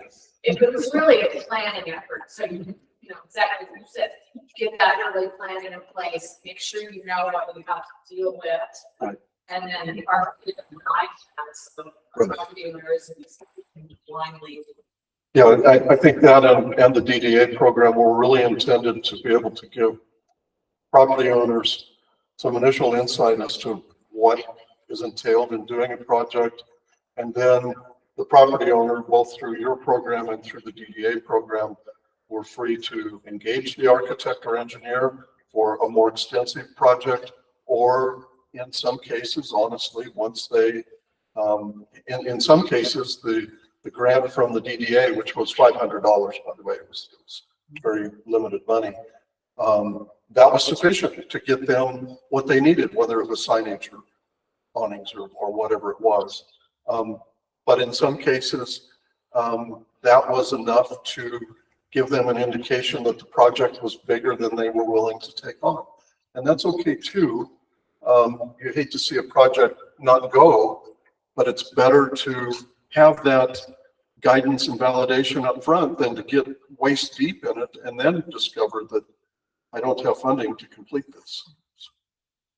Question. I have a fire question. I think, the majority of our historic building stock is, residential homes and buildings that aren't necessarily under some kind of level of construction have the opportunity to put in sprinklers. Do you have anything that you would recommend for those kind of properties to help protect them? Like, is there a different place that you would put smoke alarms or fire alarms in a building that has 10-foot ceilings or really tall ceilings, so we could be a little more proactive? And yeah, I think there are 10-year smoke detectors currently on the market. They're a combination photoelectric, and they have CO, carbon monoxide detection with them. So that will help early warning. If we can get people out of the building, our response time, at least in Cheyenne, is 2 to 3 minutes. And so that is oftentimes fast enough to save whatever property you're talking about. But also having awareness, just being aware that there are things that you can do to keep the housekeeping in place, where you don't have grease buildup in your kitchen. And I don't know whether these are active homes or are they display homes or museums, or what type of? Well, I just we've got a lot of historic neighborhoods, like I live in a historic home, and if there's anything kind of particular to a historic home that you would recommend for that kind of fire safety. Well, housekeeping, as he said, one of the big things, what you can do is kind of do an evaluation of your home. Look at your gutters. When you have gutters filled with dry leaves, that's instant. Take a look at your soffits. Like the eaves here, they're beautiful if you go outside, but it's an area where fire can actually get up pretty easily. And how do you address that? And just kind of have a plan in place. I think FEMA was talking to it earlier of defensible ways of preventing fire. The landscaping outside. Do you have vines and bushes that are kind of grown all over? The interior of your home. Do you have a plan of when there's a fire? One of the things you can do on the interior when there's a fire is go and shut all your doors, because that will contain a fire to that area the best it can. Exactly. Have a plan of if you do have valuables or historic items in the home or the museum, how do you move those and what's important, and have a plan to be able to give to the fire department when they get there. So they know, oh, that piece of artwork that's on the third floor, it has to be saved. Everything else can burn, but you better go get that one. We don't have anything to burn, but And just also- having a plan. Also, your attic space. Yeah. Make sure that the attic space is not cluttered with a lot of extra stuff. It should be clean. And because attic space is particularly difficult for the fire department, if it's divided with a draft stop to where it's about 1,000 square feet per side, that is really helpful for us because it narrows down that area that we have to focus on. So those are some of the things that, if there are a lot of ornamental things on the walls that would catch fire or could continue the fire. And Amy mentioned the exterior is to have a defensible space of 30 to 100 feet around the building, and then mow your grass so you don't have tall grass and weeds to where you have ladder fuels that would reach up into the trees. Those are some suggestions. If you could get the neighbor on which side to tear down their house, that would enhance it. Jim mentioned smoke detector video monitors for residential. That's absolutely true. Relatively easy, relatively inexpensive. And Jim may slap me down when I say this, but on a commercial building, on a building like this, doesn't have a fire sprinkler system. It also doesn't have a fire alarm system either. And I'm old school. I'm old, but I'm old school too. Fire alarm system in a commercial building is the first line of defense. Get the people out. I mean, we don't want to see a historic building burn, but the first thing is to get the people out. And a fire alarm can help do that. Yes. Okay, other questions? Yes. So just to kind of expand, you were talking that there's some flexibility in what you can do with an old building. Yeah.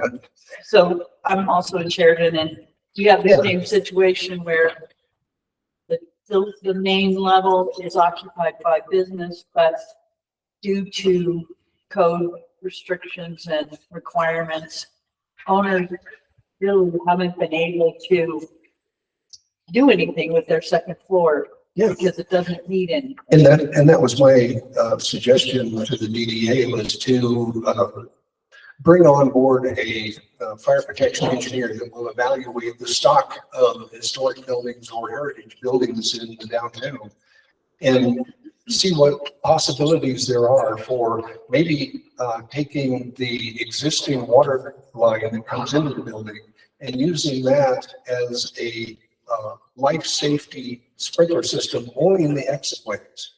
So you would have your corridors and your exit ways down to the point of exit discharge on the main floor.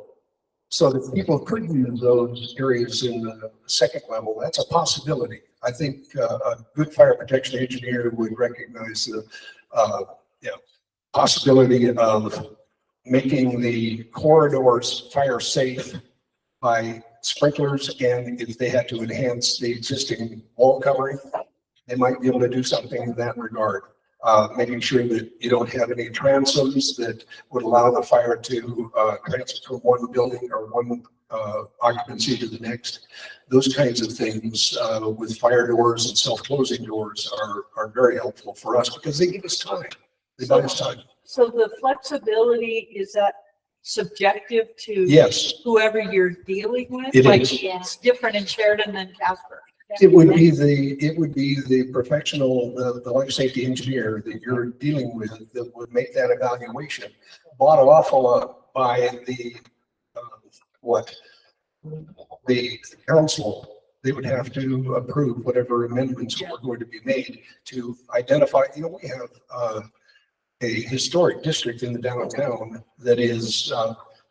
Well, in some cases, they'll even allow drinking to be, to be open carry in the downtown. So and that's a silly analysis, but there are ways to, I think, get a fire protection engineer that would evaluate the stock of the downtown historic district and do an overlay of that in that area to say, these are the things that we're going to accept, and get the council to buy into that. So it's almost like a variant process. That you're exactly right. Yes, it is. But back to your original question, yes, the authority having jurisdiction, the fire department has discretion in certain areas to accept alternates, and that is local, that's subjective local discretion. Right. It isn't blanket across. So there's Yeah, not Jim may accept it, but your fire official may have concern. Right. So there's not flexibility in the International Building Code that says you can do one of these three things. I wish. Okay. I That's wish what I I'm had. trying to understand. But to the point, there are exceptions in the code, and There if you're are. careful the way that you interpret it, and if you have an advocate that could say, this is how I read this exception, Okay. and try to work with the HA to say, this works because X, Y, Z, it's just trying But to. there get needs to the be some basis for making that evaluation, making that judgment call. It is a situation where when I am given a set of plans, a set of alternate possibilities, it's being able to look at who's making that assessment and what the hazard is. Because, a daycare is going to be a lot different, or assisted living is going to be a lot different than a business. So it's those kinds of evaluations that you have to make. What's the occupancy type and what's a distinct hazard type? I mean, yes. I have a tax credit question, actually. Tax. I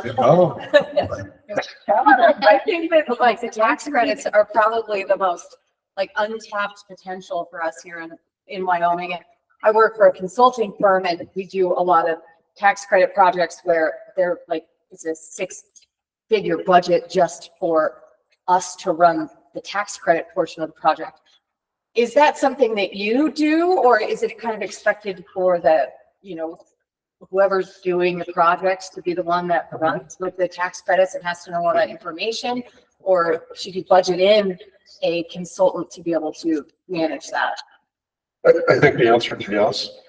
We have done tax credit projects before, prepared all of the paperwork, carried it through the process. And there are outside consultants that do that as well. There is a cost there. There's a cost there of time to prepare the tax credit application, the part 1, part 2. And some owners are going to evaluate that and say, no, I'm going to spend $100,000 to get $150,000 back. Okay, that's a return on investment question then. But on a project of any size, I think that tax credit really becomes meaningful money back in the owner's project, in the owner's pocket. And again, one of the things that's important for owners to understand is that it's a tax credit, not a tax deduction. Tax deduction comes off at the top, and then the taxes are calculated. Tax credit comes at the bottom. If Way more valuable dollars. way more valuable. If you're doing your 1040, right? And it gets down to the bottom and says you owe $100 and you have a tax credit for $100, that's real money. That offsets that $100 tax liability. So it's important for them to understand the difference between a deduction and a credit. Anyway, Brian, I guess anything else about tax credits? Along those lines, one thing to keep in mind, if you are hiring a consultant, that counts as costs, that calculates the credit. Right. So you have 20% of that cost goes towards what? Plus some of those costs. But I think where it becomes a big question is, the complexity of the project, the size of the project. For any project, you're going to need enough of the drawings, either that you're producing yourself or that an architect is producing, that is just inherently part of the application anyway. So if it's a complex project that, Randy or another architect is already drawing up, a big booklet of drawings for you, that's going to be part of the tax credit application anyway. So sometimes it could make sense to roll that over to have that person do that. If it's a less complex project that you can explain what you're doing with just a couple, drawings, that's, relatively less expensive to produce, maybe you can do the application yourself then and then save some of that money. Other questions? Yes, ma'am. So one of the problems that we run into is finding qualified contractors. You were saying earlier that like a housing contractor is not necessarily who you want to hire for the historic preservation work. We have a couple different issues I'm from Douglas, and we have what we call Douglas brick. A lot of our old buildings were made, the brick was made locally. And let's just say it has not held up to the test of time. Wyoming sandblasting is basically turning it back to sand. We've looked, I've made 100 phone calls trying to find somebody who can come and take a look at the brick and maybe replace them and fix it. Nobody has resources for me. I don't know who to talk to. We have another problem where we had a contractor come in, buy an old building, and over the weekend, his wonderful contractor completely tore down the building, everything except the facade. So we had what we called Murphy's Law. His guy's name was Murphy. And so it sat that way for probably 10 years. We had structural engineers come in and try and, shore it up. Now it's to the point where that front wall has to come down. The city's actually purchased property, and we're looking for somebody to help us take that wall down and shore up the building next to it, because that was actually part of the law building, where the wall that is exposed now is actually an interior wall. So we need help. And I've been calling around and I don't know who to talk to. Where do I find those resources? This guy right here. Yes, I'm gonna pin him down later. Well, and again, back to the brick, there are some products that they're not a magic bullet. No. But they can be used on brick and stone to help slow deterioration. That's an option for what you're doing there. Back to the facade, one thing that I would encourage and relates to what Amber was saying about the 3D scanning. Please make sure that you get photographs of the historic facade before it comes down, at least for posterity, if not for potential reconstruction. So ideally, as part of the Historic Preservation Commission, what we would like is all of that facade to be held, the materials, and reused in whatever project goes back in. Well, and I don't know what the facade is. Is it masonry, cast iron? It's brick. It's brick. There's some terracotta elements. Okay. So depending on how extensive the project is, that may warrant going in and actually identifying, marking each piece of terracotta, for example, so that it could be inventoried, stored, put back in the wall if it gets reconstructed. But doing photographs and measurements of all of that, I don't know if there's HABS money. There isn't HABS money available anymore, is there? But maybe through a local grant or something, an architect could come in and document what's there. Because once it comes down, thinking that, oh, I've got 2 snapshots on a Polaroid that I'm going to put it back together isn't right. But you need to find a contractor. And Thom point about coming in and evaluating early is exactly what you need. Yes. That's a common problem because of Douglas brick. And it's a case where it's a vernacular material almost, you know, it was processed, but it was processed locally. Yeah. The main thing to do is, have they identified the mortar? No, I haven't. We haven't had anybody come and look at it. That needs to be Well, done. well, just a quick and dirty way to do that is, what color is the mortar? If it's white or kind of off-white, maybe a little tan, and it's real soft, so you can scrape it out with a screwdriver, your pocket knife, or the awl, then that's probably a lime mortar. And so you've got to have repointing that takes place and the rest of it too. On the other hand, if it's a hard mortar, that when you drag your screwdriver across it, it just leaves a mark, that's Portland cement. And that is real problematic because that's not compatible with the soft brick. And there's not much you can do. You know, I would consider taking the wall down, stockpiling the brick. But it could have been built that way. Or it could have been repointed with Portland, so we see that a lot. And the kiss of death is to sandblast that. Because it just goes away. And it's not we've done some sandblasting of brick, but you have to have, number one, the right kind of brick, and it's got to be done with a very light hand, and you've got to have the right, pressures and all that, as well as the right media. And even then, it'll raise the surface of the brick a little bit, but it'll also clean it well enough that you can leave it exposed on the interior of the building.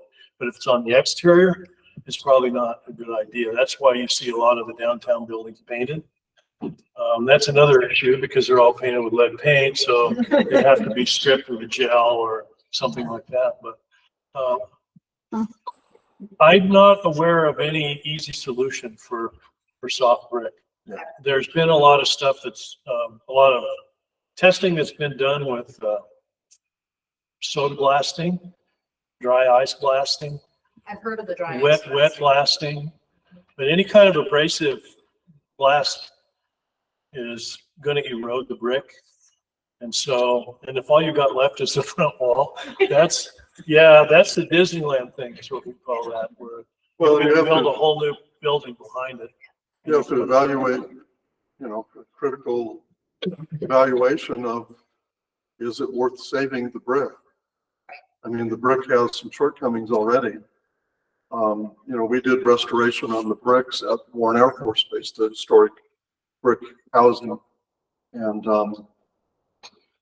again, mortar testing is critical. Having contractors who understand how to do repointing and not drag the saw through the soft brick. There's a lot of critical pieces there. But when you just have a facade standing, like I said, I think you really have to step back and say, what are we going to save and what are we going to do with it? To spend $1 million preserving brick that's already a problem may not be the right solution in the end. It may be you preserve the terracotta and rebuild with new brick.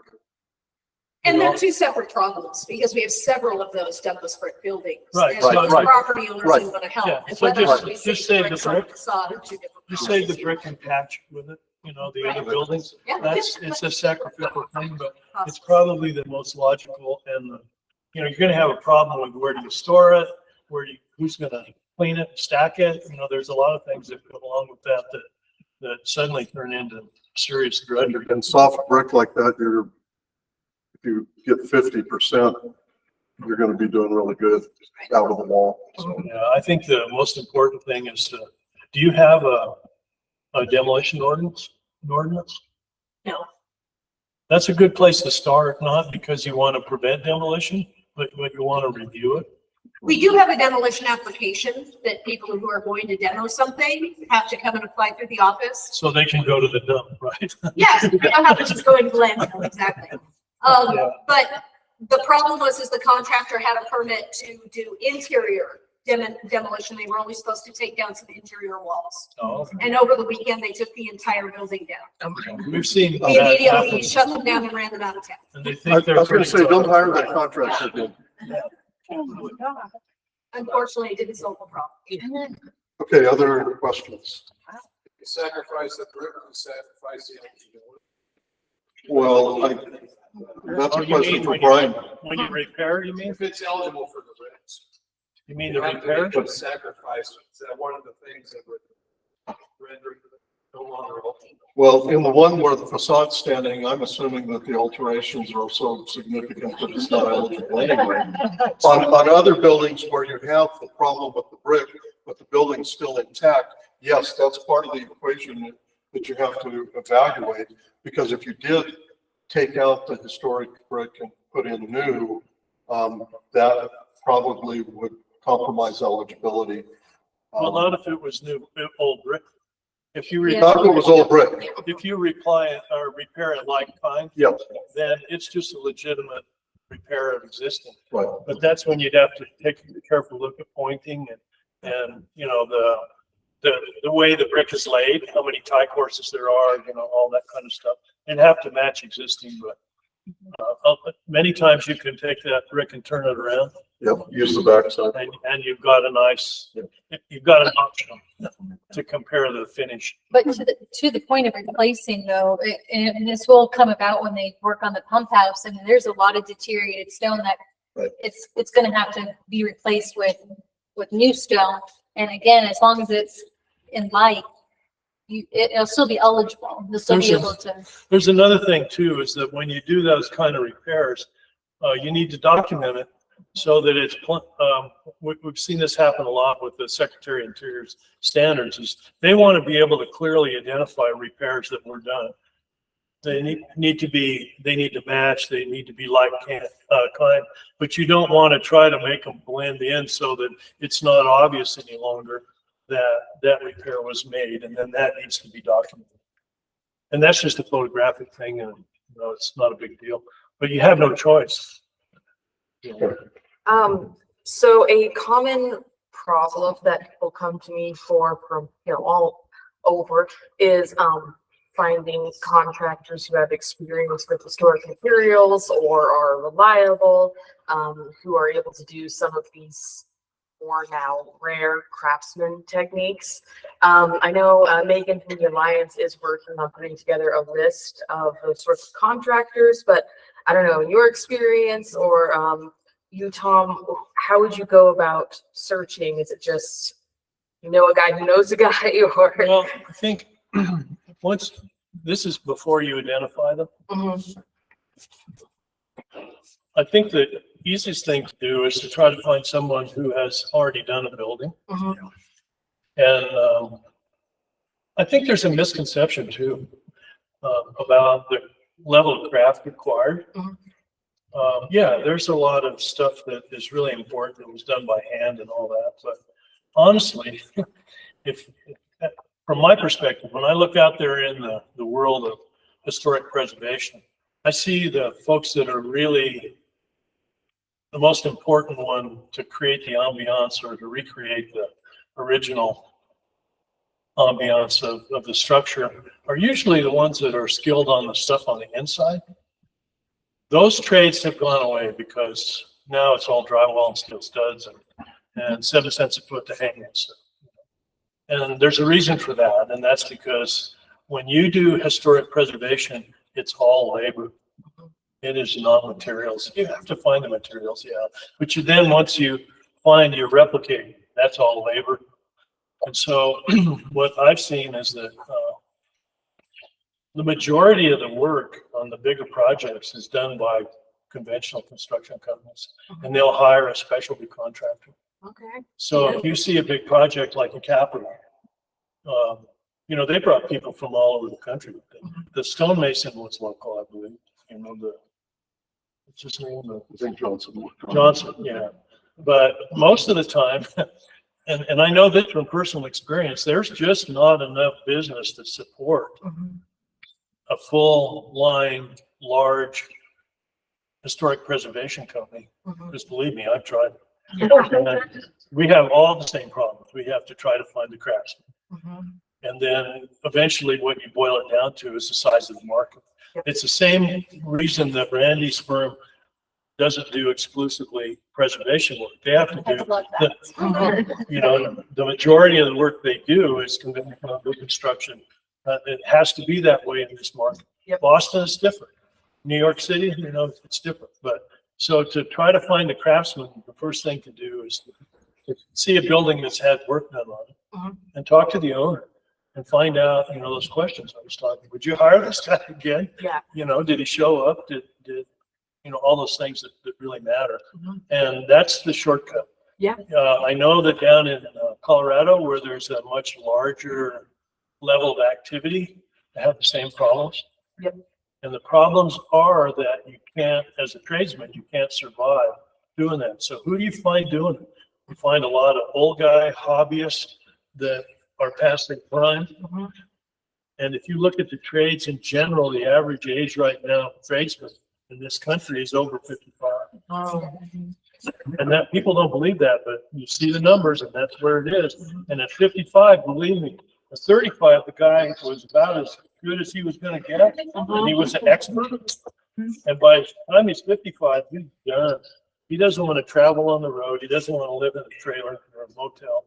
And then he doesn't want to have to work under the pressure that the modern construction process puts on everybody to deliver on time, on schedule, on budget. It's just too much. It doesn't fit together. So that's what's pushing the crafts to the edge. And as a craftsman, I mean, I've spent my whole life in the trades, and I see that everywhere. Yeah. And so I don't know what the solution is, but if you're diligent enough, and just ask the people who own one, basically. Yeah. You know, what to do, that's the shortcut. But I think something to keep in mind too is there's a difference between a craftsman and a contractor. Right? There may be a difference. Not every contractor is a craftsman. Oh, there's the different qualities of contractors for sure. Yeah. The other thing is that I think you have to be willing to reach out, do the research, identify what's important. I mean, we've done slate roofs where we've brought them over from Ireland. Okay. We've done glazing that we've brought from Belgium. It depends on, you have to identify what's important, right? I guess, because you're asking specifically what companies, right, to contact. And I think, right, but I think you'd be surprised of what companies can do that they don't necessarily advertise. So when we did First Presbyterian Church, they need, in their sanctuary, they need to expand their chancel. They need more room to have the choir up there. But if you've been in there, the woodworking and the detail, I mean, how do you do that and integrate something that matches? And Pinnacle, is a local cabinet company, and they do commercial work and they put in your standard cabinets every day, but they do have craftsmen. If you can work with them and have them understand the detail, they are capable. It kind of goes back to Randy saying, just go until you get a yes, right? They are capable of doing the work, and sometimes you kind of have to hold their hand a little bit to get there, because it's not something that's just going to come off a shelf. You have to have special things that are cut and all that. So I think there's ways to navigate through companies that we already have. Sometimes they need that extra detail or that extra hand holding to get there. And even as Thom said, it's the expectation of the owner of what they're satisfied in the end. It's maybe not, you know, someone from 1920 that, you know, created this masterpiece, but you can get something that's going to be satisfying. So Too.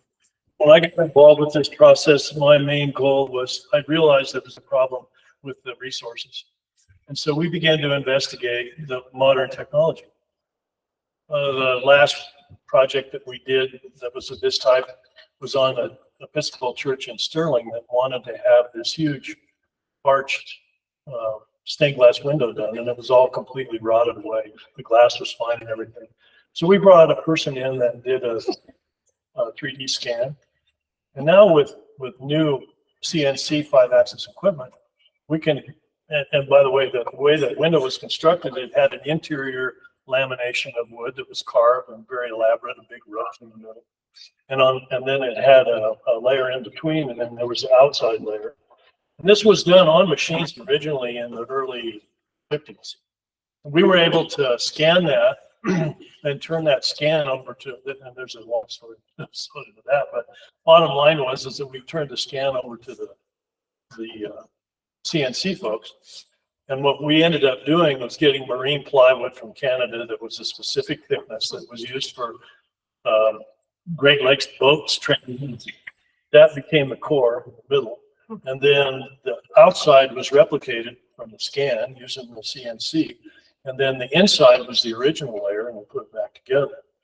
And that was a really good exercise. And we were dealing with people that wouldn't ordinarily do any of this stuff. The guy that did the scan came from Oklahoma. Denver did the CNC work. The marine plywood came from Canada. And another one you may know about is we did the water tower and the guard tower at the Camp Lamachi down in Lamar. And that tower, when we found that, it was just a pile of sticks on a farmer's ranch. And we were able to salvage the tank, which he had been using. And then an outfit out on the West Coast did the CNC and CAD drawings for the reconstruction of the tower. Now, the tower's like 90 feet tall. The tank, this massive tank, is 23 feet in diameter.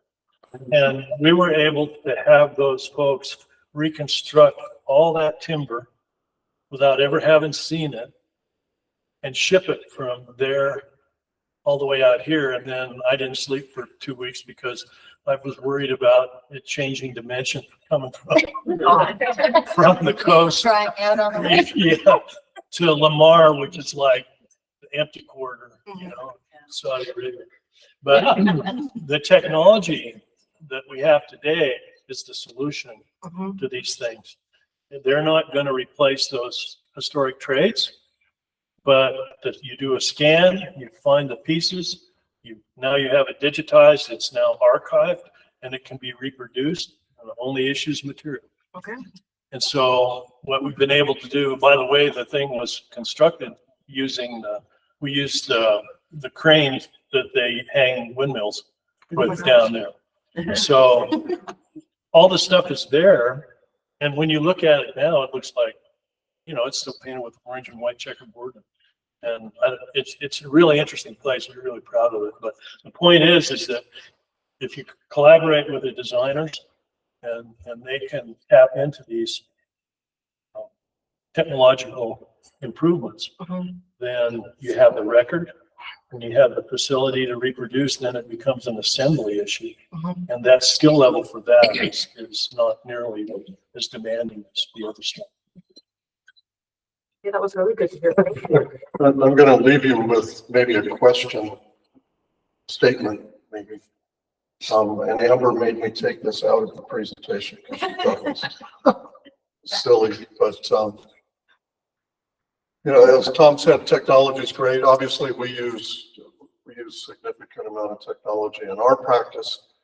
It's in all of our lives.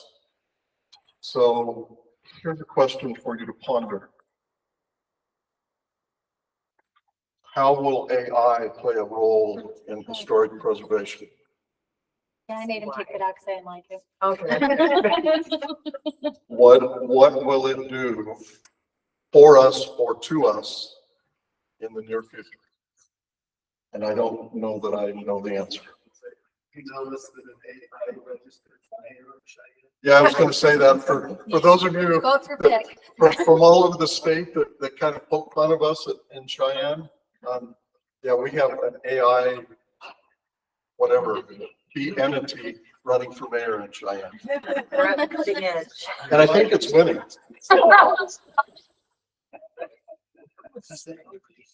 Other questions? Okay, well, thank you all very much.